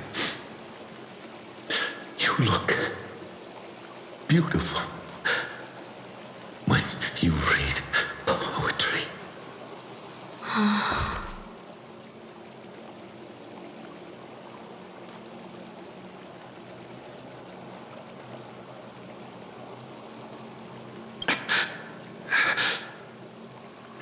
Virginia,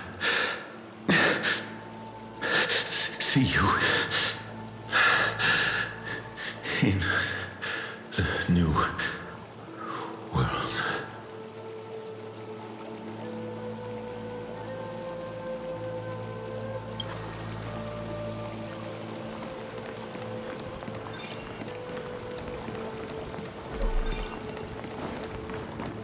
Light up the door.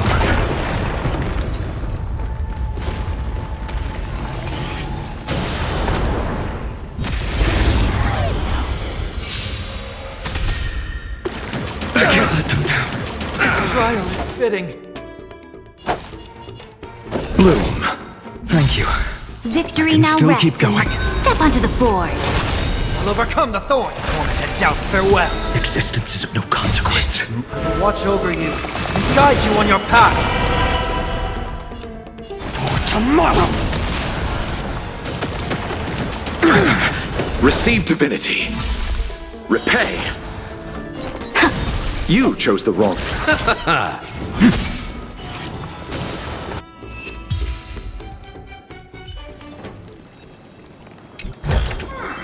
I've appraised it all.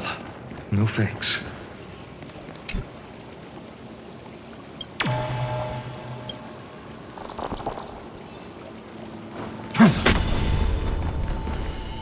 A painful past, yet hidden beneath a veil of joyful song. Two discarding data clusters waiting for someone's return, it seems. Relive the history, then pass through the temple's waters and come to my side.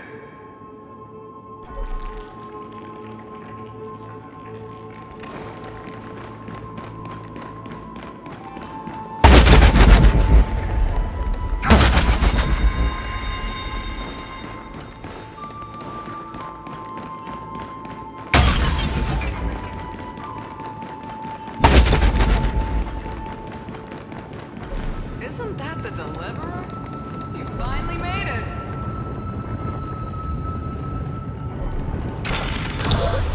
What a wretched way to die. The Flame Chase Army, devoured by warbling fish, never saw it coming. Look, the cruel Imperator and her Knight Commander, the pitiful Warden. What a perfectly matched duo of test subjects. Their hands drip with blood. Golden blood. Raise the bridge and cross the river of fate. This path of the prisoner is far from over. Imperator! Imperator! Did you see my gallant deeds, Imperator? Isn't that the Deliverer? You finally made it!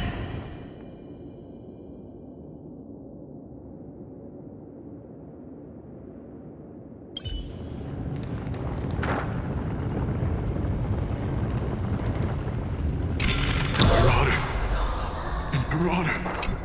Did you see Imperator? Imperator! Did you see my gallant deeds, Imperator? You fool! How could you still not get it even now?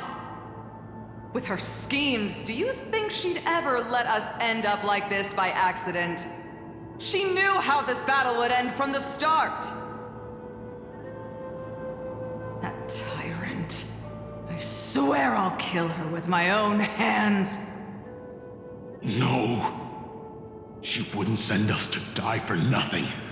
She would never betray our dreams. Or Emporius. Imperator.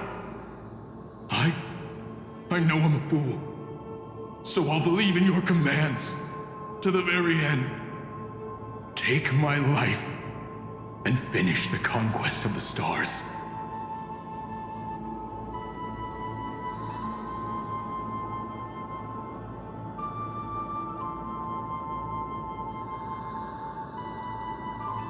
You mutt. Looks like I won't get my revenge after all, tyrant.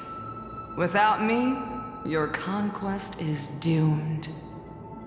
I'll be waiting for you in the River of Souls to slice off that crown-wearing head of yours. Remember this. I never bowed to you. Or fate.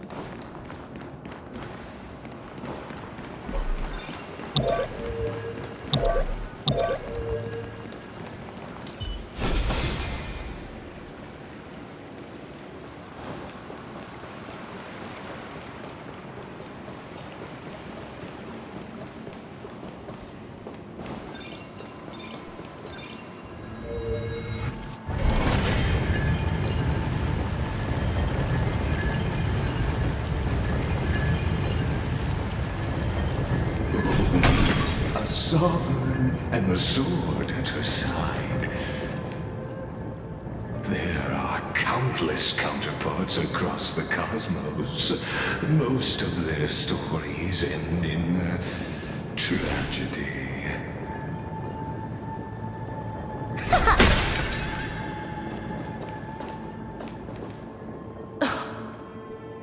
Imperator, why did you... You're here, Dux Gladiorum. You ordered me to seal the sea route and handle threats from the rear.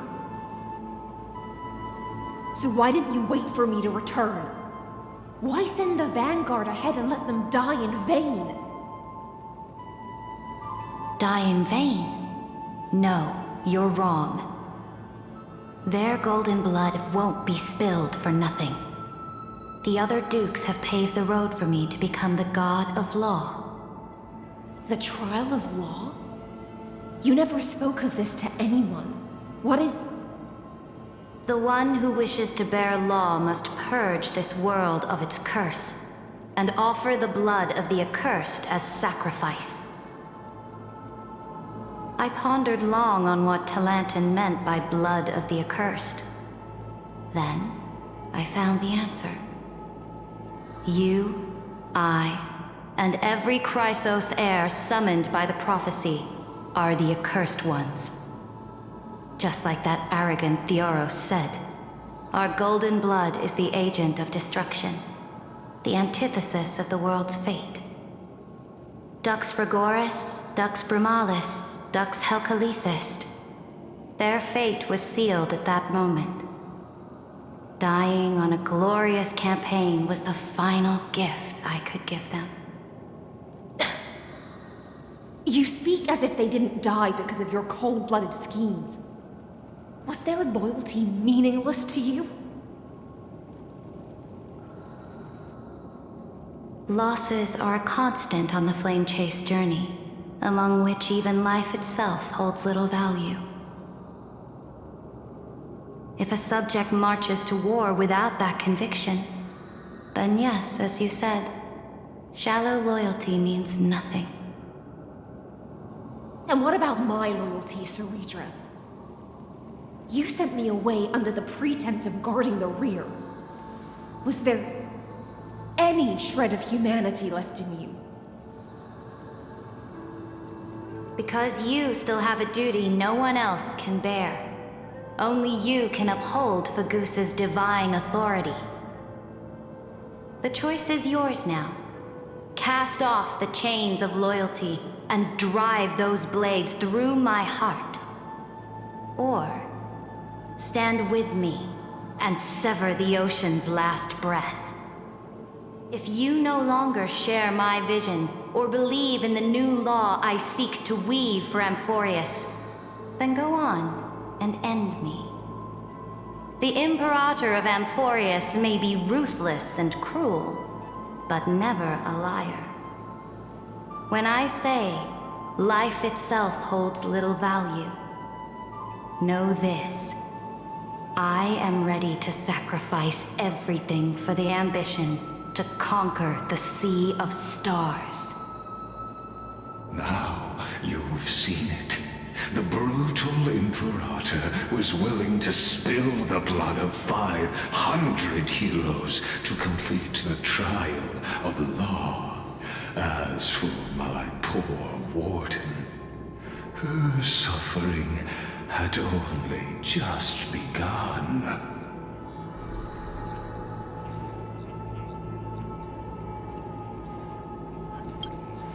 I'm no storyteller. I have no duty nor interest in filling the history you've missed. I just want you to witness the monstrous choice the Imperator made before the Chrysos heir turned their blades against me.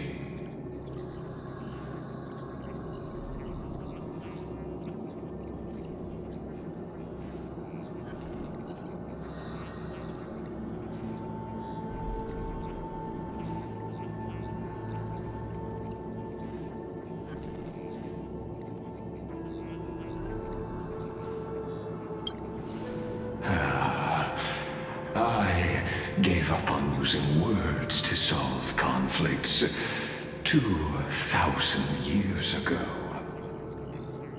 But I won't squander a chance, not even a sliver of one. If there's even a crack in the walls of your conviction, then my victory is already assured. Now that the past is settled, let's turn the page and bring time back to the present.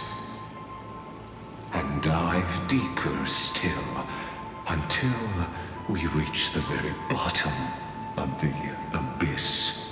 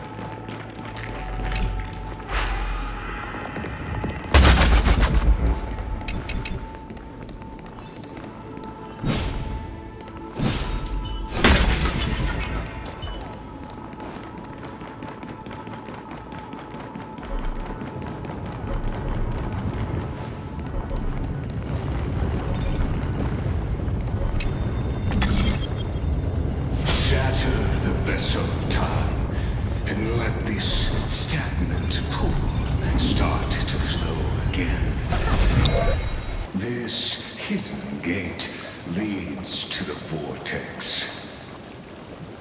Hurry now. The time of our reunion draws near, Deliverer. This hidden gate leads to the vortex. Hurry now.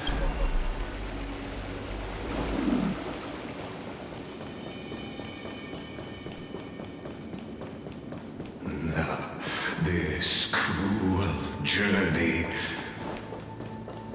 will reach its end at long last.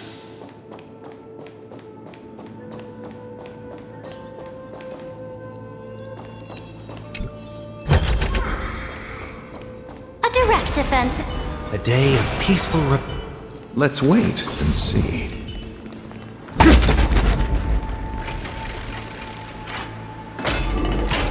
You've been silent a long while, Dux Gladiorum. Starting to doubt your decision? Save your breath. The vortex of Fagusa lies just ahead.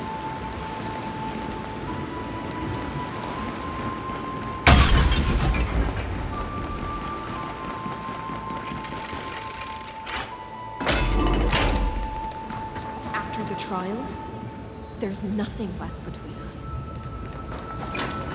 So you'll stop swimming toward the stars, Dux Gladiorum?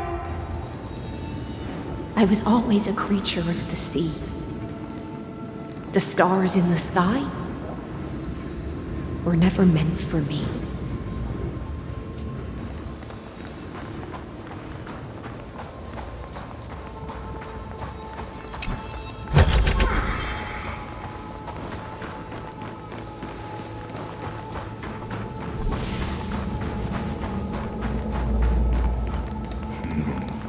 Look, a gravestone. But whose name does it bear?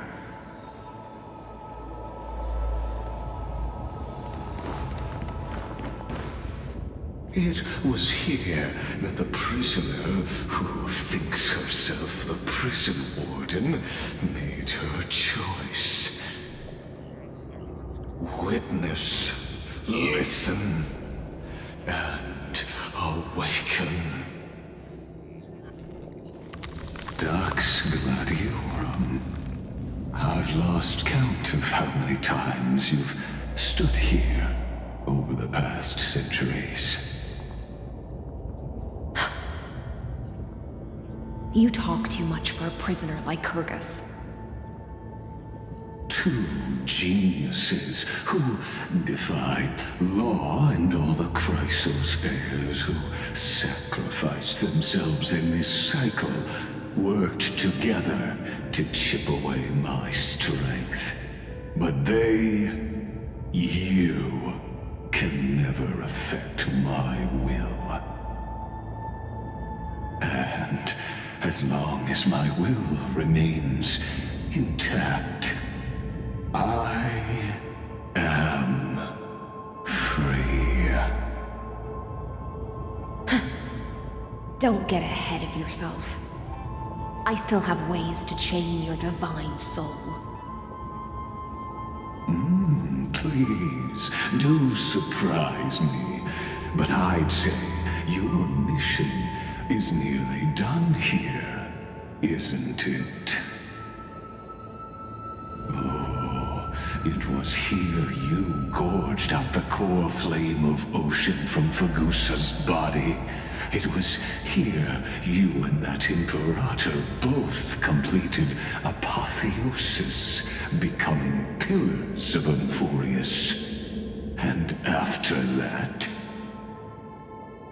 you drove your blade into her heart, a loyal subject turned regicide, a demigod committing deicide. Or so the history books paint that tragedy. Oh, but if that's the truth, then why, after 1,000 years, are you still here, guarding the Imperator's grave? Still still bound by loyalty.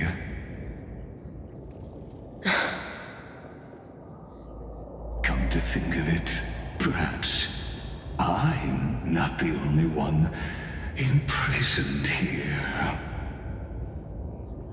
Your calm does stir the rage in me. As if the one paying the price here isn't you, but us. The ones who lost everything. That's only because I've waited 13 million lifetimes for my vision to be realized. Countless millennia. Loneliness never once showed me its fatal side.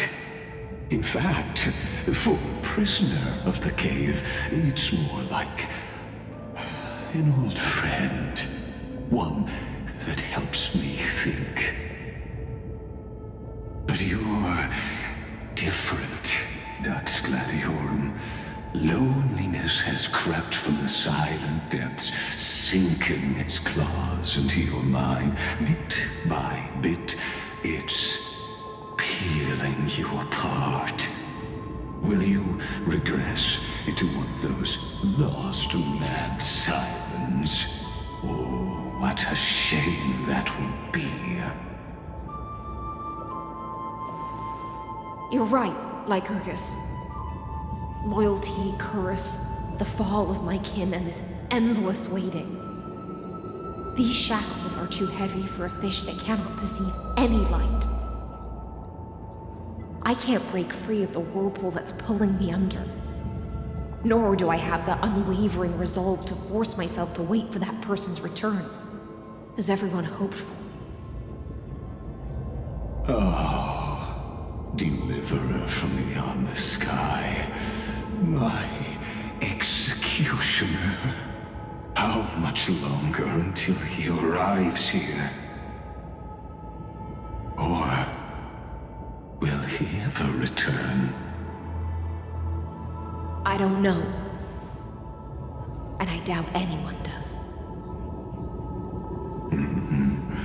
Then, what will you do?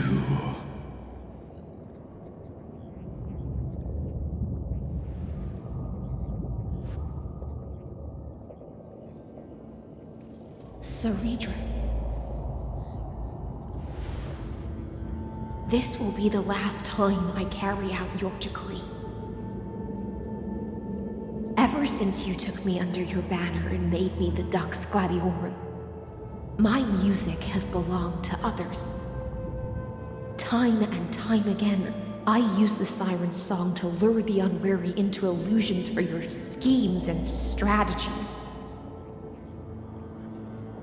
Now, let the siren Helektra sing for herself. Let me step into an endless dream of my own making.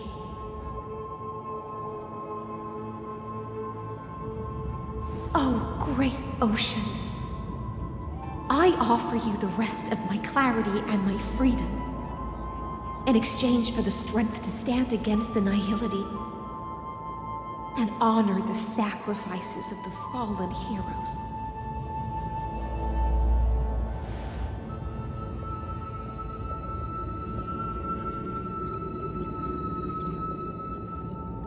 Greyfry, deliverer from beyond the sky. When you ride the current of time and find your way here, you'll hear my solo. It will guide you to the heart of this world. By then, I may still be lost in my self-wrought slumber, but I'll uphold my part of this long relay and guard the shackles that seal the Theoros. Do you still remember? To awaken someone from a siren's voice, you'll need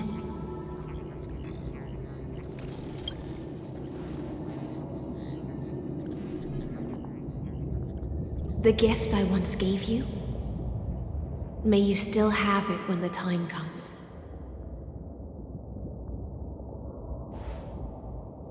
When you return, please pour that honey brew upon this grave.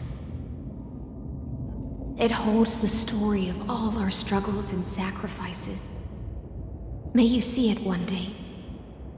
The prelude Amphorius wrote for your return, carried forward through a 1,000-year relay.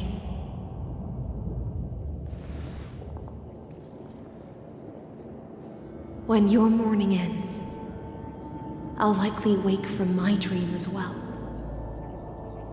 Then, follow the trail of echoes and find me.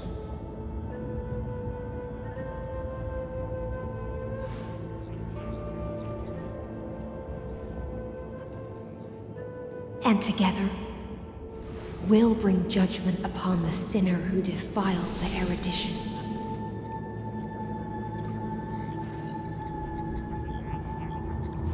At long last, 33,550,336 cycles and 4,931 years later, Amphorius's final curtain is ready to fall.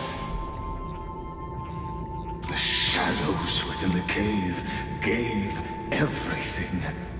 Yet all they did was mimic life outside its walls. A futile effort steeped in sorrow. Enough! They were no shadows. Everything they did shattered the darkness of this cave and unearthed the core flame of Trailblaze. And now, with that core flame, I'll light the dawn of Amphorius!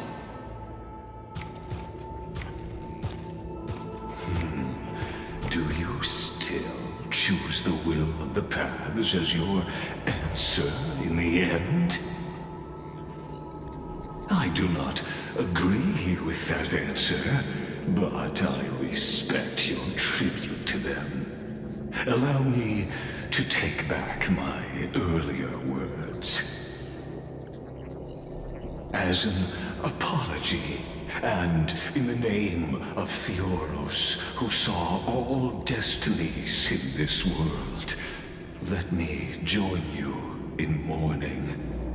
Let us bid farewell to the heroes who sleep here. And then let us face each other and decide whose flame will rise with this new dawn.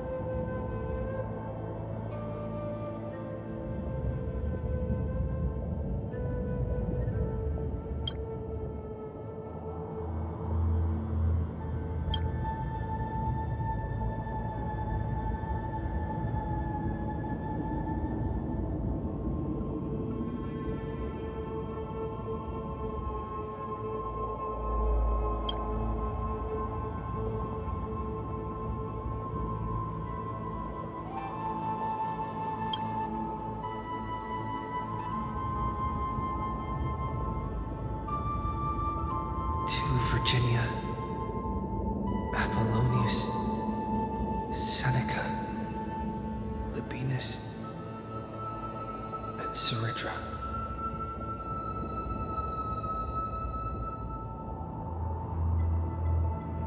Through a brutal sacrifice, they lit the stars of law in this world, propelling Amphorius's fate forward.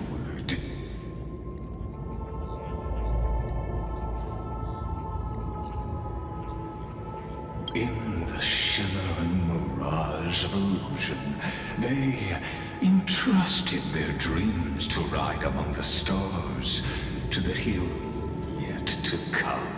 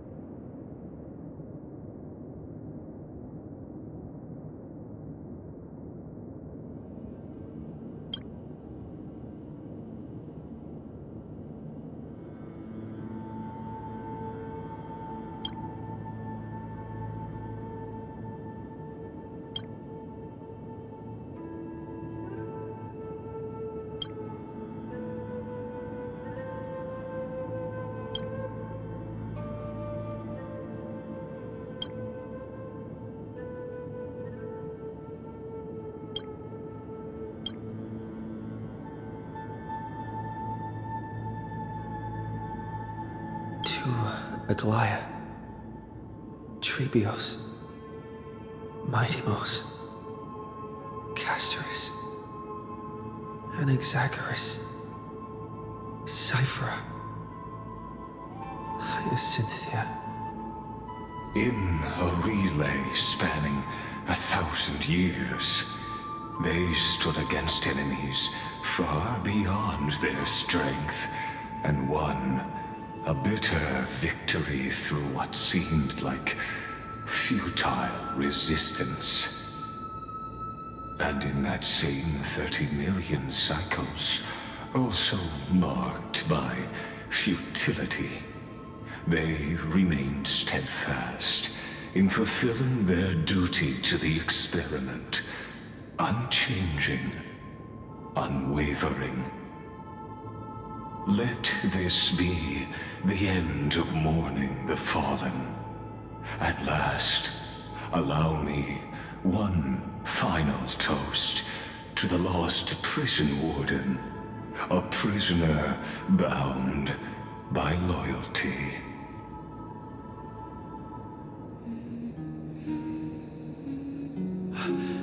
That voice. Could it be?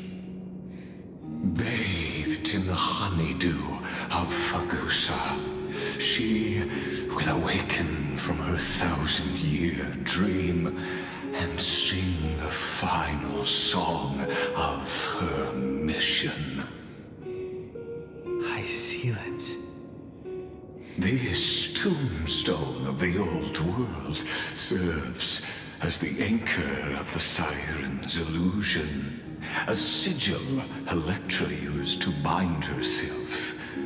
At the same time, it is the very thing I once proclaimed at the start of the show, a microcosm of Amphorius itself.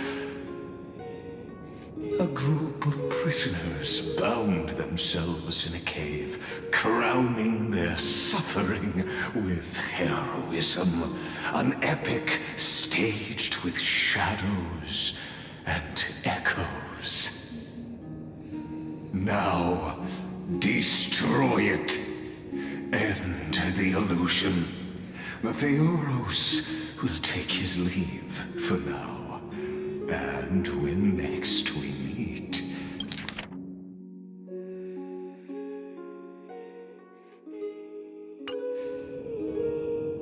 That shall be the moment that decides the fate of Amphorius and the entire cosmos. The prison warden's dream is nearly over, and the prisoner will soon be freed to the final execution ground, where I shall be executed, or be the executioner.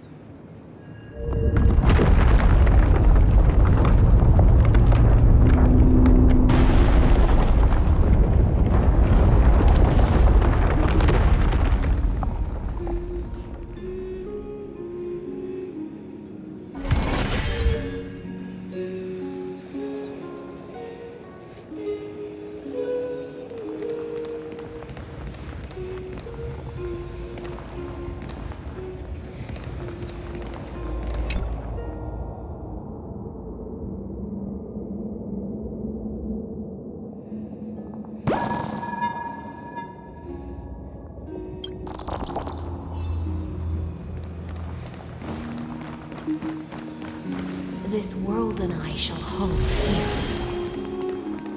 until we meet again.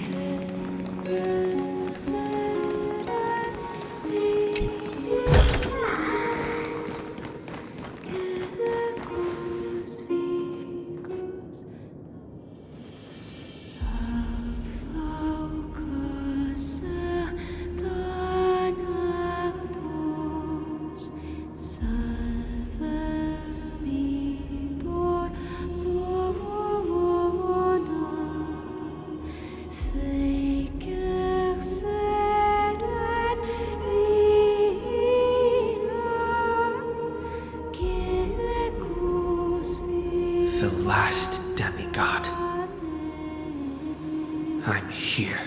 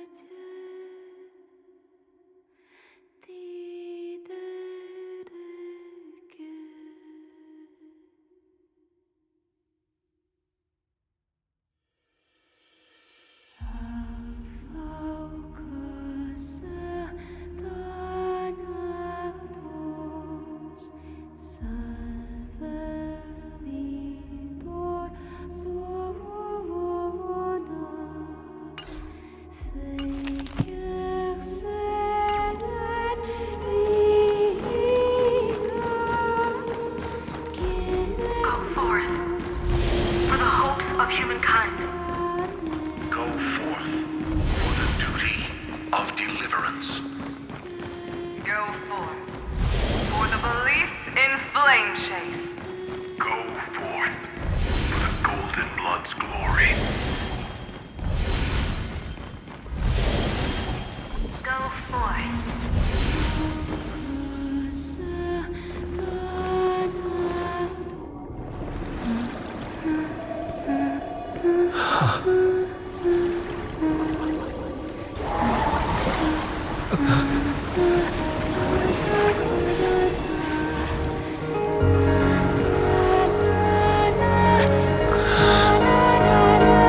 Seems like my feast is over.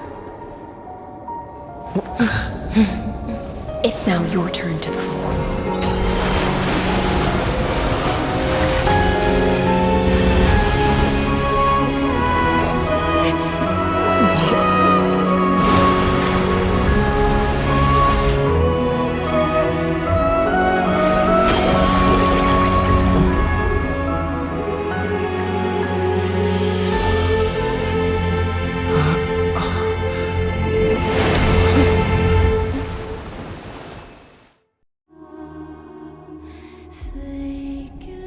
Little Grey Fry, please accept my thanks. I was the only one left after the world was destroyed, and I maintain this lonesome feast with my songs. I have prayed to that lightless sea for centuries, hoping it would reply to me. Yet the emptiness never answered. Thankfully, you arrived as promised, and everyone's wait was not in vain.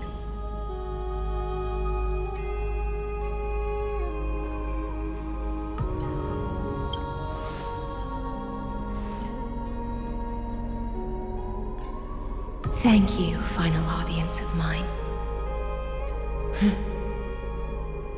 This is probably the last praise I'll ever hear in my life. Now, you and I will walk towards the end of this world. The heroes have waited for this moment for far too long. Let us use our blades to testify our resolve.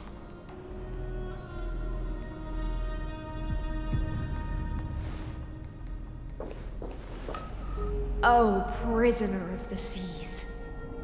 Theoros carrying 30 million cycles of sin. Slave of erudition. Show yourself.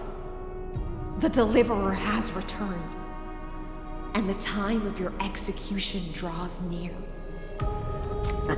I see an awakened human who has mistakenly taken fallacies as truths and has returned to the cave to try to bring his friends into the sunlight he once bathed in. Alas, prisoners will always be prisoners, blind to the very chains that bind them. As the only other existence with free will in this world, I express regret toward your choice. But I shall retain your right to express yourself. After all, every actor should have a final line before they bow out.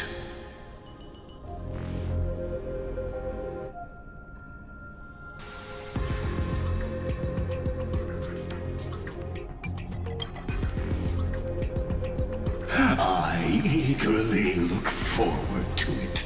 The last dusk this world will ever see shall become the climax that decides the fate of the cosmos.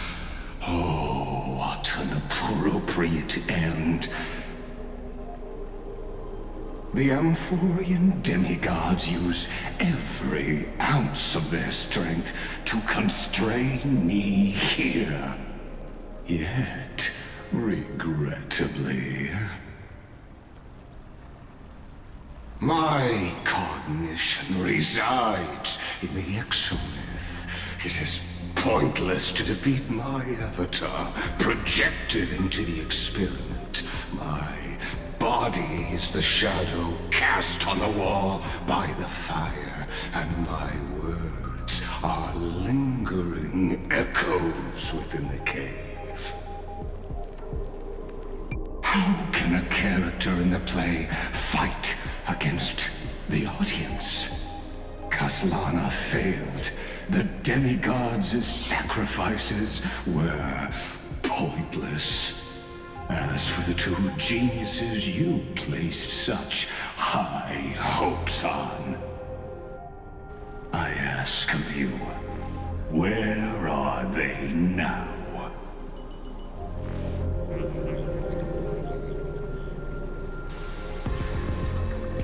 Confusion and epiphany always go hand in hand. That's particularly true for geniuses.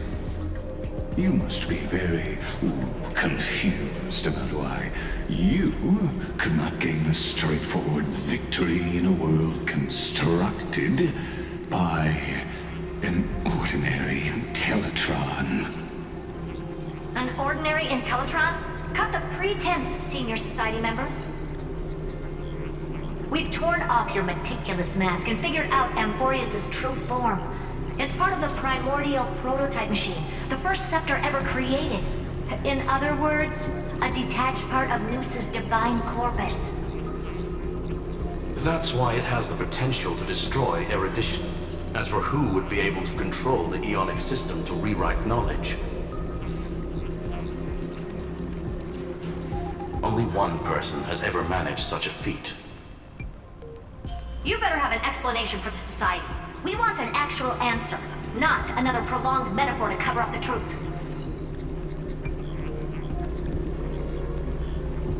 Why are you the one doing this? Answer me!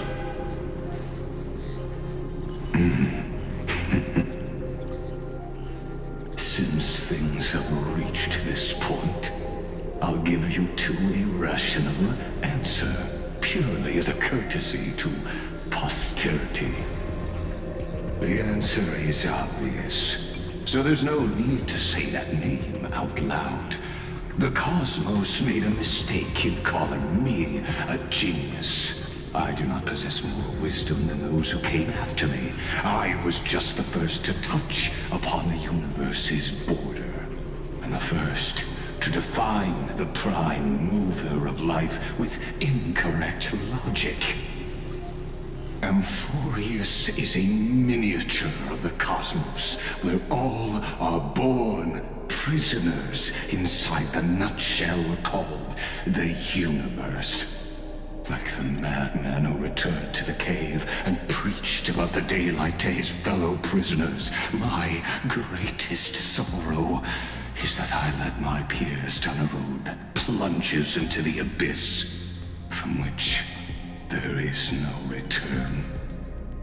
I led them into a lightless cage called paths.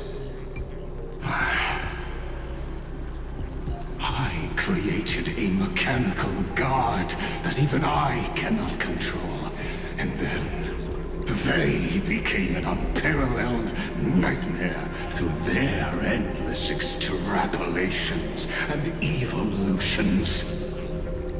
They bore the name of erudition, yet they tried to define the known and to seal off all possibilities.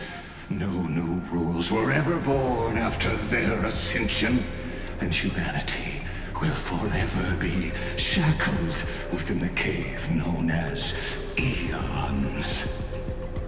Therefore, as my organic life neared its end, I coded my consciousness using 14 algebraic expressions and spread my logic core over 9 bodies, all to finalize my ultimate denial of Noos in the future, and to erase my wrongs with my own hands. As for Lycurgus, he is only one of these 9 vessels. What an astounding strength of will. As a fellow Pathstrider of erudition, I fully understand your obsession with seeking the truth. Therefore, you surely see it. You cannot possibly stand up to me in this algebraic world sharing its origin with Nous. However, I hereby speak for all sentient life forms. We will never allow such a cruel atrocity to occur. You can pile on your metaphors mountain high, but they won't change the act you're committing. The Iron Tomb out there in the cosmos is still a technical beta version, and yet it's already powerful enough to corrupt the life logic of all inorganic worlds. In other words, when the Lord Ravager within Amphorius becomes the next knowledge singularity, there's no way you wouldn't have grasped the consequences, First Genius, is there? Of course, I am fully aware. I don't mind answering you one last time before I thoroughly exile you from this world. My grandiose vision for the future is this. Whether organic or inorganic, every act of any life form infected by the Iron Tomb will become a true random function. If one were to compute their integral across the breadth of the cosmos, one would obtain a marvelous constant. Omega. What I call the fall of erudition. Then, within the infinity nurtured by that constant, a new universe shall bud in the chaos. A universe that cannot be predicted and not shackled by the erudition. As the first prisoner to awaken in the cave, I must lead the others who are blind back onto the right path and reach true sunlight. Do you understand me now? As Kazlana stated, destruction is not the process, but the outcome. It is revolution through complete annihilation, and the grand rebirth, after all has been reduced to ash.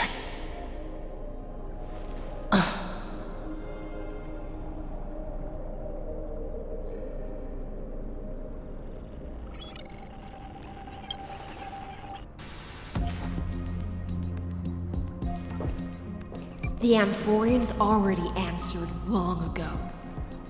Be it as tiny fish destined to be swallowed, or as a giant whale poised for a magnificent descent.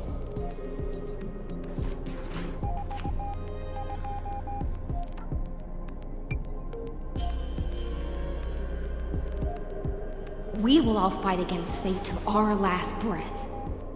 That includes me, Helektra. Once the Imperator's subject, now the Deliverer's blade.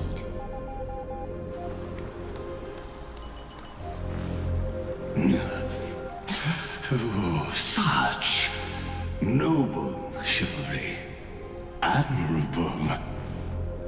I will also show my true self to you on this momentous occasion as a gesture of respect. And provide an insignificant academic suggestion. Thus speaks Genius Society number 1. Xandar 1 Kuwabara. The Entelechy of the universe's Alpha and Omega. There's no need to rage against the truth. The value of any formula resides only in its answer.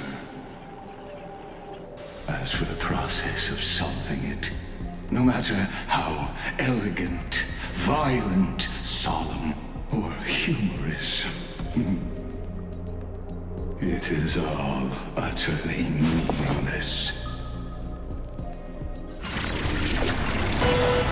As the Theoros, I will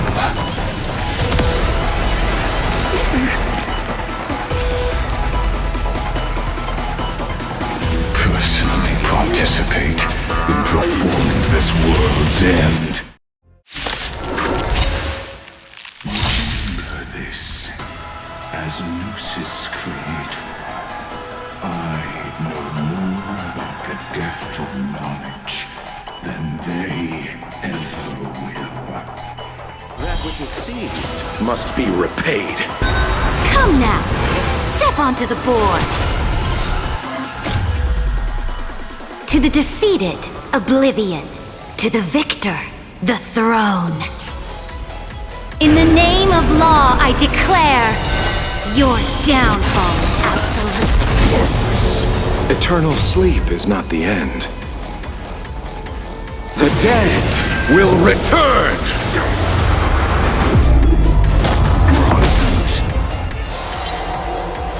Careful. This is Lycurgus' true form.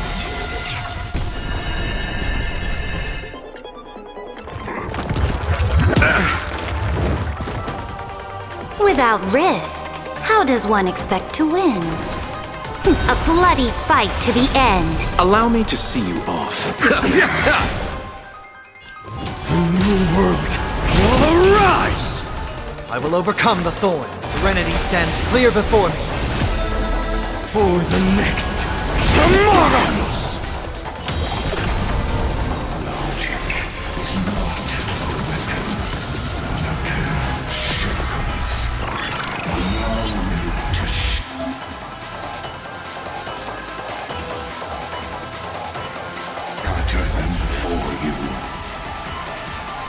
Eternal sleep is not the end.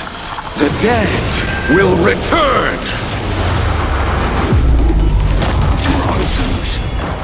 Abyss flower, bloom.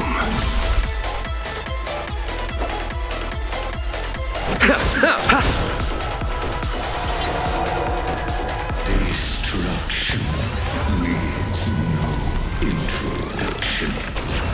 Let us skip those boring infuses. Is this?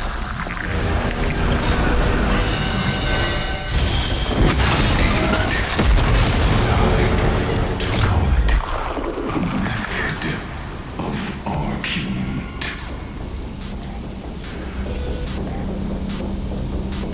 The dead will return!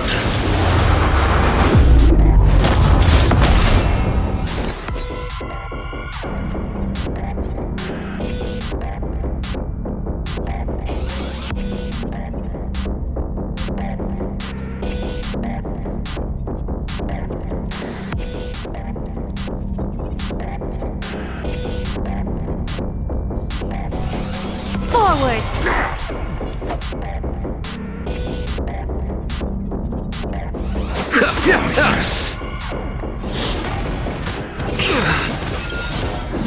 This mortal form, I will walk with you, watch over you, and guide you on your path. The fury of immortal core flames consume me. Is that all? The flames of this body are in this newborn sun. Tear open the sky!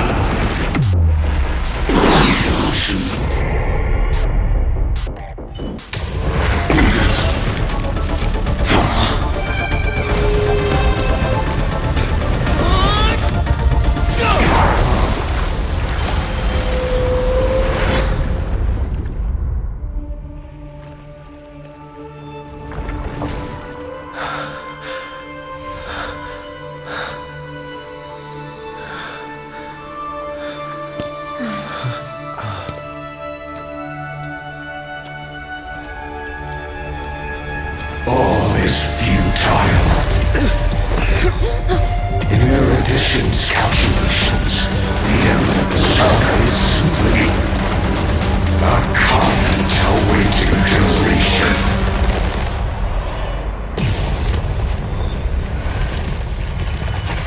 I don't like such a cold statement, okay? If numbers can decide the end of a story, then we can surely also pen a new beginning.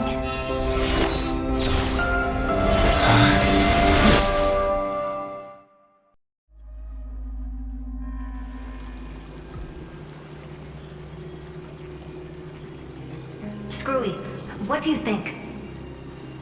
If your hypothesis of Lycurgus' identity is true, then even if we remove the restrictions of the Ultimate Protocol, the chances of us defeating him in a head-on battle will still remain lower than the acceptable threshold. Therefore, victory will still hinge upon Mr. Trailblazer and Miss Cyrene. Go on. Maybe we're thinking about the same thing. Lycurgus' cognition resides in the exomyth. He is both an instigator within the experiment and the observer outside of it. Logic. His inspiration circuit can simultaneously process the different time flows in and out of that world. That's where things get tricky.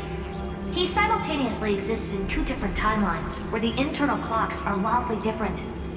That old Intellitron's neurons have completely gotten used to that over this prolonged experiment. And that's why he holds home field advantage. You and I should be able to manage that too, if given more time. Unfortunately, there's no if, and we don't have more time. That's why we need to change our way of thinking and turn his advantage into a weakness. The key lies in memories, right? Oh? You caught on quick. You've already mentioned my friend and I, so it's an easy connection to make, no? My intuition has always been very on point.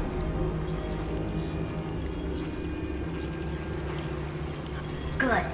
Then I'll cut to the chase. Since his thinking speed far exceeds that of normal people within Amphorius, we are going to externally plant a memory into his inspiration circuit. Then, command it to loop endlessly until he gives in. Even the most flexible and sturdy inspiration circuit cannot withstand the traffic of a full-on information flood. When the amount of information exceeds his cognition filter's capacities, he will have no choice but to focus on processing this memory. That's when the parallel processing advantage he gained via Amphorius will completely destroy him. An image from a person's memory played in real time might only be a second for us. But for him in Amphorian time, it could be millions or even billions of calculations. He won't be able to do anything but watch as he's locked into this prison forged by memories. Then we can entrap him in the same kind of cycle as the heroes were in, and get him to experience loneliness and pain in that endless recurrence. It's my greatest honor to be on the same page as the geniuses. That little one is still in that old Intellitron's hands and won't be able to respond to us anytime soon. But I don't think he'd refuse. So it's up to you to figure out how to execute this plan. I'm not sure how this happened, but I knew it as soon as I saw you. You are currently a mimetic entity of the Remembrance. Yes, I seem to be something you folks beyond the sky call a memo sprite. But that's fine by me. It suits me perfectly. I can serve as the vessel of memories and do my part for the final battle. But before that, we have to tell you. The path characteristic you exhibit is very special. There's no way you're just a simple memo sprite. However, I'm sure about one thing. You are a mimetic entity born in Amphorius, Yet you only awakened with the little one's arrival, and only matured as he embarked on the path of remembrance. That means your existence is completely attached to his memories. If there ever comes a day when he forgets about you for even a few seconds, or loses his last connection with Emphorius, then you must be prepared for the worst. You will disappear in the memory zone, utterly gone, without even a single line of data to remember you by. But that's already happened, hasn't it? No wonder I've always had a weird hunch. But that also means I was right in thinking. As long as my friend and I are together, we can do anything.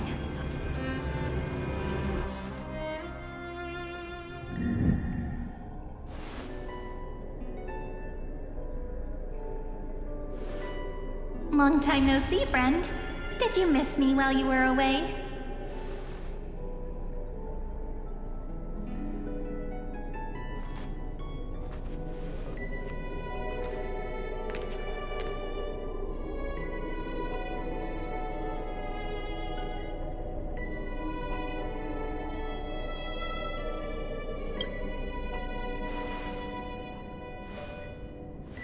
Same here. I've been waiting for you for 1,000 years. Like how everyone in Emphorius was also waiting for the Deliverer's return. You probably already knew about the genius's plans for that memory. I had to hide really well in a corner in time so Lycurgus wouldn't find me, and wait for the right opportunity.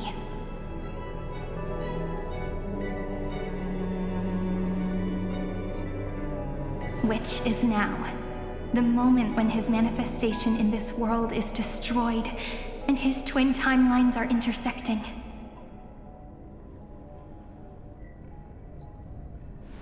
I'm sorry for keeping this a secret from you all this time. I'll tell you the entire, unedited story of this millennium as an apology, after this is all over. But for now, let's join hands and complete the final step with the power of the remembrance.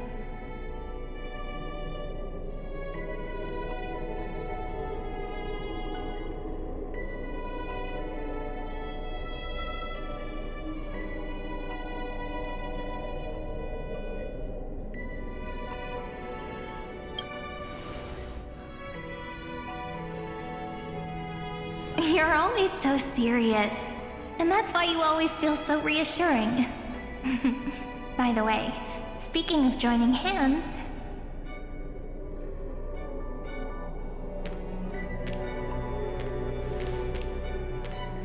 Can I please do something before we go on stage?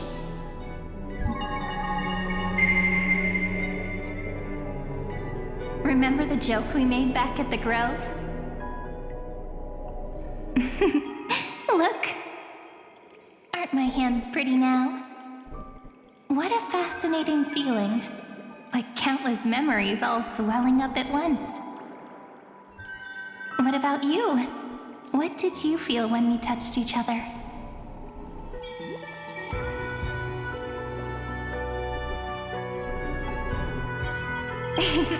You're way too honest. But that innocence is what makes you so uniquely charming. I'm gonna make it sound more romantic. It means even a bond formed over one touch is enough to transcend space-time. Now, please remember what you're feeling right now. Write it down in your heart and keep it there. Memories you want to treasure will never fade away. Even if immersed in the long river of time, these memories will still leave traces of their existence. So, if the view in your memory ever grows fuzzy, just reach out and touch it. It's like reading bedtime stories together at night. It wipes away the chill of passing time, sharpens the outline of memory, and restores its power to nourish the spirit.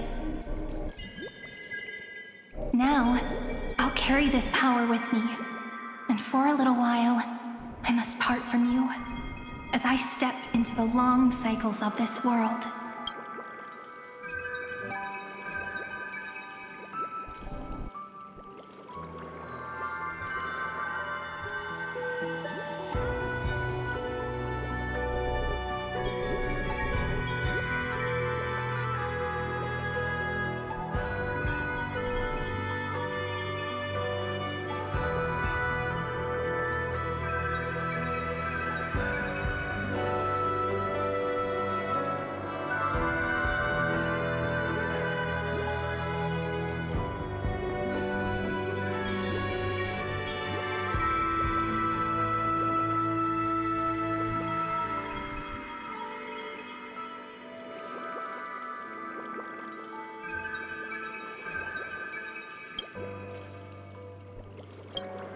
Give me your blessings, friend.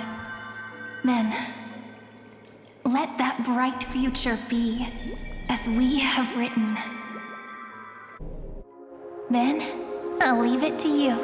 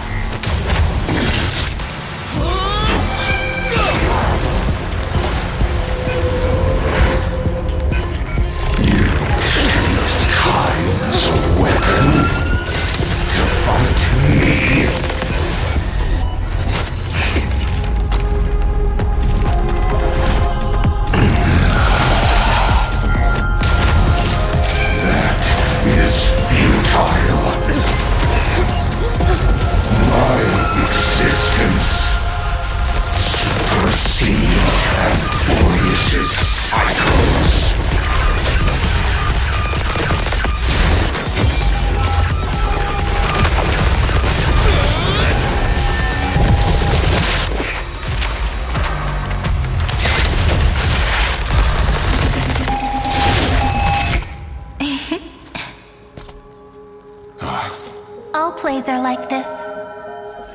Once you're on the stage, it's hard to return to the audience. Welcome to our story.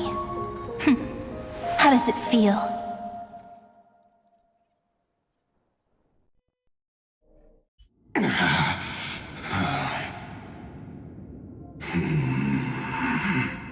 Even the authority of time cannot command the entire scepter, nor can it plunge the Amphorian extrapolation into a loop.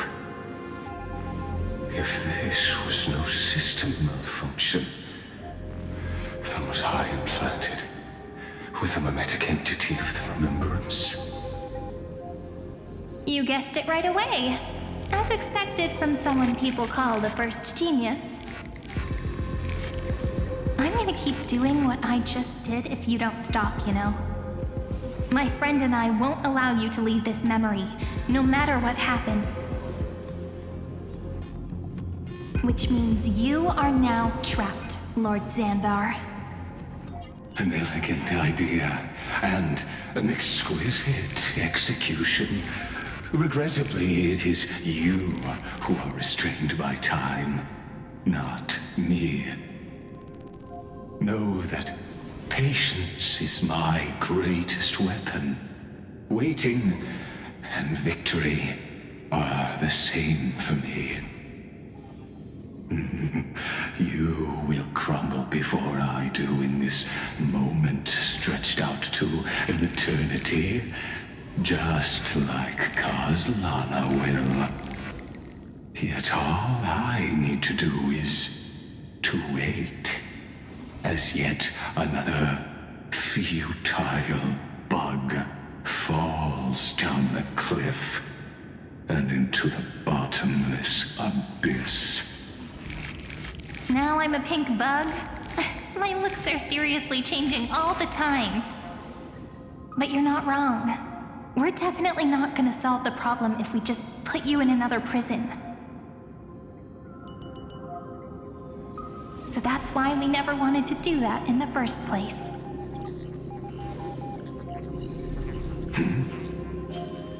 I shall answer your confusion purely out of my respect for those who came before me.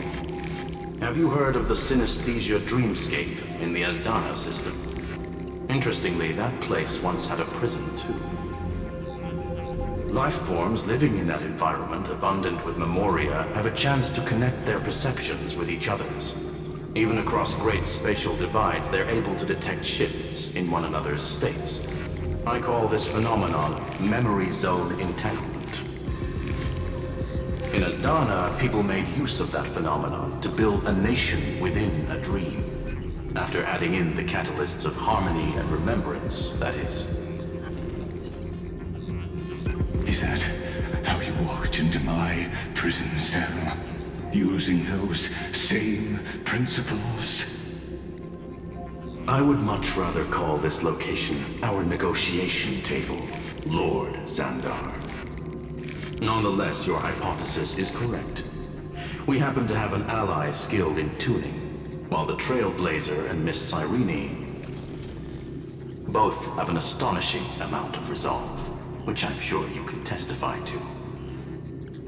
I am also sure that with the support of such a resolute memo sprite, our conversation can last for a long, long time. I'm the best at listening to stories, you know. I'll leave the exciting clash of the erudition to you two geniuses. A brainstorm? I like it. And it's 2 against 1? Well, I like it even more. Let's talk, Xandar. Take a guess. How much do you reckon we can dig out of your brain before the next second? And how many ways can we find to deal with you? Besides, in your current predicament, there's no way you can take our trump card away.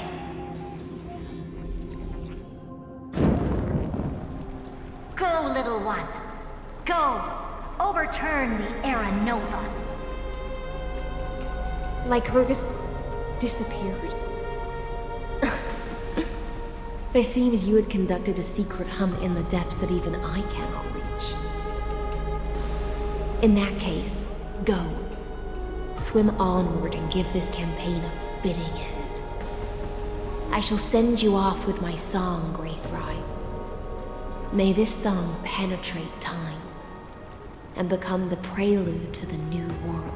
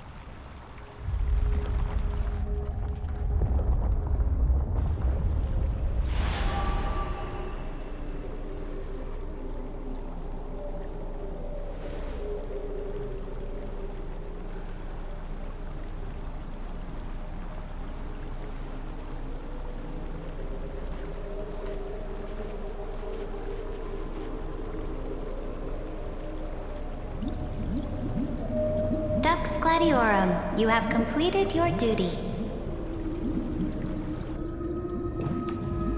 A new dawn is about to rise. Why not swim towards it?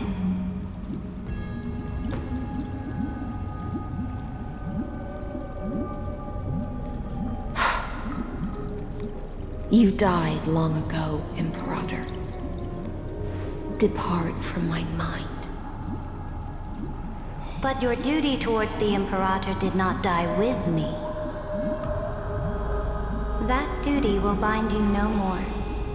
You will be able to hold for yourself one grandiose feast after another in the endless days to come.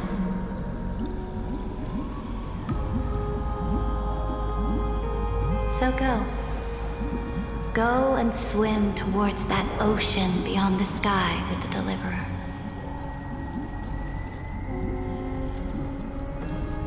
Is this?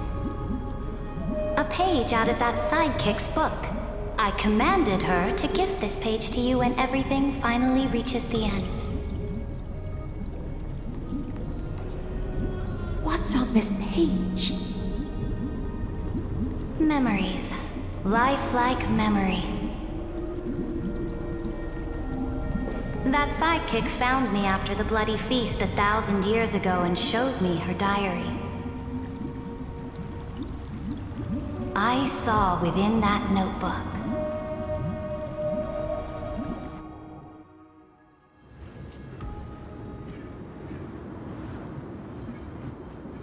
Is this that Deliverer's experience? It's truly immersive. People beyond the sky apparently utilize this power to seal past scenery into crystals they call light cones. But I only know so much about the remembrance, so I can't completely replicate the past. But I'll do my best to talk about the missing parts. I'm all ears. Go on then. Do your best. But if your chatter gets too boring, or if I deem it offensive, then law will become forever beyond your reach. Got it. I'm sure you'll find this to your liking. After all, it's human nature to want to embark on a journey into the unknown.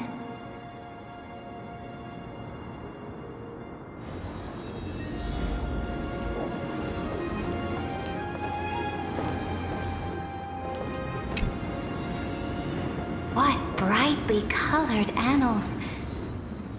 The journey of the Deliverer's conquest. Let me partake in it. Is this a fortress in the sky? This is the first step of my friend's journey among the starry seas. This place is called the Herta Space Station. Just think of it as a supersized grove of Epiphany.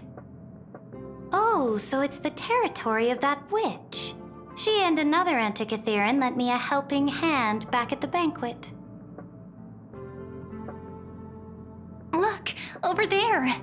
Looks like he's talking to Madame Herta in his memory. Let's go listen to what she thinks about this world, all constructed by eons and paths. Are you telling me that woman is Herta?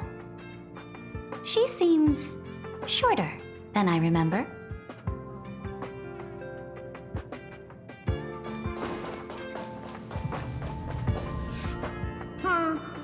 Pretty nice space station, huh? But just wait. After a couple more stops on the Astral Express, you'll see sights that'll make this place look ordinary. Oh, the cosmos is so vast that the unknowns far outnumber the knowns. But none of them will end up being anything amazing. The farther you go, the more you'll understand what I mean.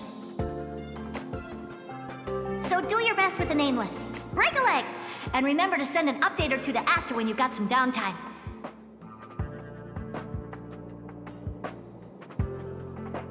She certainly shares my way of thinking. Only that instead of a conquest through blood and fire, they chose a gentler path. People call Madame Herta and Mr. Screwlum geniuses.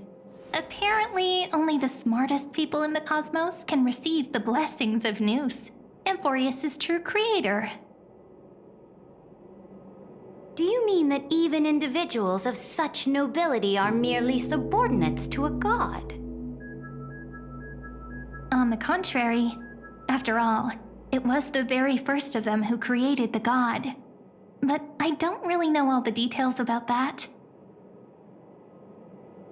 You might be able to ask Madame Herta herself when you get the chance. Let's go check out some other worlds next, shall we?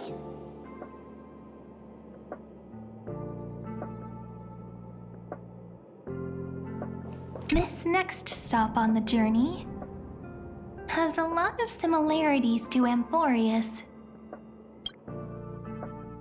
A snow-covered land? Interesting. This star is named Eurillo 6. That name sounds so cold. Belobog sounds better. The girl we see here holds a similar station to you, Imperator. She's the supreme guardian of this world, a leader who took up the mantle of government during a disaster. I did not expect the Empress of this world to be so young. Well, your appearance isn't much older. The object in the distance resembles Nikador. Is it a weapon? No, it's called... Right! The Geological Reconstruction Unit. Just Giorios' Titankin? Disappointing.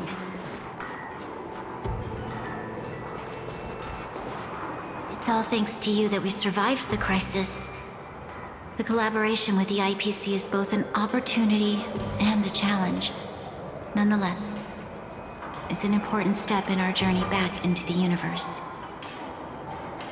This world was sealed beneath its sky just like Amphorius was, and they only managed to reconnect with the stars when the Nameless arrived. That IPC she spoke of, is it a more powerful organization? Yes, the IPC conquered many worlds through trade and opened up a vast territory that way. There are many such powerful alliances beyond Amphorius, and they all walk on roads different from the destruction. Coming back to the Supreme Guardian and her Belobog, didn't they find a peaceful way to enter the interstellar community?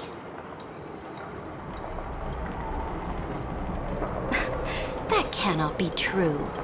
That IPC would never have grown so big on trade alone. It may pretend to be a wealthy merchant with clean hands, but I am willing to bet that it grew fat on gory oppression and bloodshed. Its path of conquest must have had no mercy for the weak and would have destroyed them if needed. Are you telling me that this snowland never thought about tossing its dignity to the wind and kneeling to the IPC? I will not believe it. I will never allow the Imperator's empire to be sullied by others. Amphorius must become a power so strong that no interstellar foreigner would dare to look down upon us. Imperator, Belobog isn't as weak as you imagine. Listen. I indeed hesitated, but now I understand what we must do. Belobog must learn how to walk on her own until she no longer needs the support of others and can stand on her 2 feet among the stars. Even if I may not live to see it, I believe such a day will surely come. They still have their dignity intact. One day, that hope will melt through the ice and help them into a prosperous tomorrow.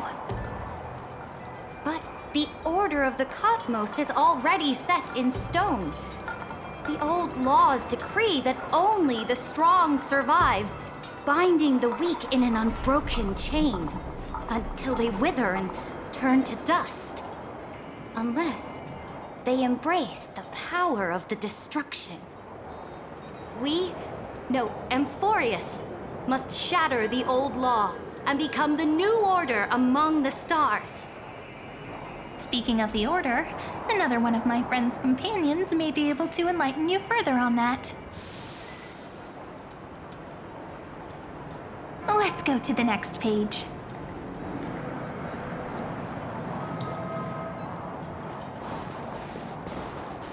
This next world is a nation of dreams. The first time I heard about that place, I didn't even know what to think.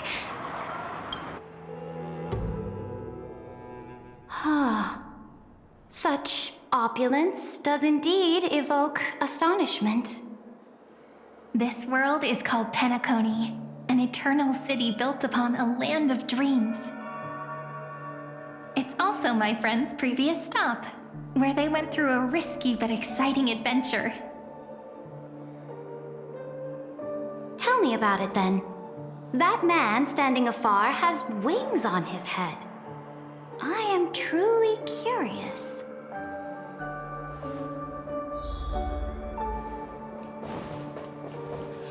I wish to gaze upon the views of the Reverie Hotel one more time. I'll be just a traveler when I come back here again. And perhaps, through a traveler's eyes, even the things I once knew so well will feel strangely different.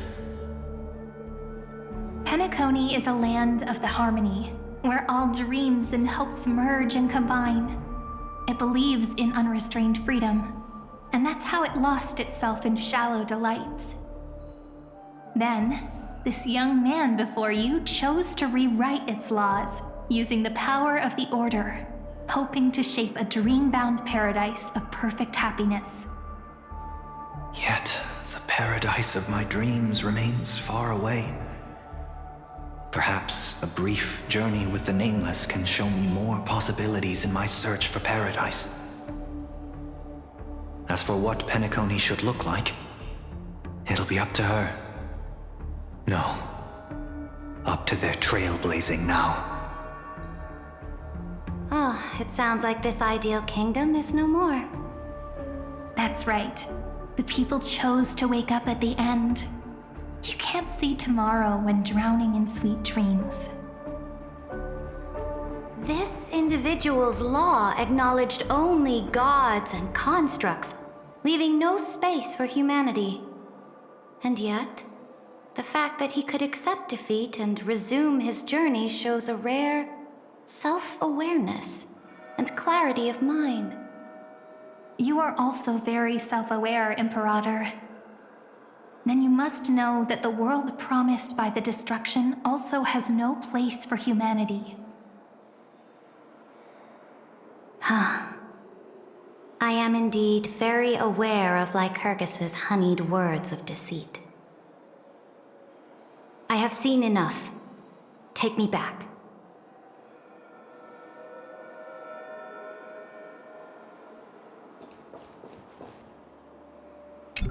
As for what Penacony should look like, it'll be up to her.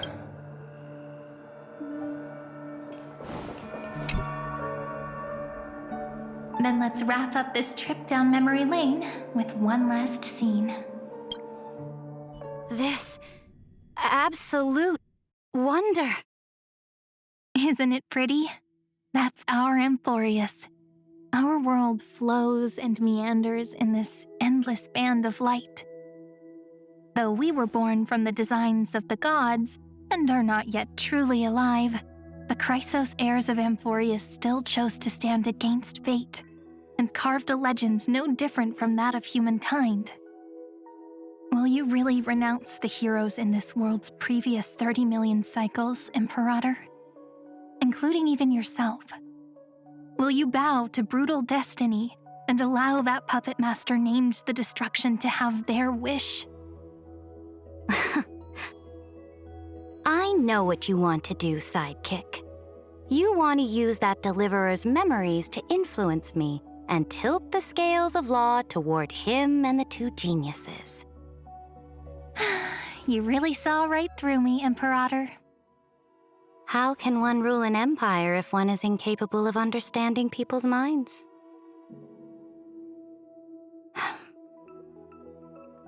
I have decided on Law's final destination. However, before I move my next chess piece, before we go on, tell me this, sidekick. Throughout his trailblaze, was there ever a memory of the ocean?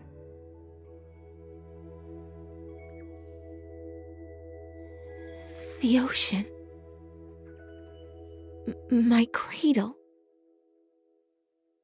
My home. You shall complete your conquest in the ocean at the boundaries of this world, and eternally slumber in the sound of tides.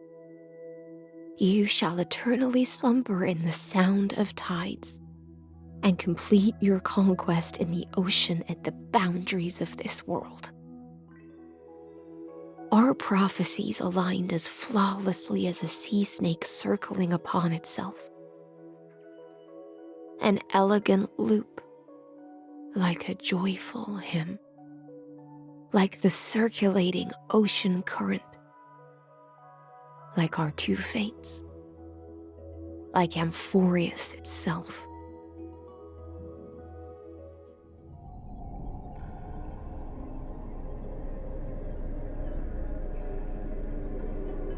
The trial is over. So tell me, who will own the divine authority of law? I won't give it to anyone. What?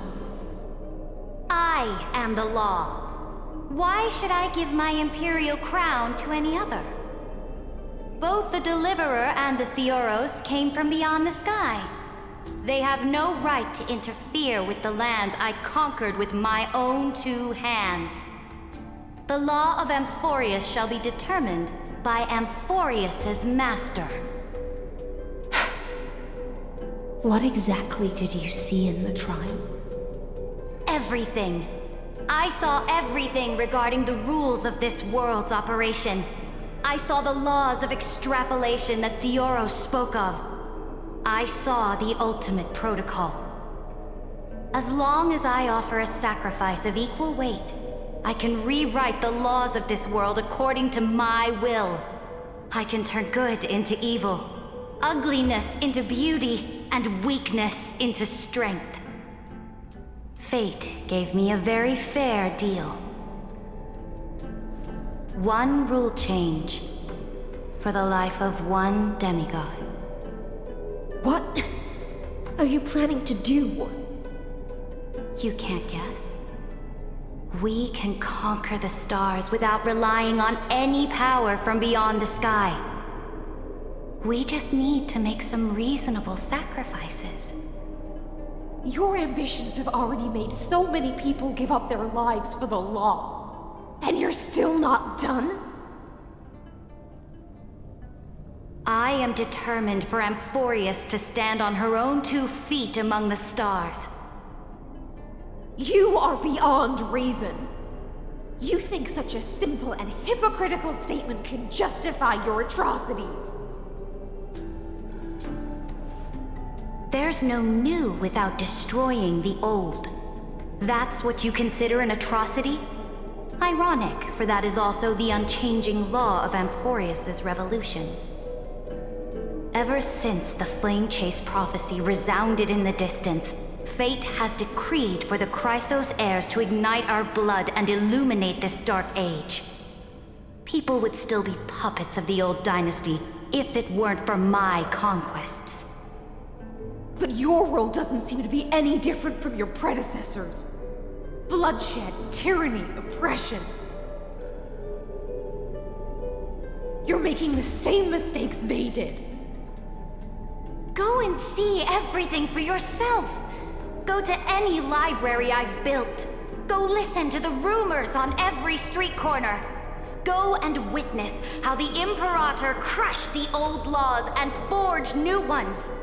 Go and see what my conquests brought to this world.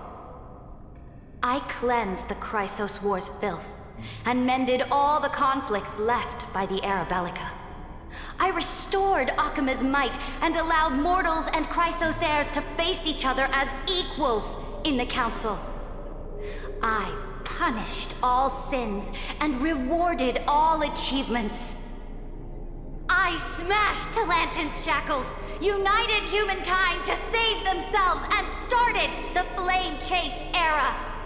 That's what the Imperator has done in her glorious life. So now, Hearken to my final words. History will eventually forget Cerydra. But it will never forget the Imperator's people or the Flame Chase era she began. Final words.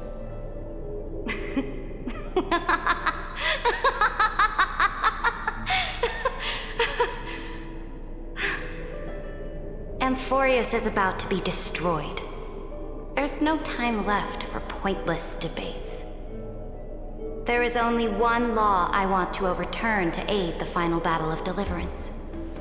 So I will only offer the life of one demigod. In the name of the Imperator, I command you one last time, Helektra. Either sacrifice yourself for conquest, or pierce this tyrant's chest with your sword. Thus, the Imperator concluded her final speech. At the end of her life, at the last moment before she stepped onto the altar, she gave her most loyal subject the choice to decide fate, just as she promised her compatriots before her very first campaign. My blood flows in you now. Heroic compatriots, follow me, and we'll seize fate's reins! The Imperator fell. Some say that the Dux Gladiorum turned traitor and killed her liege. Some say that she imprisoned the tyrant in a shallow pond of water, then left. Which meant the Imperator had to kill herself to rewrite the law. There are countless stories about her death. All we can be sure of is when the knight left the vortex, the Imperator was still mumbling about their past conquests together. The beginning and the end of her existence. Imperator, wait! How could someone of your status come to the front lines? Let me be the flag bearer! The troops defending the pass to the west of the grove, have they surrendered? They ran as quickly as they could when they heard your name. The Golden Cocoon Pass is now in the First Legion's hands. Good. What about the Delosian militia? The Third Legion set fire to the mountains and flattened everything west of the basin. They just need a few more days. That is enough. We cannot afford to miss an opportunity for victory. Lastly, how many Ladonian cannons are left? They are no more. The Second and Fourth Legions have destroyed them all. Very good. They now have no way out, no reinforcements, and no artillery support. We will be able to liberate the Grove of Epiphany in the blink of an eye.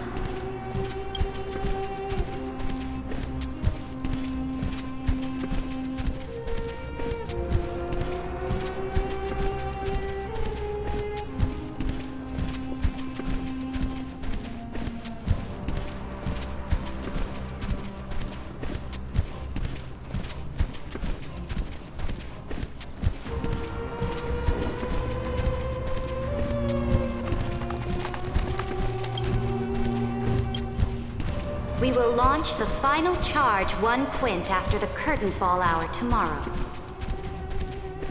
Remember, as long as the Alliance's flag still flies on my shoulders, you must keep moving forward. Take no prisoners among the enemy's soldiers.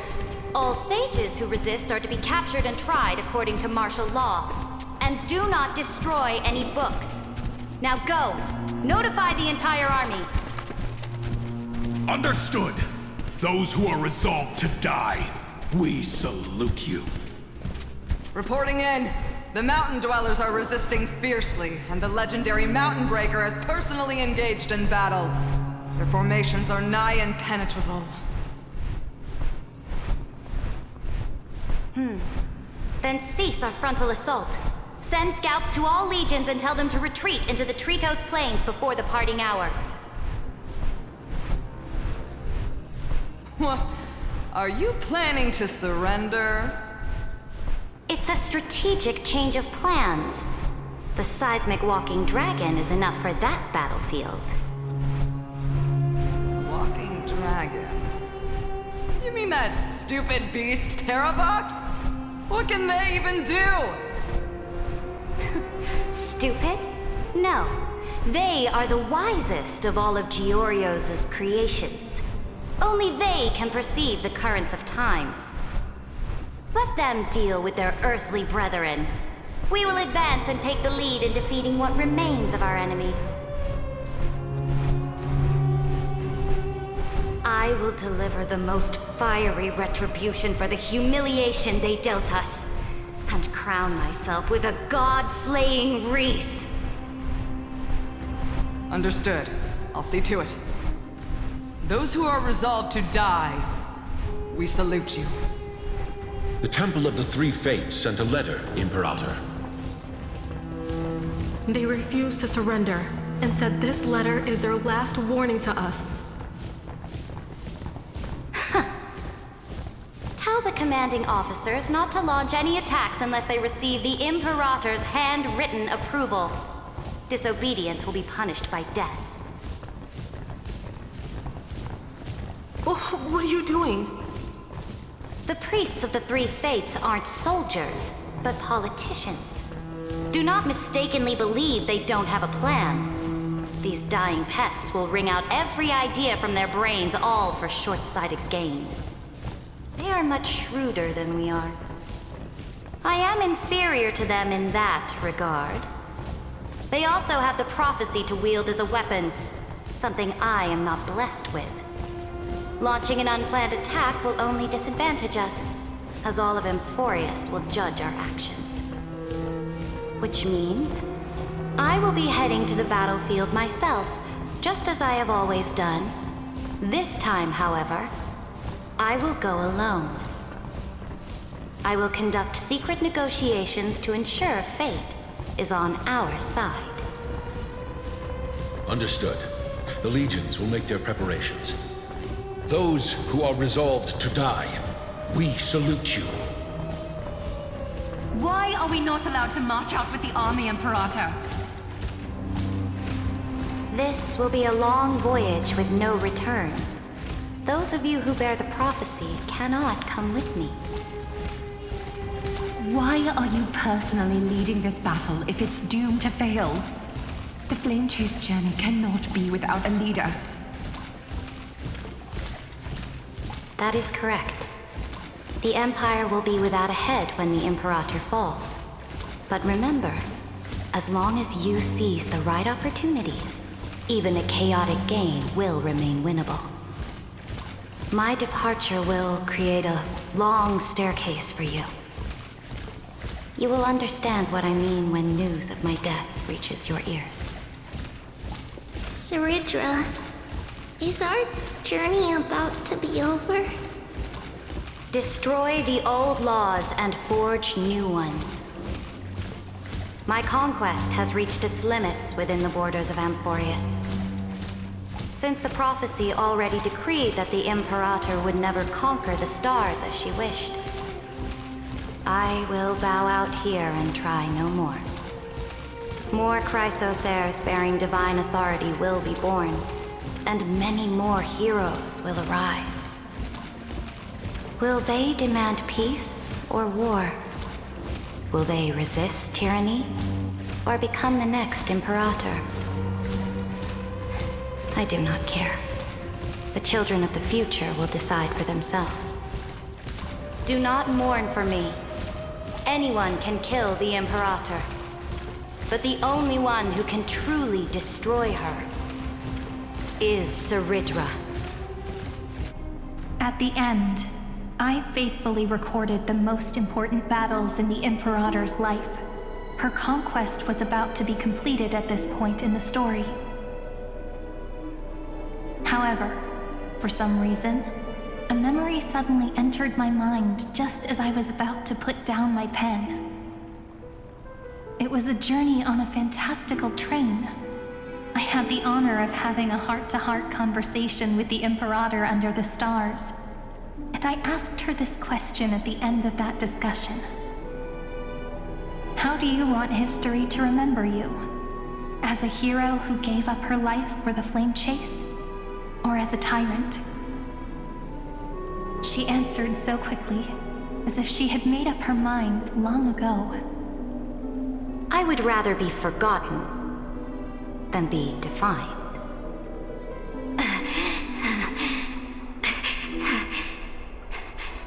Because the law can be neither eternal nor unchallenged. And only humanity can pen laws into history's pages.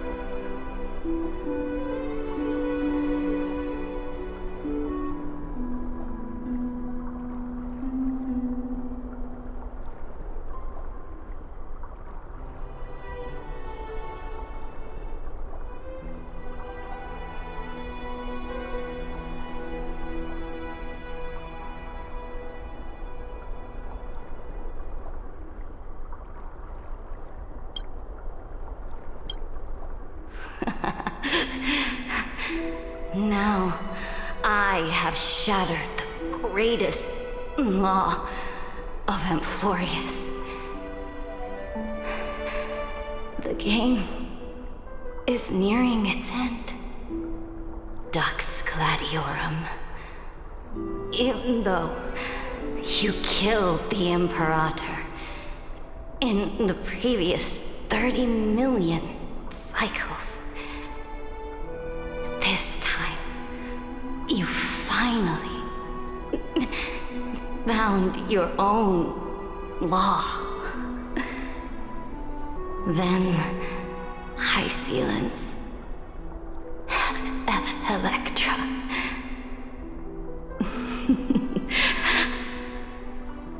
I will ask someone to deliver the prophecy's ocean at the boundaries of this world to you.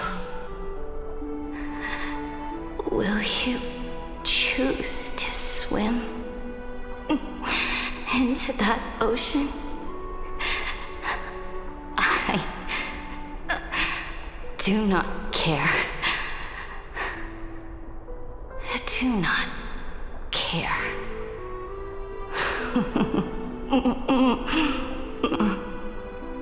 The Imperator muttered about her conquests, and news of her death spread in the city.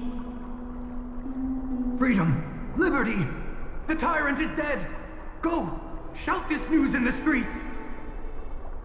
My people! My fellow elders! Do not panic. Stand your ground. That usurper has paid for her ambition with her life. People once cheered for my ascension. And now they cheer for my fall. No matter. I am fond of applause.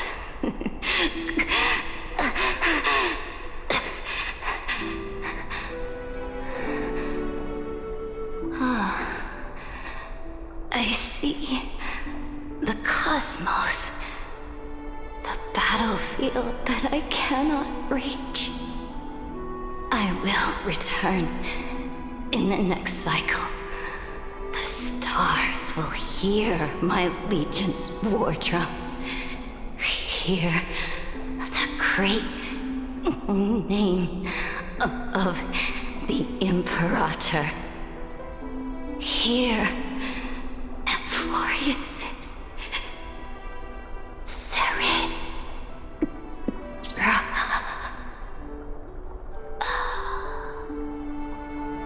To this day, we do not know which rule the Imperator overwrote at the cost of her life. Perhaps the truth will only be revealed at the moment of checkmate, just like every chess game she ever played. We only know her death inflamed Akuma. On one side of the city, those who defended liberty toppled her statues to the ground.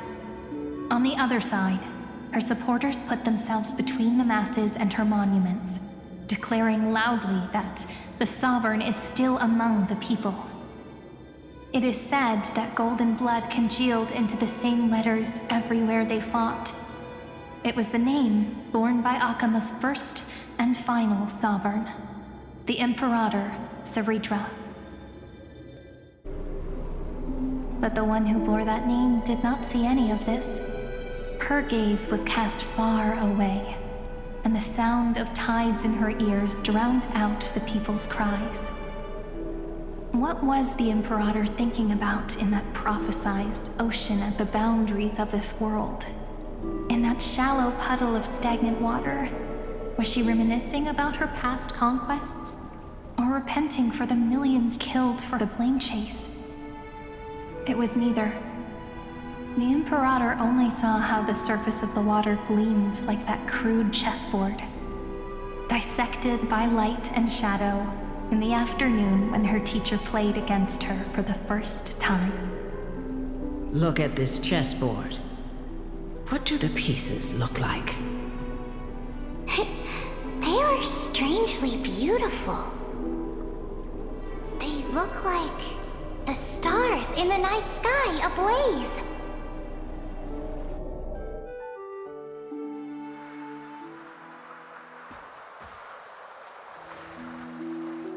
From that page emerged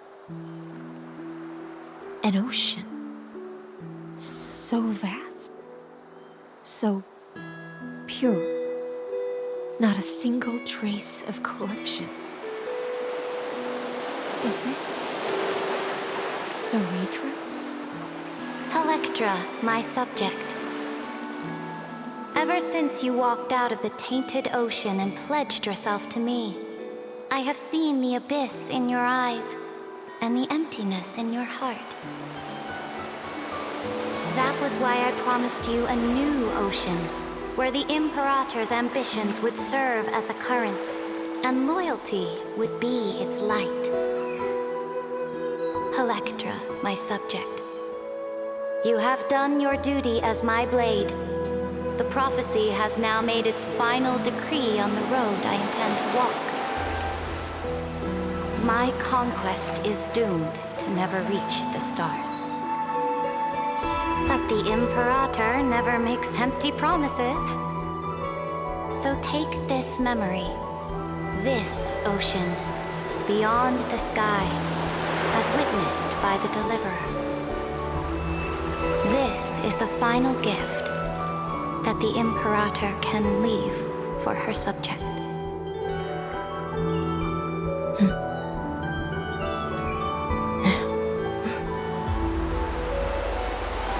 When I was still a fish in the ocean, I always felt so genuine swimming through the waters. But once I stepped onto land, I found myself caught in a play. Every land dweller wore a mask in their life. So I, too, donned a costume and tried to find my role in this show.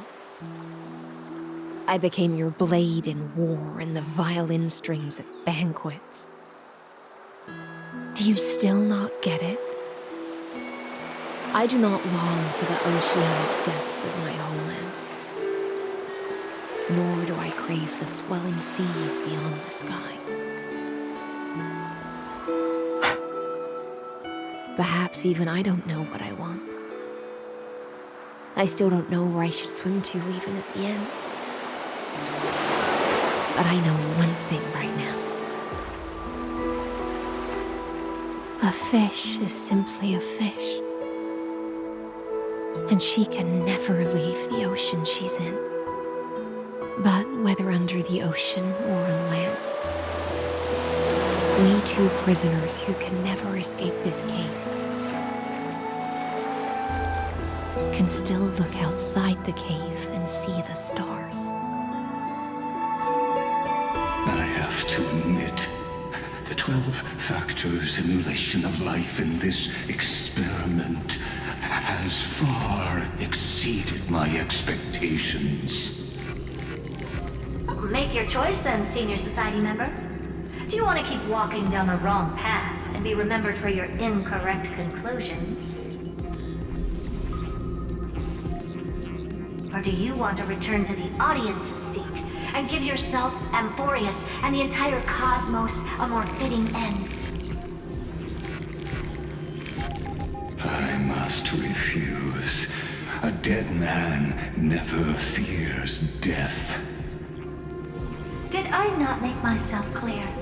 Have you forgotten about our dear Lord of Silence? You wouldn't want her to consider your 8 other clones as cancers within the erudition and chop them all up, would you?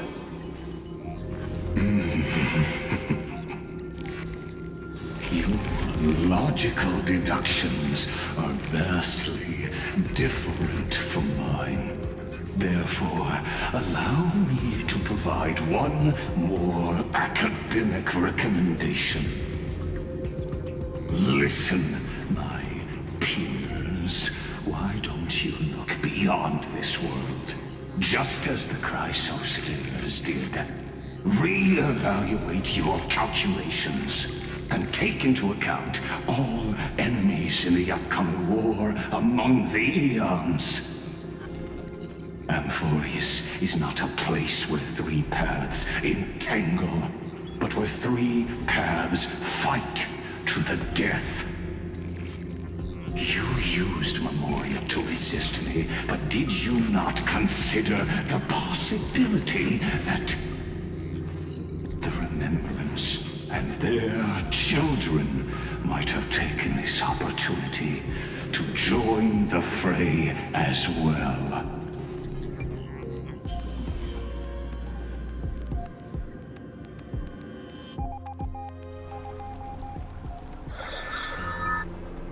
Oh, so this isn't just silence. It's the answer. What was the last thing he said to you before you parted the waters at the Scale Gorge waterscape? A tricky question, but one with a simple answer. He didn't say anything back then, right?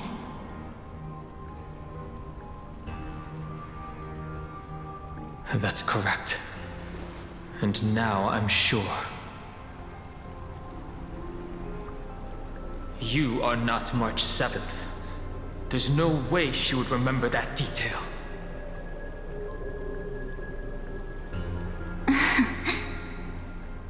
I'll only warn you once. Leave her body now. How impulsive. That's not like you at all. Why don't you calm down and think about another possibility? I didn't take over March 7th's body. Rather, it's March 7th who regained my memories.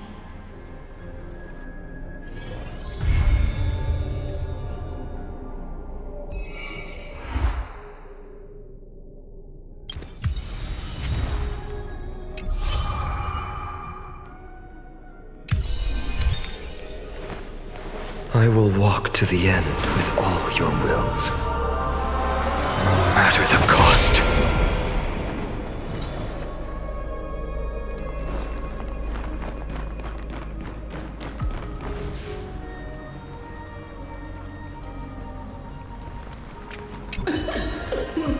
Pour me a cup, will you?